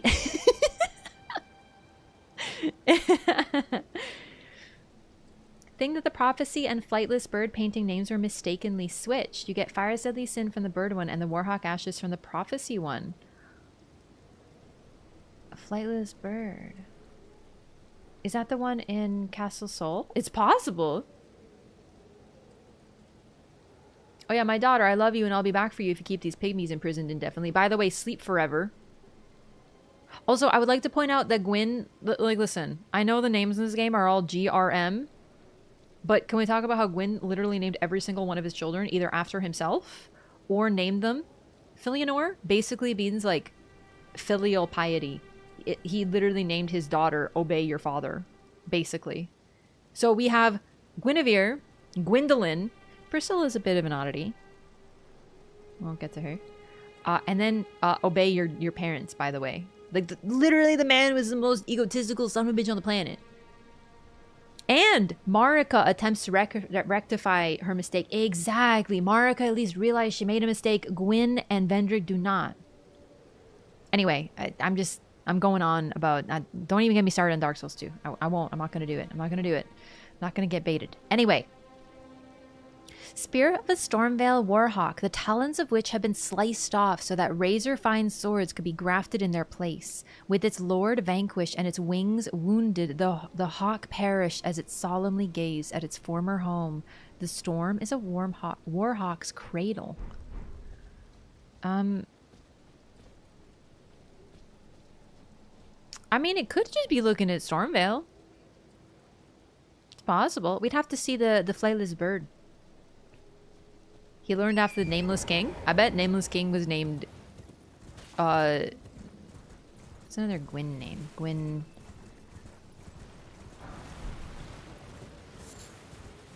Gwyndick?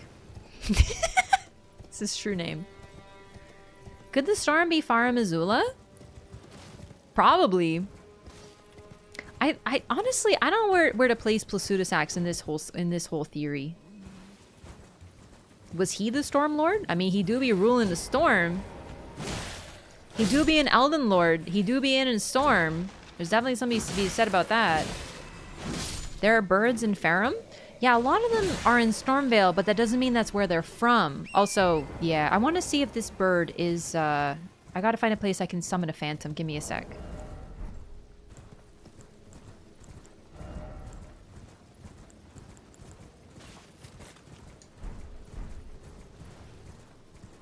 I don't know if there's one here. Stormhawk Lord is probably the Storm Lord. I don't know. The storm stuff is a big mystery for me. I haven't gathered all that information. That's definitely something for the scrapbook. Mogwin?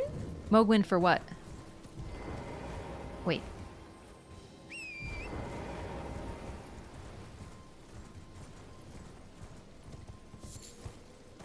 Stormlord is very vague. Yeah, like there's definitely puzzle pieces to be put together. Also, I would just like to point out that this Everjail was important enough to be sealed with the Storm Sword key on top of everything else. Gwyn names. Oh, I think it's got to start with Gwyn because Gwyn is the most important thing. The Weeping Everjail. Let's do this real quick.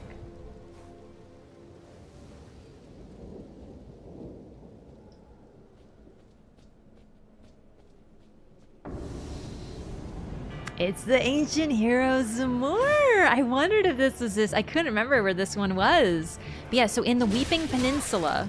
Okay, chill. We have a Zamor who is important enough to be double sealed. Like they quite literally locked the door and threw away the key. Holera.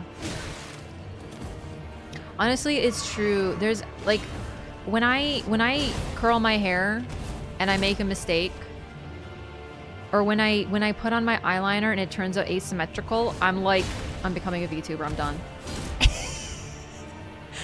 Oh, honestly, must be so nice not like honestly, or just like must be so nice not to have to worry about that, you know? They were the ones fighting giants? Yeah. So the Zamor were the ancient enemies of the giants and were fighting them for a really long time.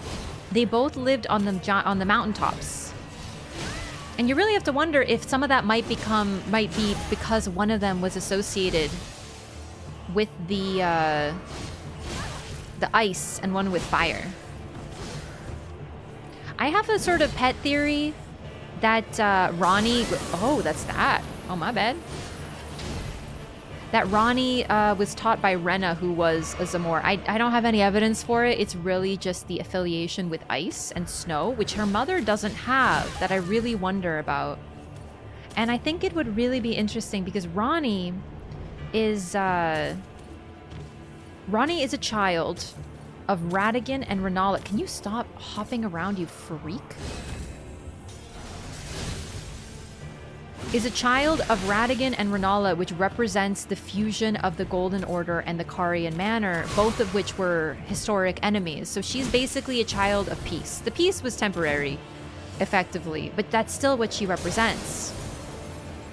And considering the Zamor were enemies of the Giants, and the Karians had an alliance with the Giants, it would be really interesting if she was taught by a Zamor because for the first time they were allies in a way. Like there was peace. She was raised during an era of peace and thus could learn from historic enemy, which is why she has access to the dark moon versus just the full moon, and why she is associated with ice sorcery. So it's really just speculation. Like all the information is the information that I presented to you. But I think it's an interesting theory. So, okay. So here we get Radigan's Scar Seal? I always forget. Radigan's Scar Seal. And in it, we can see his rune as well, which is one behind him, that lattice-looking thing. An eye engraved with an Elden rune, said to be the seal of King Consort Radigan. Raises vigor, endurance, strength, and dexterity, but also increases damage taken. These seals represent the lifelong duty of those chosen by the gods. Really wonder if the Zamor dropped it because it was literally like in its eye. Like, was the Zamor chosen by the gods? I think we're gonna use it actually because it's gonna be good right now. Figured out why they removed Fia's underwear from the game. Because Miyazaki's like, bro, for real. And that's it. I'm really glad they did, though. Listen, like, I can't believe that they were trying to supplant, of all characters, Gold Mask. Like, Gold Mask is the sexiest MFer in this game. Have you seen what he's wearing? Like, whew, you know what I mean?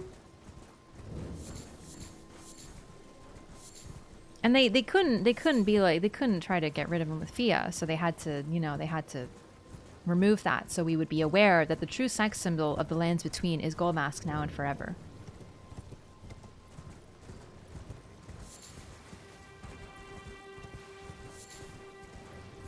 It's inarguably true. The Fourth Church of Marika, here we are. Zamora leg wraps are the skimpiest in the game.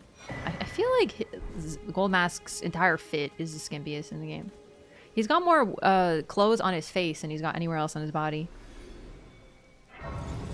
Odd why the hero of Zamora would hold this. Yeah, but Radigan was also an enemy of the Giants, so perhaps that Zamor particularly was chosen. It's an ancient hero of Zamor.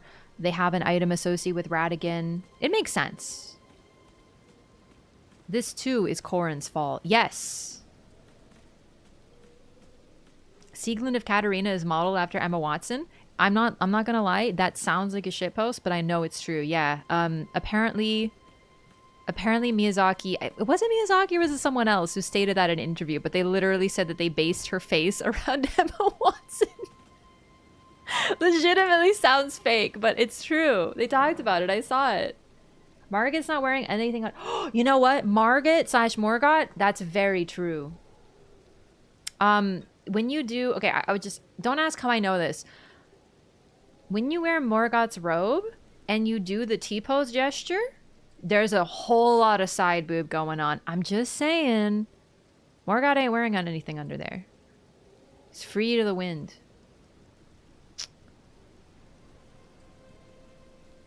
My man Goldmask is thinking hard and T-posing over everyone while being sexy. I fear him. Talk about being terrifying but awesome. That's Goldmask right there.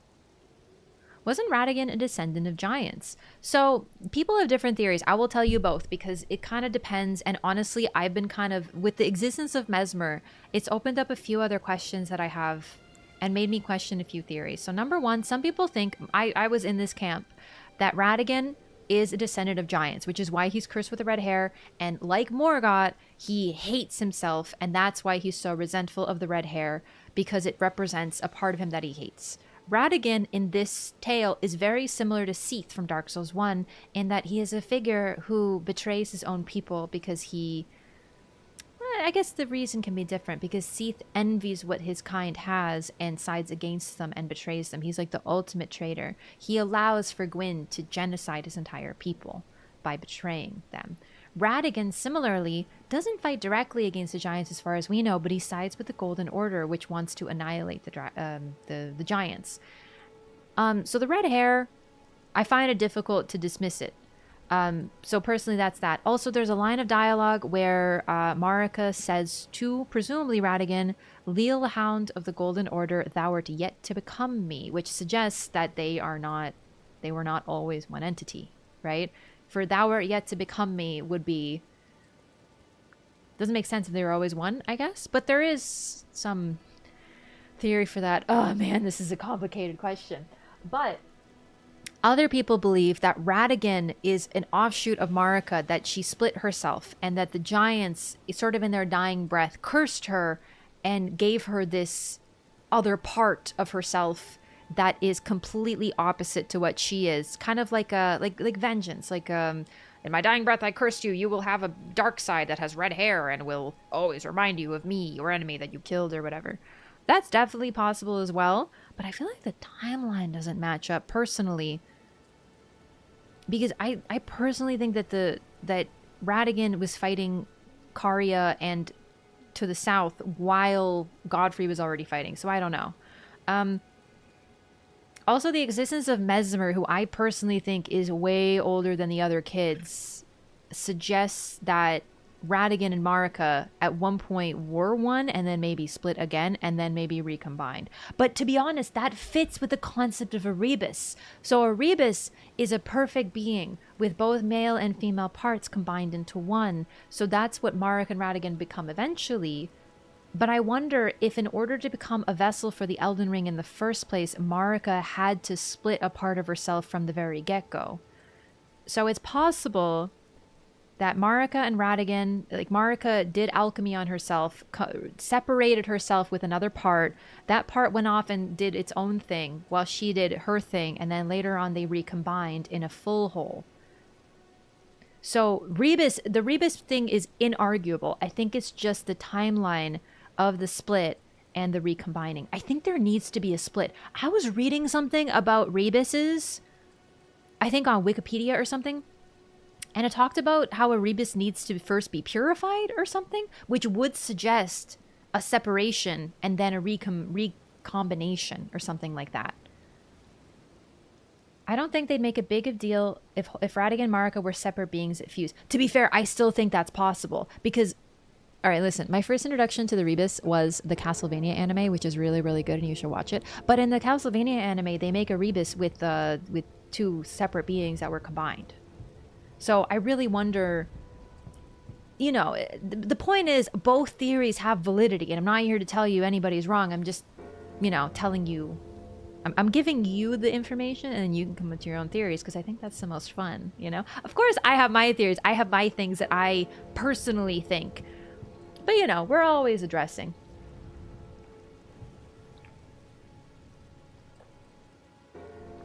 It's also present in Fullmetal Alchemist.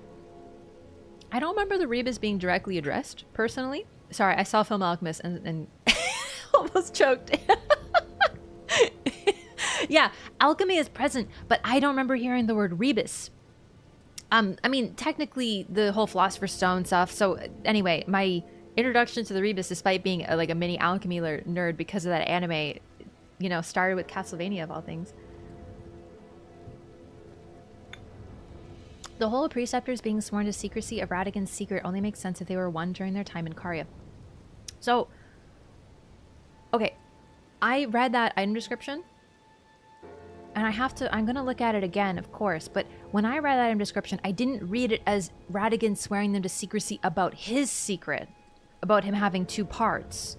I saw it as him swearing to secrecy, them in general, because he knew at some point he was going to betray Karya. Or at the very least, leave his wife. Maybe because he already planned to, or maybe because he knew that he was already a split part of another person that he'd have to recombine with. So I personally saw that as him setting up a secret, basically making allies, and because his main thing is he wants to keep secrets. He wants to keep things hidden. He wants to erase truths. That's his whole thing as a Golden Order fundamentalist. So he wants to keep the knowledge for himself. Therefore, having allies sworn to any sort of secrecy to keep things hidden makes sense for him. Gather anything from the last bits of lines from Radigan icon. Description, does him wanting to be complete inspire any theories? Radigan icon description? Oh, the one we get in Liurnia. We'll read that. Do we know if the split was voluntary or forced? No. We don't even know if there was a split. Like, we can guess, but we can't be sure, right? Why he's ashamed of his red hair since it represents the primitive form of the Erd tree that the Golden Order trying to dismiss. Yeah, it could be as simple as that. Okay, is there a Melon discussion here? No? Or did I already get... I don't think I got it. Okay. Though he had the authority to do anything Ronaldo didn't approve during that time, publicly he was just a mere champion. But he became her queen, her king. So he would have quite a bit of power, and I wouldn't put it past him to try to screw with his wife because he was a gigantic jerkwad. However, the other thing is, the only time that we know that they were combined for sure was in Leyndell, and apparently the guy making the statue discovered their secret. Do you know what I mean? And he put this, that's why the secret holds the statue holds the secret. So it's possible they were combined before, totally. But it also makes sense that maybe, you know, they were kind of bad at hiding it because it was a newer thing at that point. Perhaps they were warring more. Marika slipped out when Radigan was supposed to be being portraited, you know? You know what I would love? And I'm not joking. I want to meet that sculptor, dude. I want to enter the world of the sculptor, like Ashes of Ariandel and Ashes of Ariamis. Or Painted World, not Ashes, sorry. Well, Ashes, but you know what I mean. I want to enter that Painted World. I want another Painted World. It could be like the portraits that we see, the paintings. I wonder if they're the same individual. It's like he put a piece of the soul of the people that he painted into these paintings or something. Okay, I got a brass shield. I wanted to read that. This is dropped by the Mausoleum Knights, and let's take a look at it.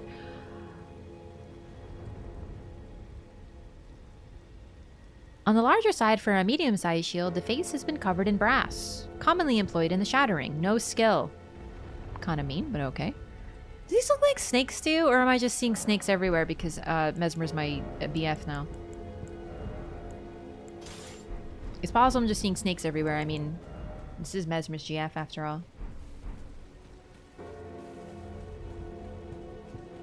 Why do they raise churches with Radigan's statue? I mean, he was a big figurehead of the Golden Order.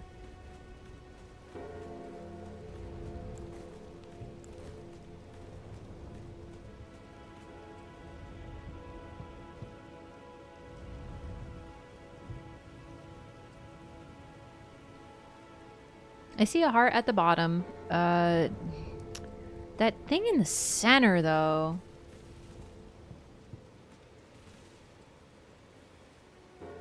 That looks like a snake. It looks like a snake with ridges, a little foot, and then a wingtail? Heard someone suggested it represents the Elden Beast. I mean, the Elden Beast is incredibly reminiscent of this. That tracks.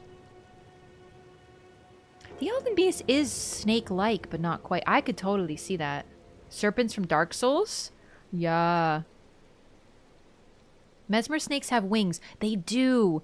But his depiction, his snakes, I will point out something. I think everything in the Lands Between that we have seen so far that has snake imagery that we're supposed to relate to Mesmer has a dual-headed snake. That's the difference. This doesn't look like one of Mesmer's snakes to me. It's interesting, though, because the Wandering Mausoleums are defending soulless demigods. Now, it's a little odd because there's also the whole thing about how Godwyn was the first. But yet these ones also apparently have soulless demigods within them. It suggests it happened more, but it wasn't as big a deal. Maybe like Godric, these are... Oh, I forgot. Did I talk to you? I forgot. Sorry, I was gonna. Oh, there it is. The tower. Finally, I can return to our home, bathed in rays of gold. Actually, a little sad. So he says the same thing as Godric. He yearns to return to Landau.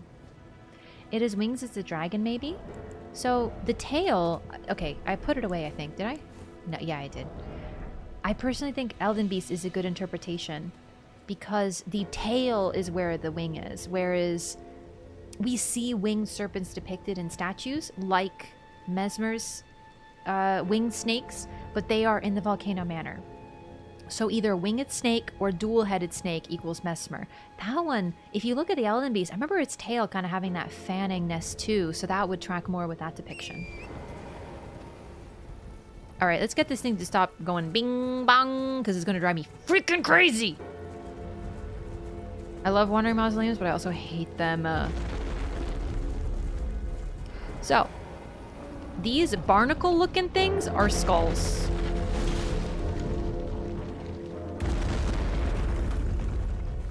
The skulls of the beings that were sealed in order to protect the Wandering Mausoleum. Which is why the Wandering Mausoleum Knights are headless. And if I can try to get a good angle of it... Uh-oh. Watch the figures back there as I try to get this thing to stop moving.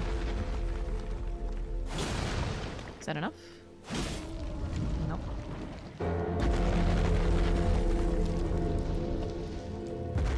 Landell Dragon Knight cults Godwyn's. Yeah, but he wasn't soulless when he started the dragon cult.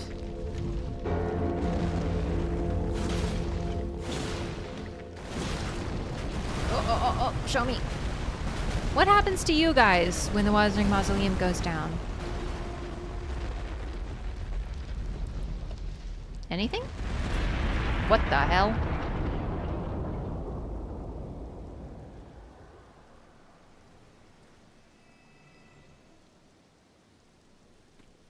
Dead. It's a bit of a Bloodborne moment. Already dead. Okay. So, this is something straight out of... Oh, that also kind of looks like the Allen Beast to me, but I think I'm just seeing it everywhere now. This is something straight out of Dark Souls 2 DLC with Shulva, the Sunken City. In the Sunken City, there are suits of armor that you absolutely cannot kill because what they are is enchanted with the user's soul, which is basically somewhere else. They are there to eternally guard the city, and they gave up their bodies to do it. So to kill those enemies, you have to destroy their body. So you have to run over to their coffin, smack it, and then they won't respawn. You'll be able to take them out. And this is one-to-one, almost the exact same concept. Their heads were attached to the Wandering Mausoleum so they could guard it for eternity. But the moment the Wandering Mausoleum stops wandering, they all die because their soul was linked directly to its eternal motion. Now, I have this little pet theory. Other people don't really like this theory, but I'm going to put it out there anyway. I wonder if the reason that they're enchanted to Wandering Mausoleums is so that... Because, okay, soulless demigods, apparently, it might just be Godwyn. Maybe something special with Godwyn. But when they put him at the roots of the tree... Where's he ahead, brother? He started growing death blight. And I wonder if maybe they were like, oh, yikes, we can't let that happen again. So I wonder if the reason they put them in graves that move around is so they can't spread death blight. However, there's no death blight here. So it's, you know, okay, it's probably not the same thing. Also, very notably, this is Nox architecture. This is exactly what we see in Nokron and Noxtella. These treasure chests, everything. So it's like kind of weird, champ. I don't know where their heads are either. We have so many questions. They're reaching their hands out for something. Perhaps their heads? Crown looks like the one in the intro cinematic by Ofnir. Yeah, they gave them like a stone crown and took their heads. Examine remains. So we can duplicate not Ashes of War, sorry. Remembrances here. It's almost like since this demigod has no soul, we can give it a remembrance and it will give us a second one, like a memory, and it will give us a second. It's pretty interesting. Some of the Mausoleum Knights have swords that do Deathblight buildup, though. Really? Oh, we do see one outside of the Black Knife Catacombs where we get the Black Knife print. Interesting. Maybe it's the same theory on the Mausoleums. Really? Every time I say this theory, everyone was like, this is the first time people have been like, oh, neat. Because other people are always like, no, dude, this doesn't make any sense, dude, no. Oh my god. I actually think there's a reason they're wandering. Also, I wonder if the reason Deathblight isn't growing here is because there's absolutely nothing for it to grow on. And it's completely sealed in stone. Like, all the nature is distinctly outside of these sealed doors. So I wonder, I don't know. I mean, there's something on the body, but Soulless Demigod seems to be a pretty big deal. Wandering Mausoleums are the kids of Marika who became sacrifices, in my opinion. And we also do have figures like Godric, so we know the golden lineage went on quite a bit and watered down enough that... I don't know, I really wonder, because, like, did the others have kids? Other than Rykard, who potentially has Raya as a child, we don't know if any of the others had kids. Well, Melania, but that's a little different, I would say. Places could be sanctified to avoid Deathblade or something. I honestly, personally really like that theory. I'm, like, really pumped that now people are like, oh, dude, maybe that's true, and that other people have the same theory. I love that. It's always so cool when people are like, oh, dude, I see that, or, like, I agree. It's also cool when people don't agree and we have more discussion. But, you know, still, it's just fun. I really think that's why they're still like that. It's because they're like, oh, man, last time we put a dude at the roots of the Erd tree, we got a whole ass problem going on. What actually is Millicent to Melania, by the way? Her daughter, along with the others, but it's a really interesting form of motherhood, which is sort of where we're introduced to the idea of motherhood as being a little different in the lands between, potentially. When Melania bloomed, out of the Scarlet Rot bloom came the Rot Priests and apparently several babies, Millicent and her sisters. They were raised by Gowry, who is definitely a servant. He's kind of like the Shabriri for the Rot, because we haven't gone to Gowry yet, so I will show you a couple things with him, but he's a little bit more than he seems. But he raised them and then sets them on the journey to bloom.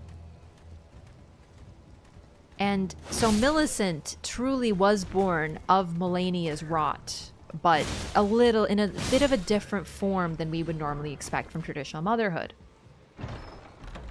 Oh, I forgot!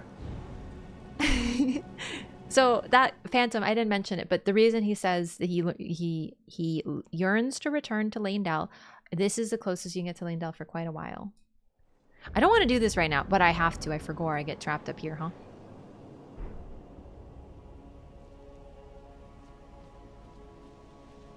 I hope this doesn't mess up Melina, though. Oh no, is this gonna mess up my, Oh no, this might count as Altus. Yeah, no.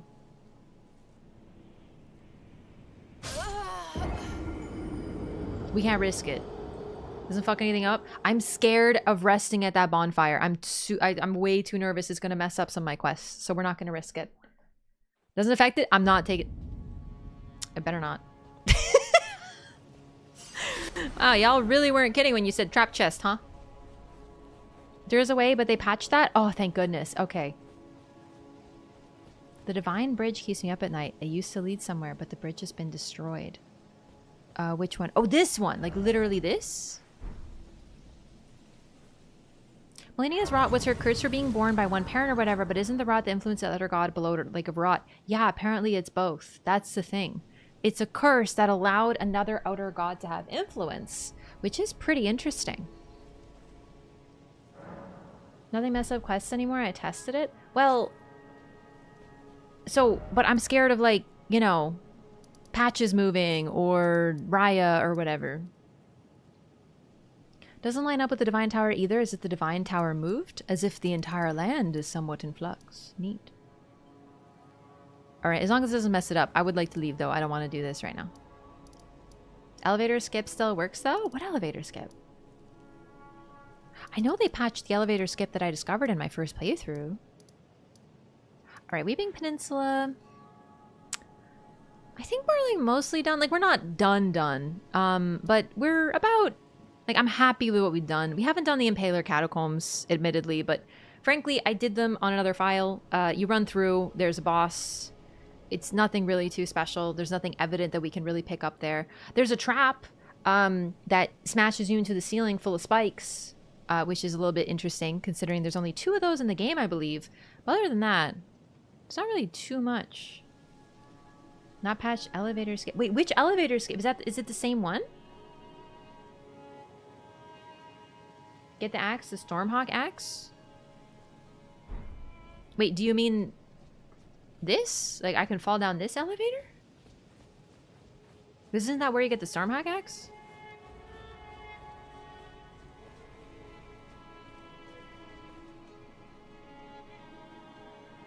That can't be right. Okay, anyway, I just don't want to do this. It's not that important. It might be time to get into the Urania proper. Need the exploding physic to pull off the skip? Listen, the only skips I do are by accident. Largely. Ailing Village. We could do this, but I mean, it's just another minor Erd tree. Impaler's Catacombs. There is like one of the towers here leads to a memory stone. But honestly, in terms of the most important things, we're basically covered for Weeping Peninsula. There's not much. Well, we could talk to Selen, but Selen just kind of goes, oh. So we'll wait for that for now. Let's go here. Cave with the Blue Dancer Charm. Can you remind me where that is? Because I would like to get that.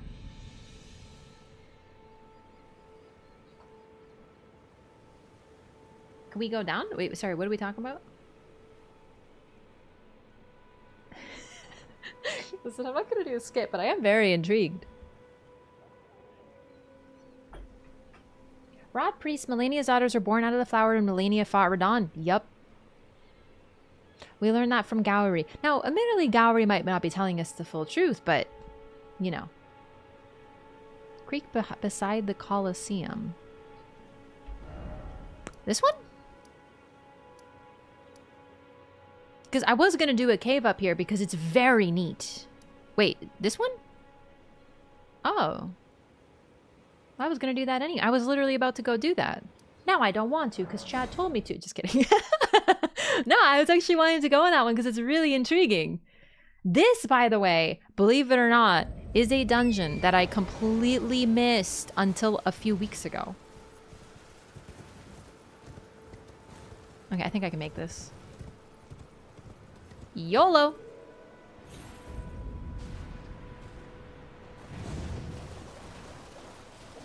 I still can't believe I missed it. I swear I checked here. I swear I remember walking around all through here. And then someone's like, hey, have you like done this one that's like over here? And I'm like, what? Also, like, hang on. I don't exactly remember. I only did it once, but I think it's down here. I think at the edge.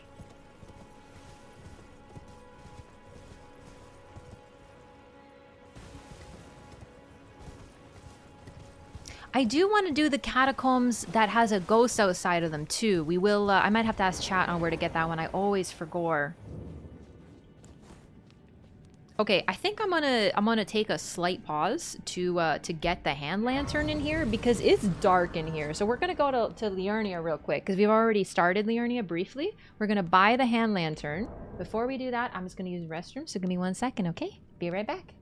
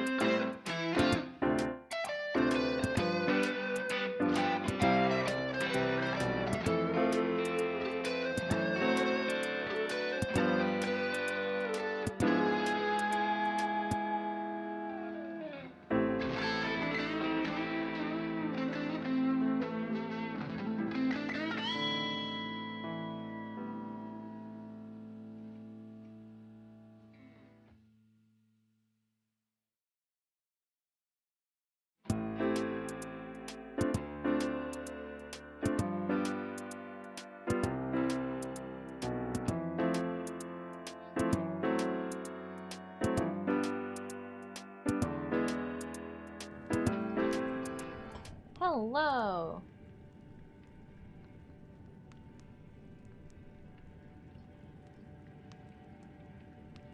Tune I hear from the Persona series? It's from Persona! I'm glad it's recognizable. It's from Persona 3.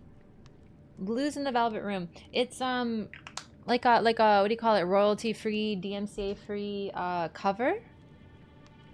I found it ages ago. It's been my song, my BRB song, since I started streaming a bit over 3 years ago. I don't even know if I could find it now, but I just looked up like DMCA free video game music or something, and I was like, ooh, Persona 3, my fave.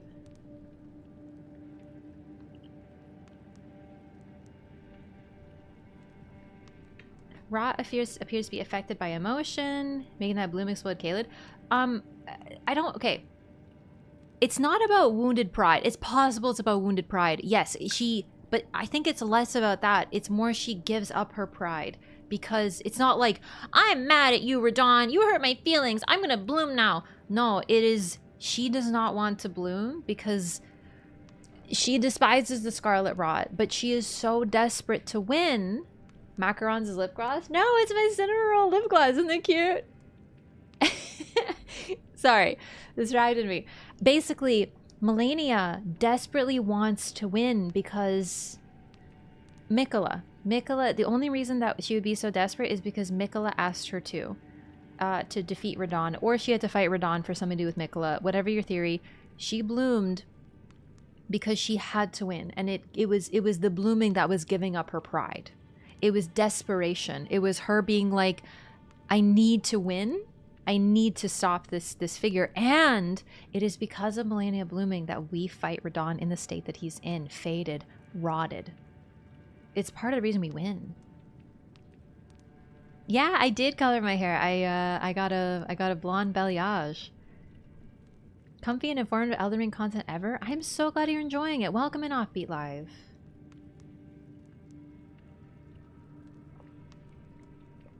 Because she hates her rot. It hurts her. It tortures her from birth. It is her curse. But in that moment, she has to win, so she wields it as a weapon. And it is only because of her that we, as the player, are able to defeat Radon. A Radon at peak likely would have been undefeatable by just a Tarnish like us. And what's really, really interesting too is it's very, very similar to the Elden Beast that we fight at the end of the game. It has a huge crack taken out of it, as if it was damaged by the shattering of the Elden Ring. And I wonder if Marika sacrificing herself and shattering the ring is part of what did damage to the Elden Beast, allowing us, once again, a lowly Tarnished, to slay a god. It's a very similar concept of other bosses or other figures in the story weakening the bosses so that we as the player are able to take them down in the first place. In other words, if Marika hadn't shattered the Elden Ring, we never would have been able to do it. And if Melania hadn't fought Radon to a standstill, because it is canonically a draw, then we wouldn't have been able to take him out either. Mikola was big brain predicting the current state of the world and a Tarnished Lord. So the main... Okay, listen, he's big brained. He's just like his mom. He's incredibly big brained, and Marika planned everything to do with us leaving and returning and everything. So I'm not saying that's outside of his purview, but I think it's as simple as his goals we know of were cure Godwyn so that he can die a proper death, cure Melania, and based on these things and his creation of the needles, get rid of these pesky outer gods that are causing all the problems.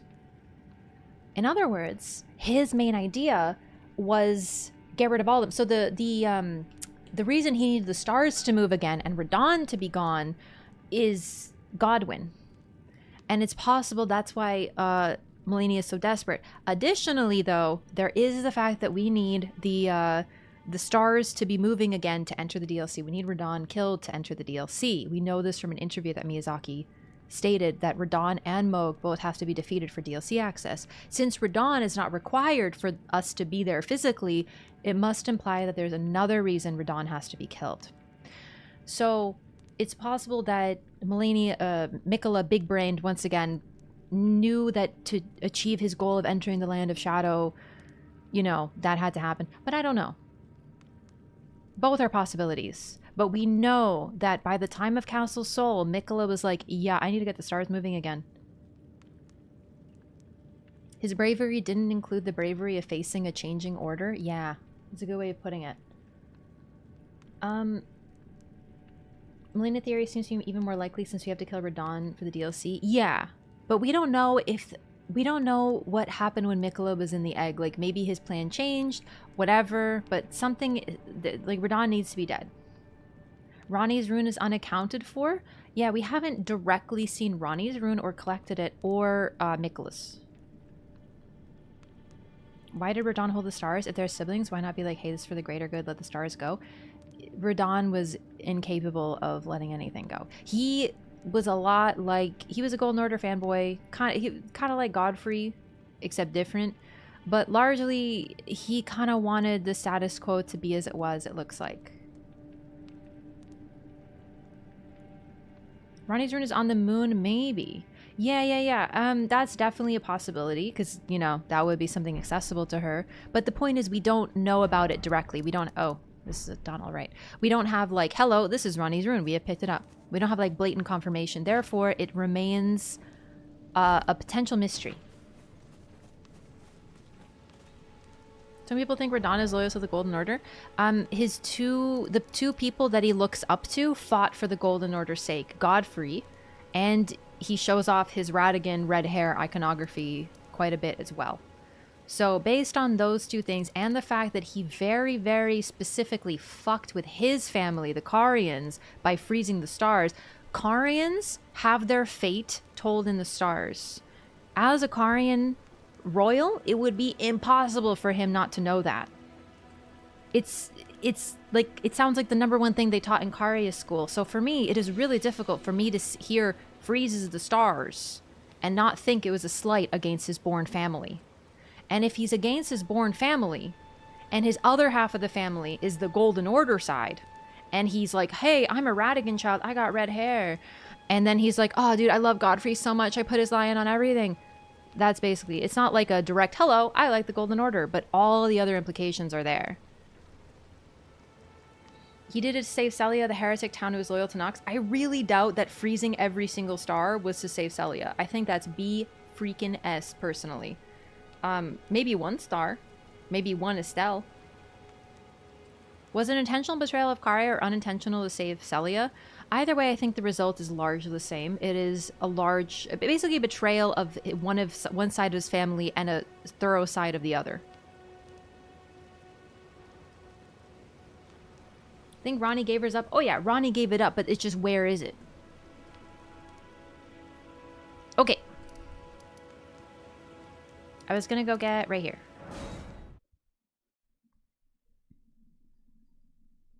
Melanie got knocked out by her Scarlet Bloom only to wake up and immediately bloom again fighting us. So it wasn't immediate, but I know what you mean. She slept likely for a very long time. Oh, I totally forgot about Tops. Let's go talk to him real quick. Radon valued Celia over the Carians. Yeah, even if he only valued Celia, I don't know, it's, for me, it's hard to see him as like this, oh, he's just a cute little folk hero. He just loved little Celia so much, so he burnt the entire civilization down and fucked over his family. Like, hello? How is it that E.G. and Blythe aren't aware of halting the star's impact, Ronnie, until the festival itself begins? Don't get me started on that.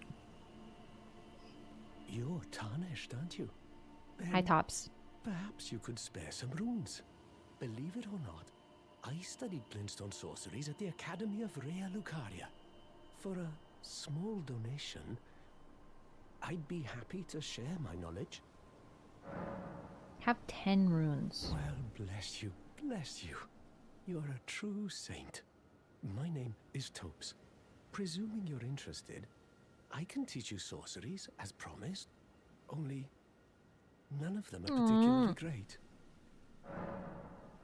You do the quest as Jaren way instead of the Stellan way. EG basically goes, how the hell did I miss that? Yeah, like genuinely, I know we're the main character and we're special and we're the protagonist, but it's, to me, the most awful thing is to look at Ronnie and be like, wow, you're so powerful and strong, and you've done so many cool things, and then to actually do requests and be like, but did you do anything yourself? Your followers are idiots. You basically existed for 2,000 years waiting for me to show up and solve all your problems.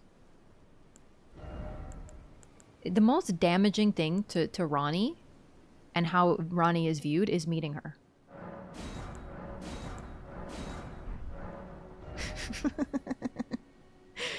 Alright, we got Glintstone Pebble already. But Glintstone Arc, one of the Glintstone sorceries of the Academy of Raya Lucaria, fires a horizontal arc of magic that spreads outward. This sorcery can be cast repeatedly and while in motion. Granted to sorcerers who depart from the Academy to embark on journeys in order to fend off large groups of would-be adversaries. Fools often roam in packs. Starlight creates a small floating starlight that illuminates surroundings. Granted to sorcerers who depart. Okay, same thing. Even during the blackest nights, sojourns underground, or imprisonments in jail, the stars are never far from a sorcerer's side. Jaren being one of Moog's people? Moog's people? What do you mean? None of her opponents are doing anything worthwhile either, so why hurry? Yeah, but it's also like, at least they tried. Like, they're still recovering from their wounds. All of them seem to be doing different things. Radon makes sense. Moog has been steadily working on something for a while. Morgott has been continuing to defend Lane-Del, which was his status in the first place. Rykard is continually eating Tarnished. Godric is continually grafting Tarnished. What else am I thinking? Melania, yeah, she's been sleeping. But the thing about her is that I don't think she's just been sleeping. I think she's been with, in some way, shape, or form, Mikola, or at least is aware of what he's been up to, which is why she's at peace. So that's why she's chilling. Ronnie is fated to be unable to proceed until the stars again move. Then why the freaking heck haven't her people realized that by now? Like, Blythe is a sweet, gentle himbo. We love him. But Iji? Brother, what have you been doing? You're supposed to be some... Celavis is not necessarily looking out for Ronnie's best interests either, so at least he makes sense. Celavis might have known. Celavis might have known. Moog sacrificing Mikla to Outer God of Blood or whatnot. Nah, Moog wanted to become the Elden Lord to Mikola's Empyrean, and Moog is basically play acting with Mikola's body, which Mikola has abandoned. Dialogue may hint her trying to keep a hold of her memories. I haven't seen that. Sylvis knew but didn't care. He wanted to have her as his puppet. Yeah, no, that makes sense. It's just... Apparently the freezing of the stars means that your brain also shuts down? Like... They considered the primeval sorcery stuff to be abominable and banned it, and Selin learned it from primeval sorcery. Like, it's just... I understand that they aren't able to succeed on their journey unless the star is, you know, moving or whatever. But, like, does that mean that Ronnie's stupid for 2,000 years or what? Korzagarians have no way of learning what Selin learned. What Selin learned. But the Karians study the moon and the stars. The stars was a little bit more historical for them, for sure. But the moon was very important to them. I don't know. Okay, hi, Tops. I'm so sorry. I wanted to get your dialogue and whatnot. Kind soul.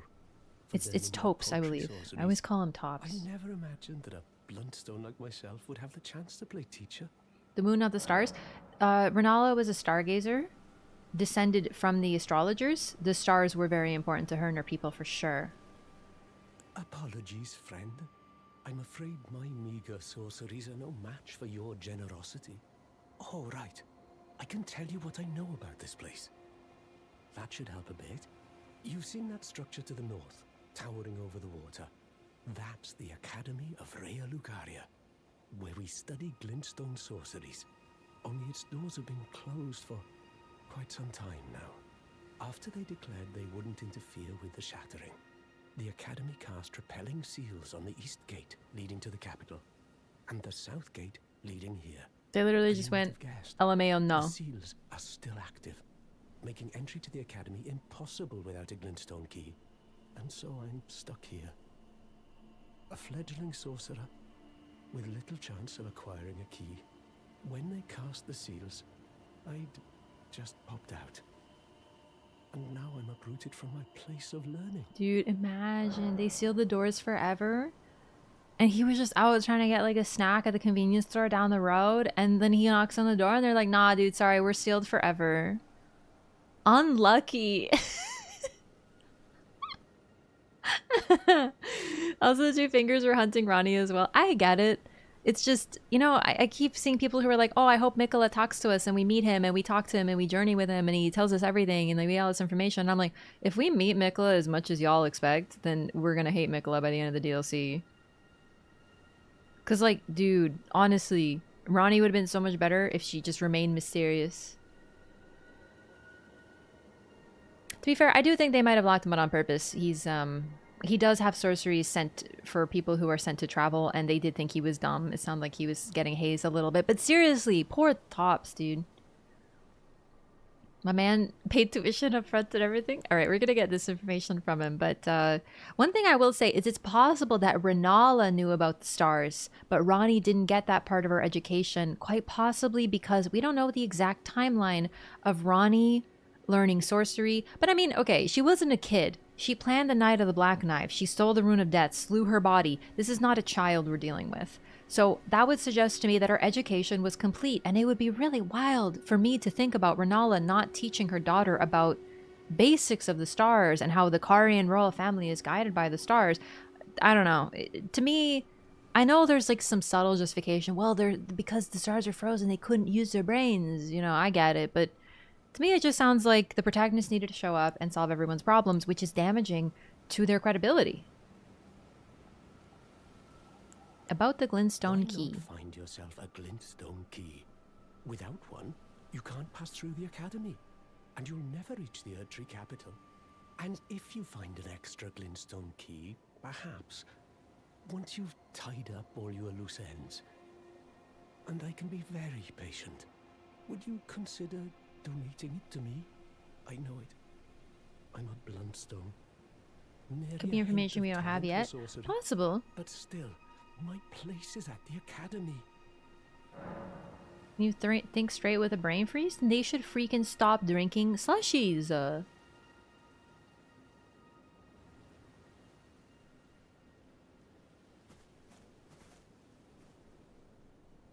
So very notably, he has golden eyes. Or at least they look gold. This is what I would consider someone... Like, he's not tarnished. Is basically my point. He's been here since the Shattering. He learned at Raya Lucaria. He is not a tarnish. He's just a dude. Back to learn another? Why, of course. He doesn't care that we are. About Selen. You've taken an apprenticeship with Selen. Well, that is something. Selen was well known. The most promising sorceress in the history of the Academy. I followed her at school. But there may as well have been an ocean between us. But Selen was expelled from the Academy, accused of unthinkable treatment of certain sorcerers, under the name of the Graven Witch. I still don't believe the accusations. Oh no, she did it. The illustrious Selen would never do such things. Oh, she did. Bye! Wish Selen wouldn't teach us if we had sub 10 int. I honestly wish that too. We can always raise int and come back. Alright, I'm just gonna use the thingy. The sacred tier. And get the hand lantern, and then we do that dungeon. I just wanted to be able to see. All the best NPCs in this game treat you with so much respect. Alexander, Millicent, Diallos, Thops. I don't think Diallos is one of the best. Not because he's bad or anything, but because there's like so, like Blythe, my best friend. Diallos is pretty great. His story ends up pretty charming, but you know.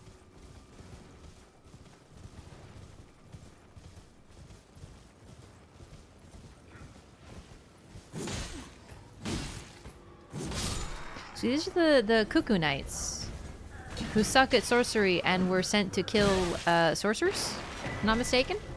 Glintstone Craftsman's Cookbook.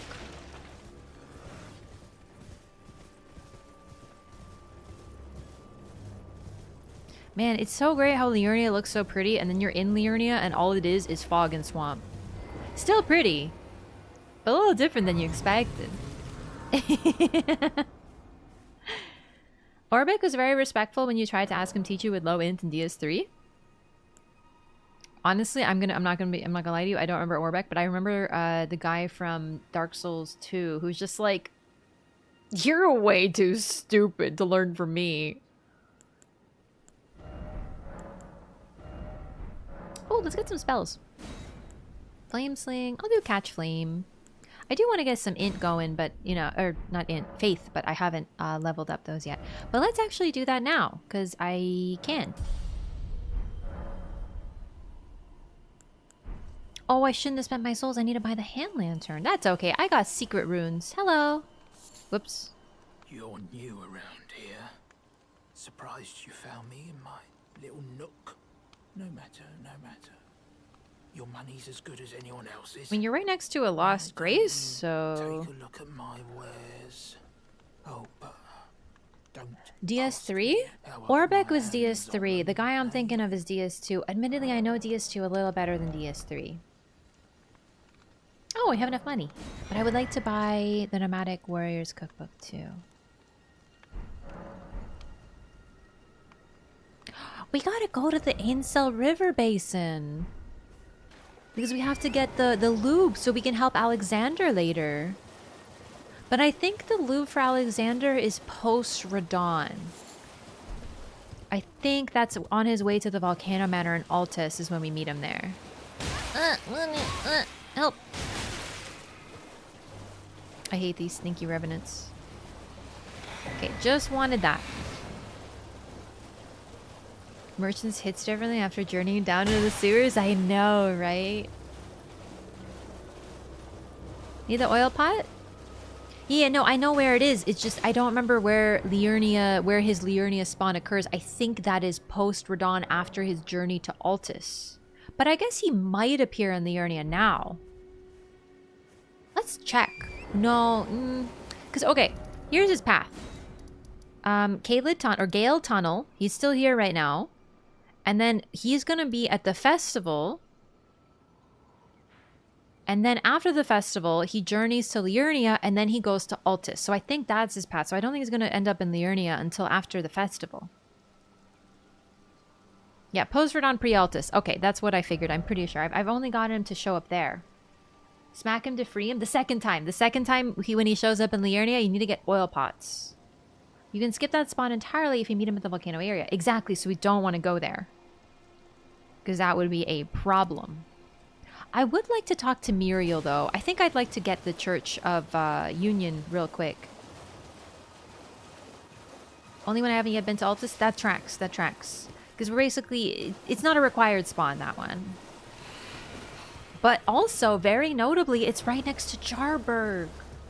I really wonder if maybe that's what happened. He stopped by home to say hello to Jarbaron. That's my headcanon, at least.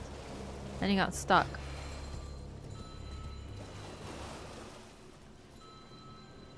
You know what? I don't think Vulpine's here right now. Vulpine, are you here? If you are. Vulpine mentioned that there's a creature... Oh man, it was on the Discord. A creature that's like a human combined with a horse. And it's like some evil-ass creature. And there was a creature in the DLC trailer that looked like that. But then I was thinking about these guys. The horse tries to freaking eat you. Oh my lord. I wonder if this guy is that. But I can't remember what it was. Because I have the memory of the goldfish. Lore professor, by the way. There's some trigger in Caria Manor that kills Roger. I think it's related to Ronnie's quest. Basically, once you progress Ronnie's quest to a certain point, Roger is done so. Glintstone Craftsman's Cookbook 2. So that's the second one, so we're going to read it. Oops. A record of crafting techniques left by a glintstone craftsman who served the academy. Contains information on faux sorceries, such as they were called. Acquire the knowledge to craft the following. Cuckoo glintstone. Freezing grease. So they would use glintstone. Someone else would enchant the glintstone, and then you could use it to do certain things. Which is what the Cuckoo Knights do because they suck at sorcery. Tomato, thanks for the follow. Wolf Valley, what's up?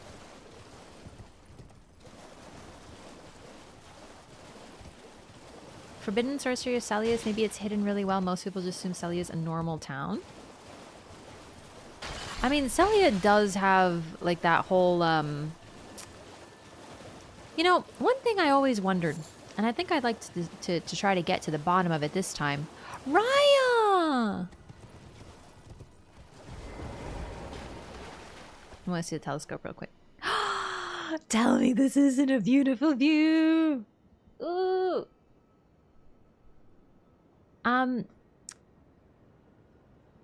You know the saying, never attribute to malice what can better be attributed to stupidity? That's kind of how I feel about Radon. Some of him I do think is a little bit malicious with the whole freezing the stars thing, but honestly, it's quite possible that he's simply stupid. And he didn't know. Just dumb. He basically did a flat. That's Radon. So, you know, maybe he wasn't trying to screw with his entire family, and maybe he was just trying to protect Celia. But he's also really dumb.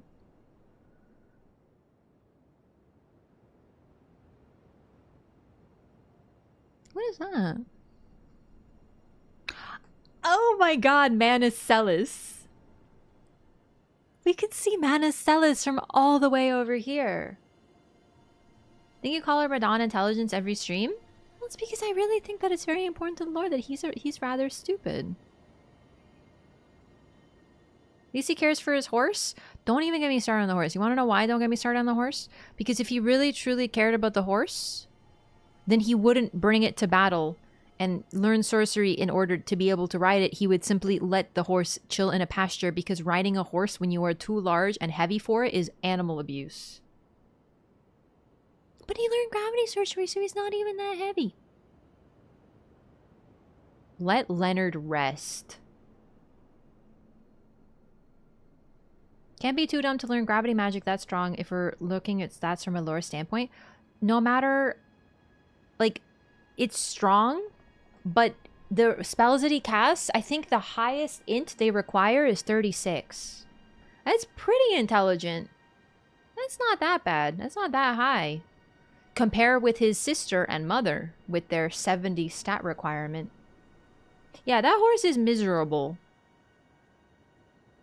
What is this Radon slander? Radon slander. Radon slander I'm hearing. It's true. He's very strong, but he's not very smart. And I don't even think he's a himbo because I don't think he's nice enough. Horse is obviously still loyal to him. The horse is literally just doing what it's told. Even Reichard's Rancor requires 40 int. Ooh, Radon canonically the dumbest. Wasn't he also the most successful military commander short of Godfrey? The thing about him is that he was fighting a war that no one else really wanted to engage in. He wanted to collect the Great Runes, so it makes sense why he fought the others, because he wanted to take their Great Runes, but like no one else wanted. So he's basically sitting there in the sandbox being like, hey everybody, we're gonna play war, I promise, come fight me, we're doing war. And everyone else is like, no, I don't think I will. And he's just like, but play with me. You know what I mean? I mean, in the opening, if you take the opening as lore, it looks like he fought Morgoth and got his ass beat. So Radon loves his horse, definitely abusing it, but definitely also wants to protect it. I don't know, man. If he had like a horse, if you beat his boss fight and then you walk in and there's just a little pasture with a horse in it and it's like, this is Leonard, Radon kept him here to keep him safe, then I would be like, but nah. Radon was a warlord because he thought it was cool. Yeah. I do love gravity sorceries though. I used that one rock sling like throughout my playthrough. God, Ray Lucario looks so gorgeous from here too. Outside of Radon, Morgoth, and Godric, every other demigod was either against it some way. I mean, Morgoth didn't even want to collect Great Runes. Godric and Radon did, as far as we can tell. Hello. Who's in here moment? It's me. Over here. It's rather chilly here, isn't it? My mistress sent me off on an errand, but I was accosted by a ruffian. A ruffian. Now I'm in a bind. She's so cute. Could I ask you lend a hand? Perhaps. That thug made off with a precious necklace. I need someone to retrieve it. Only, he too is tarnished. Uh-oh. If you've any qualms confronting your own, I shall find another. So, Raya is working for the Volcano Manor. She knows they are assassins. She knows they kill people, and she is looking for new recruits, which is why she seeks you out and specifically sets you on a situation where you will be fighting a Tarnished and potentially killing a Tarnished. She is very, very sweet. But I do find it a little funny because later on during her quest line, she gets really upset when she realizes that her mother lied to her, and she's very upset by this. Meanwhile, I'm sitting there like, girl, you work with assassins and try to manipulate people to kill their people, and you're upset about lying? Like, she's really, really interesting. So basically, I truly believe that this is a setup to get you to hunt the Tarnish. She's testing people. The reason for this is that she is obviously not in this guise. She is very far from home, and she could definitely take out Boggart, or at least try. She's a snake lady. Do you know what I mean? She could go after him, and at least get back her necklace. But generally, he is, she's trying to test and find new recruits. She's a scout. So that's why she asks for help instead of doing it herself. I do think she cares about the necklace, but I really wonder if this isn't just a test. How did Boggart get the necklace? Personally, I generally think it's her being like, oh no, I am but a little traveling maiden. It sure would be terrible if someone took my necklace, especially some known thief in the vicinity. And then Boggart's like, okay. Because he does describe her, I think, as an odd one or a weird one or something. So I feel like that, you know, I mean, besides the posture, which is a little obvious. I'm not underestimating Boggart. He's great. It's just, I think all of y'all are underestimating a lady who is literally a 8-foot tall snake.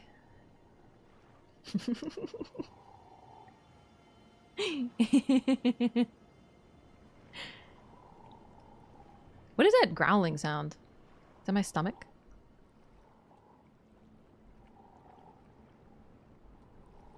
I don't know what that is.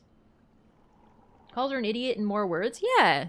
I mean, she's a little sheltered, you know, but she's sweet. Okay, here are the requests. Oh, thank you dearly. What a blessing that we've met like this. The thug should be resting at an abandoned home down the way. Please, I must have the necklace back. Like, I'm not saying that Raya is some evil manipulator who's, like, tricking everybody and setting it. But, I mean, she is a scout who's looking for Tarnished who hunt Tarnished. So, it's odd for me. What's going on my leg, by the way?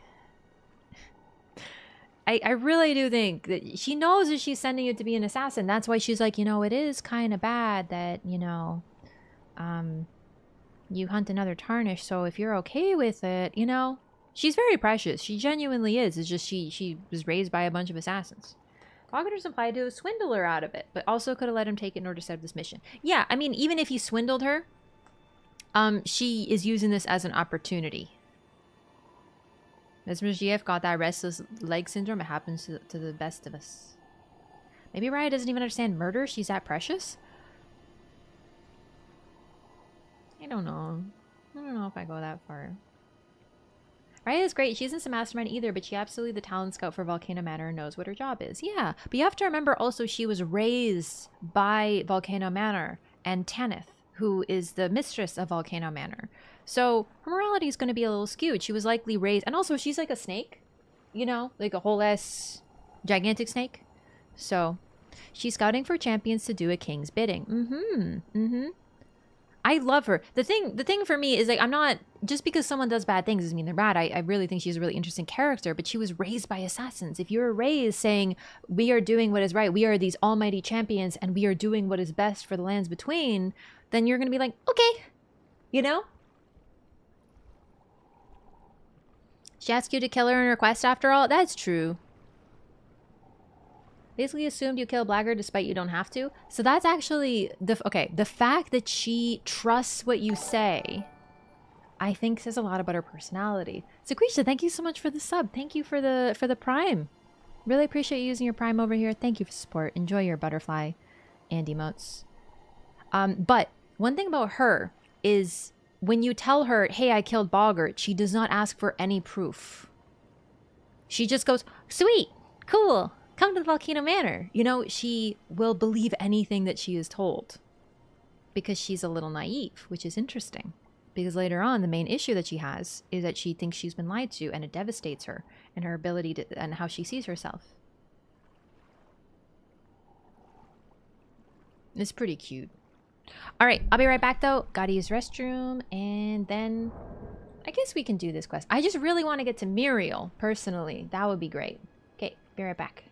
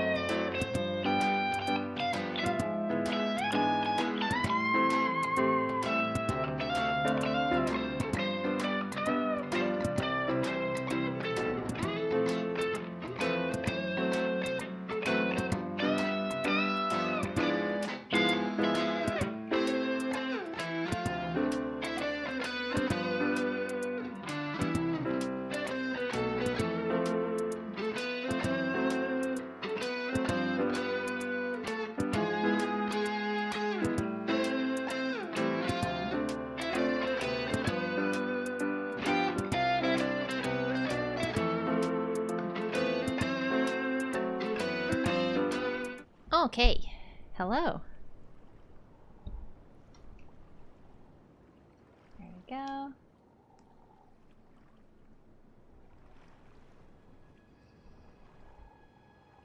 Everything about goal in order. The thing about what we know about Radon, okay, for sure what we know, he loved Godfrey, looked up to him, wanted to be like him.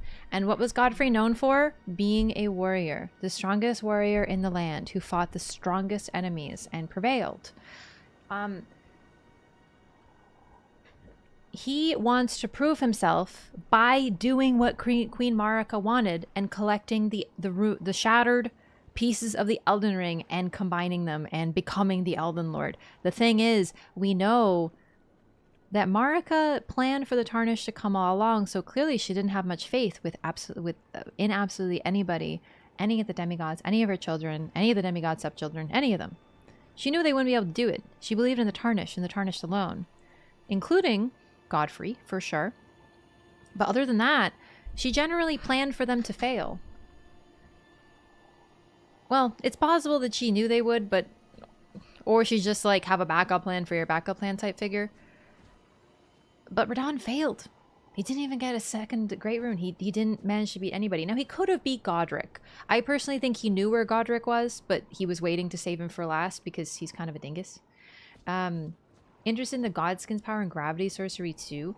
The gravity sorcery, honestly, even if it's just I wanted to ride my horse and the town nearby, the place where I set up my camp knows how to do that, you know. Generally, though, he wanted to do the thing that he was told to do. He is, therefore, I read him as very dogmatic. Marika told him, collect the runes, become Elden Lord. And he's like, okay, I will war. I will collect the runes. Honestly, I really wonder what kind of order he would have created, personally. He tried taking Godric's rune and Morgott denied it? It's possible. Or maybe he was after Morgott in the first place. Morgott has a rune. Strikes me as an extremely scheming kind of character. Wouldn't surprise me if she had a bunch of contingencies like that. Yeah, she is unbelievably clever. Like the ultimate in big picture. He and Godric were allies? Godric and Morgott? The thug I mean, he lived in resting at an Landell. abandoned home down the way. Please, I must have the necklace back. Okay, just down the way. We'll do that later. There might be a death bird. Oh, Patches! You know what's really funny? First playthrough, I never found Raya. And you can literally see Patches' campfire. And he tells you about Raya. Never found her, though. Morgott is kind of shielding Godric since he is easy picking for Tarnish. Yeah, I personally read it as just that. Morgott hates a lot of things, but one of his #1 hates seems to be Tarnish. So it makes sense that he would protect Godric because he's an absolute dingbat. Hey, Patches! Oh, well. It's been a long while. It's me, Patches the Untethered. I'm still in business, if you can believe it. Now I'm my only supplier, so I haven't got much. But everything here is top-notch. Patches Emporium, now open in Raya Lucaria. Nothing new. Speaking of... By the way, have you met that girl Raya? She's a strange one, but I believe she was in need of help. Not that it's any of my business, but if she rings your bell, why not lend her an ear? You're making your way to the Erd Tree, no? Well, I heard something that might help. A special means of reaching your destination. Have you ever seen an Iron Virgin? The clunky contraptions are whirlwinds of sickles and spiked wheels. But long ago, they were endowed with a spell of transposition. And get this, a surviving virgin sits at the bottom of the big water wheel in the Academy of Raya Lucaria. Its transpositional powers fully intact. So right, if you get caught in it on purpose, it'll chuck you out straight at the base of the Erd Tree. Or so I'm told. He's right. Patches is the reason that my first playthrough got so goofed up, and I'm not joking, but it was very helpful. He gave me a huge shortcut to Altus and Landau. It's just that also messed up every other quest line that I didn't know about at that point. This is the most interesting thing. Yeah, he teaches you. And also, he knows a lot about the Volcano Manor. Weird, huh? When you realize that everything he does is leading you to the Volcano Manor, it's a little bit hilarious. Melania's been asleep since Finlay started carrying her back to the Halig tree. I think that Melania's sleep was also a little bit potentially... I think she could have woken up, but she didn't want to. Based on her dialogue at her boss fight. Godric's Everjail clone Godefroy. A little bit. Okay, so I just want to talk... people are saying that Godric might be Radon's ally. I don't remember... Are you talking about Kenneth Height's dialogue?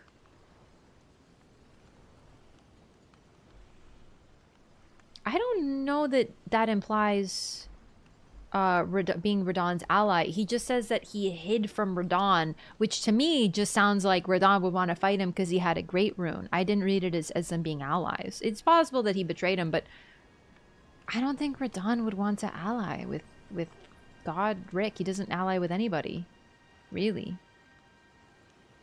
Well, Godfrey did ally with people too, but it was more like he was the leader, and allies is just equality. I'm not sure about that. Assume he's a descendant relative of Godefroy, probably not descended from Godwin. No, he's directed directly from the line of Godfrey. It's possible Godfrey had other children. It's possible Marika had, well, no, it would have to be Godfrey. Godfrey and Marika, though. I don't know. We just know that Godwin's bloodline is quite watered down comparatively. One writer to sell than he had in the cave? I mean, just nothing particularly interesting for lore, I think. The horse crest wooden shield. Oh, I forgot about this. A tall, medium-sized wooden shield, light for its size and easy to handle. The circular horsehead design evokes a swift gallop.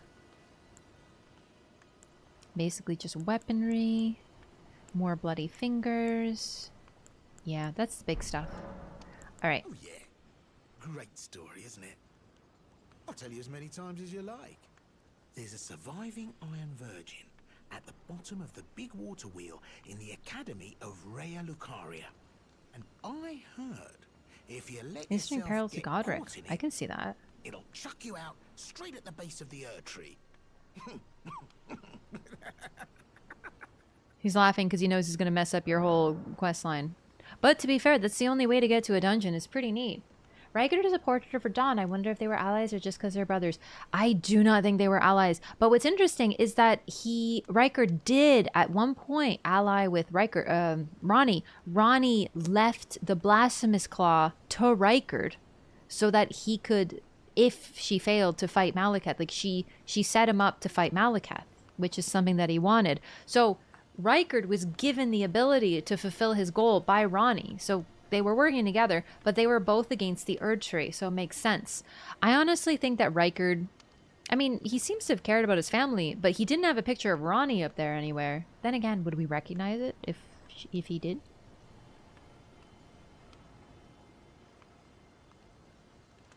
Perhaps even roommates? I totally support the Finlay and Melania roommate theory, yes. Your playthrough is the only one in which I've seen paying attention to patches pay off. That moment was so good to watch. Yeah, like I'm so happy with my first playthrough. A few things got goofed up for sure. Manor seems the most likely candidate, but with the whole fire thing. I mean, it's true. They do use fire. That's a good point. But I wonder if it's just like, oh god, we gotta burn the rot. We also have those giant, those things that look like the fire giant face there. And we also see those defending Rhea Lucaria with the Cuckoo Knights. We see zero depiction of Ronnie anywhere. I wonder if she had images of herself destroyed. Possible.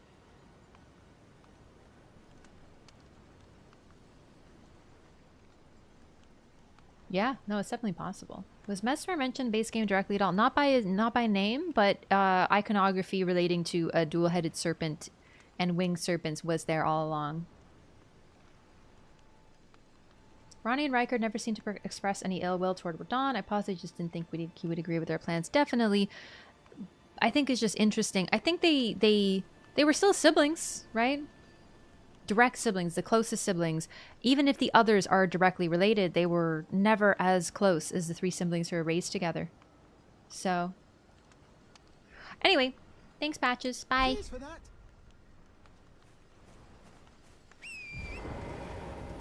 All right, Muriel.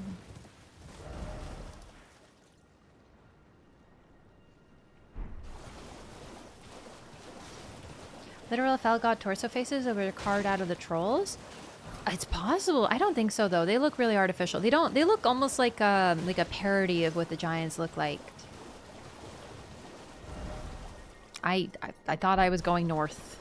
I don't know how I got so turned around. I mean, it is Liurnia. Most wild place. Oh, we can do Lanya. Since Ronnie's body is charred. I mean, Ronnie just... Yeah, I'm not willing to be like, oh, she looked like Marika. We can't know that. I mean, she also kind of looked like Radigan. And Marika and Radigan kind of look really similar too.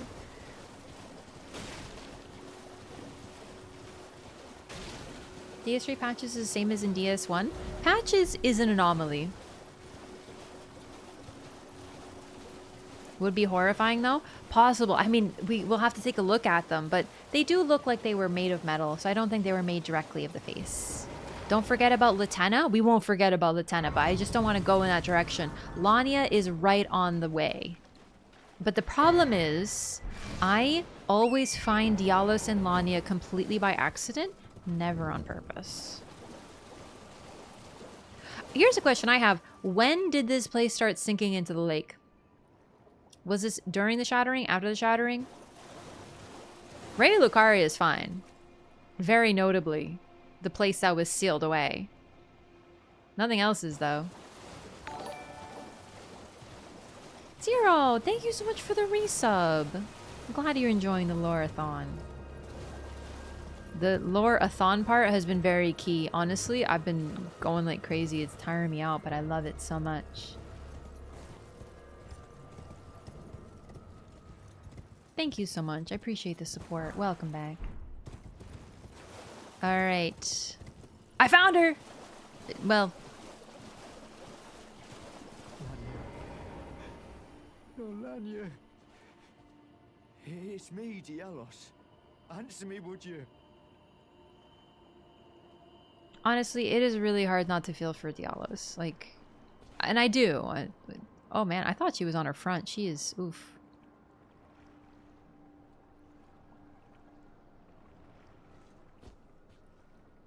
Man, she's all twisted. I'm so sorry. I walked on her body. I'm so sorry. Hi, Dialos. Hello, friend. Tell me if you know, would you? The whereabouts of the hidden house of those despicable fiends. The recusants who hunt their fellow tarnished. They laid hands upon my servant Lanya, and I refused to let the insult stand. The tale of House Hoslow is told in blood. I, Dialos, swear to deliver the message. They laid hands upon my servant Lanya, and I refused to let the insult stand. The tale of House Diallo. If you kill him, you get a Hoslow Whip. You can get 2 in 1 playthrough easy, and you can get it really early. I kill him early quite a bit. Sorry, Dialos. But you dropped my favorite weapon. Anyway, he's been searching for Lanya. He finds Lanya. He wants to swear vengeance on the recusants, but ends up, spoiler, charmed by them. He doesn't have a lot of resolve, and it's something that he struggles with. Feeling weak. But when he finally has something that he wants to protect, he dies in order to do so. And he fails. Also, because resolve isn't everything. But at least he tries. Totally out of R. Martin's mind. I actually personally disagree. I think Miyazaki already loved Martin's work. It's why he was asked to work on this game in the first place. I think Miyazaki and the whole Tale of House Hoslow Told in Blood thing is 100% Miyazaki channeling Martin, because I don't think Dialos is an important enough character to be part of the grand history of the Lands Between, which Martin wrote. Because we have to remember, he basically wrote an outline which Miyazaki turned into a game. So the smaller stuff, a character like Dialos with the sort of completely optional, sad little storyline, would definitely be something that Miyazaki would put his hands into directly.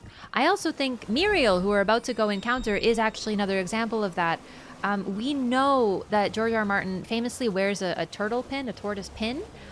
So the fact that there's a tortoise who tells you important story of the lore and is just this ancient, sweet being operating like a sort of teacher figure is probably a little nod to that.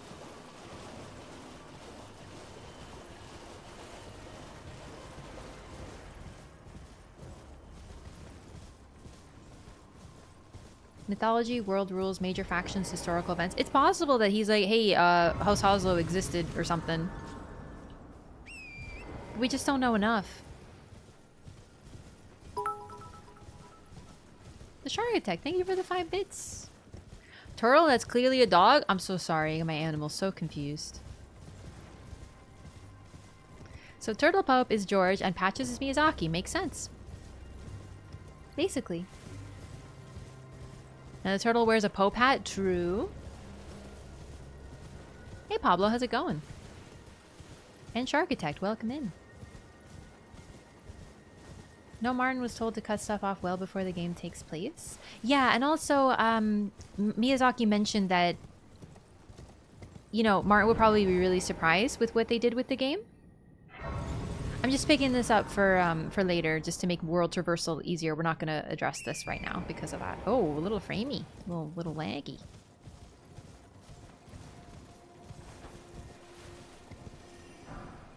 Honestly, the way I like to put it is, we have words in English that came from French, but those words in French came from Latin. So it's like a double borrowing. And then we have words in English that were taken directly from Latin. That's kind of how I feel. Like, some of this stuff was taken because Martin wrote it and he's like, yes, this is the story. This is Marika. This is Radigan. And then a lot of it's like Dialos, which is like, Miyazaki did like Martin's work.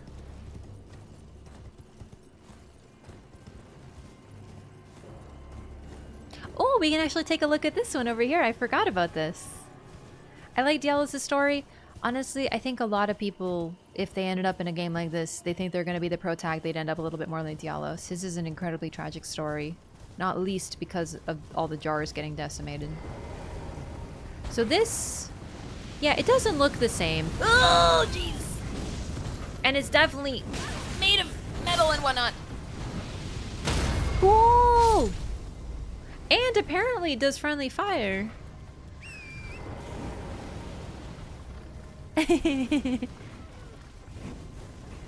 Honestly, that thing looks like a caricature. Is the thing. It looks like giants are evil. Here's what they look like type thing.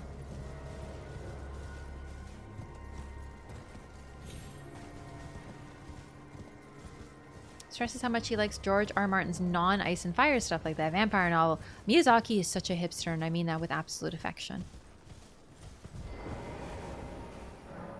The Second Liurnian War. No victory for the Golden, nor for the Moon. No prize but atonement. The birth of a vow. Ah, so this is the Second Liurnian War. So they tried and failed, and then they ended up getting married. Cute. Except for the fact that Radigan freaking sucks. 3 little dudes driving it, one on each wheel, one on the flamethrower. Really? I didn't know that. I only saw the dude driving it.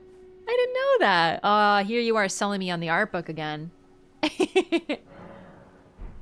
Almost 2 a.m. in Toronto? Yeah. I'm in Canada actually. So yeah, but it's almost 2 a.m. for me. Sanderson had an entire pitch for Miyazaki at one point. I would love that. Sanderson does some pretty good work. Me, when I do anything wrong. Just kidding, I never do. You're tarnished, aren't you? Hi, Muriel. I welcome you to the Church of Vows. I am Muriel, steward of this sacred chamber. My apologies for the unseemly state of affairs. Do you know the origin of this place? How it came to be known as the Church of Vows? You absolutely can say nothing, but I don't know. But he does politely wait for an answer, and that's when something I love so much. Because everyone else is like, do you know the story of these lands? I shall tell them to you. The lands have been tarnished by the shattering. And this guy's like, do you know? And then he waits for an answer. He's so sweet. Saw a video of someone killing Muriel, and it was the most depressing thing I've ever seen. I did it once for Lore. It was devastating. He literally forgives you as you do it and basically does not hold any ill will, and you don't even need absolution after doing it because, well, some people read it as him not being angry at you. I honestly kind of read it as this sad thing that no one is around to miss him, because to ask for absolution, the whole point is to sort of like recover quest lines that you've done. But there's no quest line associated with him. How could you? I did it for Lore. It was really hard. I also took out Jarbear, and that one was... honestly, I don't know which one was harder. I don't know. Well, that is a shame. But who can blame you? The shattering I has do caused anything for us, lore. all of us, to lose sight of something very dear. It is here, at the Church of Vows, that the great houses of the Erd Tree and the Moon were joined by the matrimonial bond between red-haired Radagon and Renala of the Full Moon. And so our church holds in view the monuments of both houses, the Erd Tree of the capital and the Academy of Rea Lucaria. Somewhere over there. I can't see it from here. It's actually really sweet. Oh, was there something you needed? You are free to show yourself around. I would serve as your guide, only my legs aren't what they used to be. If you find anything of use, you are free to take it with you. Unless, perhaps, you are in search of instruction, in which case I will share all that I know.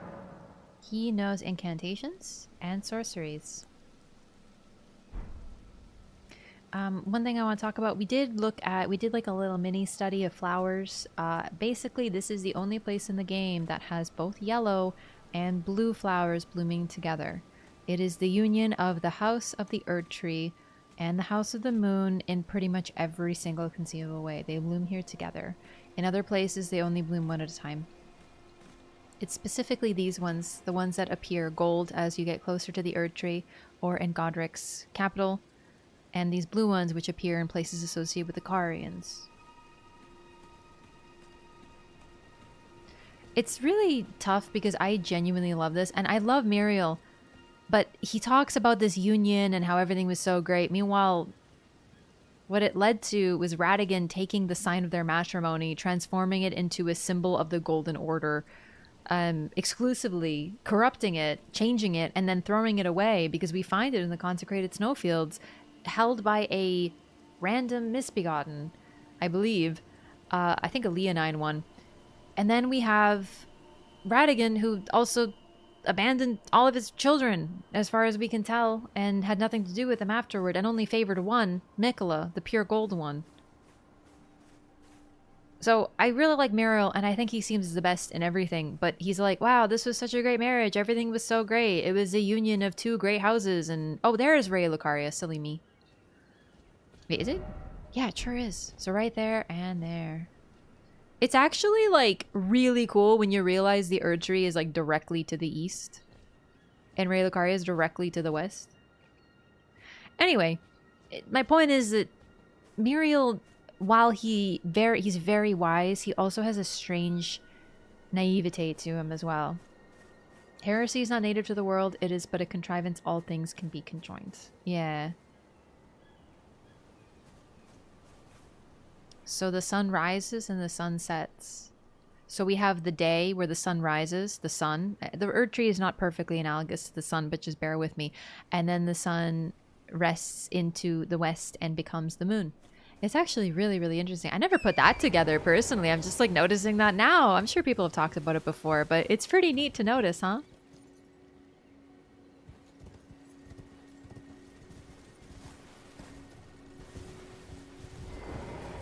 Radagon was a long-form ploy to weaken and destroy the Carians from within. I'm not even sure. I truly, genuinely believe that Radagon did fall in love with Renala. I mean, who wouldn't? She was extraordinary, powerful, mighty, the ruler of a nation, incredibly intelligent. Like, there's a lot to love about Renala. It's just, I think that he didn't love her enough. Or, depending on your interpretation, he had to leave her because he had to recombine with Marika, who was his origin in the first place, thus kind of making it not really a choice. But I don't know.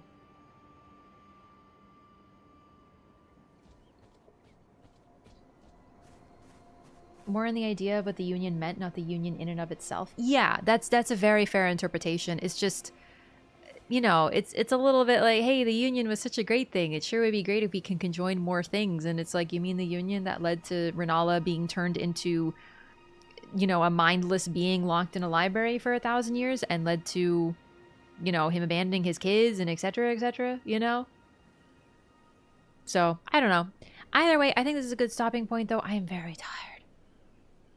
Oh, today was a long day, but I hope you enjoyed the lore. Yeah. Yeah, thank you so much. We will be back, continuing with the Loreathon on Tuesday. No direct Radigan quotes. That's true. It's been great to see. I'm really glad you're enjoying it. I'm really enjoying it too. It was the breaking of it. That's very true. There's nothing wrong inherently with the union. It's just, I don't know. I know it's about the journey, not the destination, but I just think Radigan's a snake, dude. I really do. I have a little bit more editing to do because I actually didn't finish my episode for tomorrow that has to go live for the Elden Ring first playthrough, so I still have to finish that tonight, which is why I want to leave myself a bit of time before I go to sleep. But yeah, either way, thank you so much. Oro, if you're still here, thank you so much for the raid. And if you stuck around from the raid, thank you. We do play games here. Just not lately with the hardcore loring. Either way, if you stuck around, I'm sure you enjoyed it. Just something a little different. Honestly, I was planning on getting back into PvP too. It's just this whole thing kind of changed my mind. I have to do a Loreathon. We're going to be playing all the other games too. Thanks so much, Roll Up One. Welcome in. And thanks for hanging out, Magic Mirror. Are we though? Are we? I'm gonna be honest, I kind of forgot what I said, so...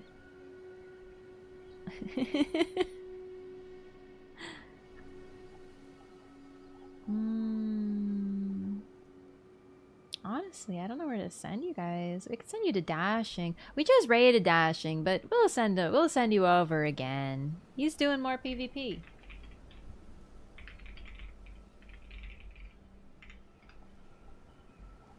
YouTube, take it easy. Like I said, I'll be back on Tuesday. I don't know how to YouTube raid, and I don't know anyone streaming on YouTube right now anyway, so just scatter, enjoy, have fun.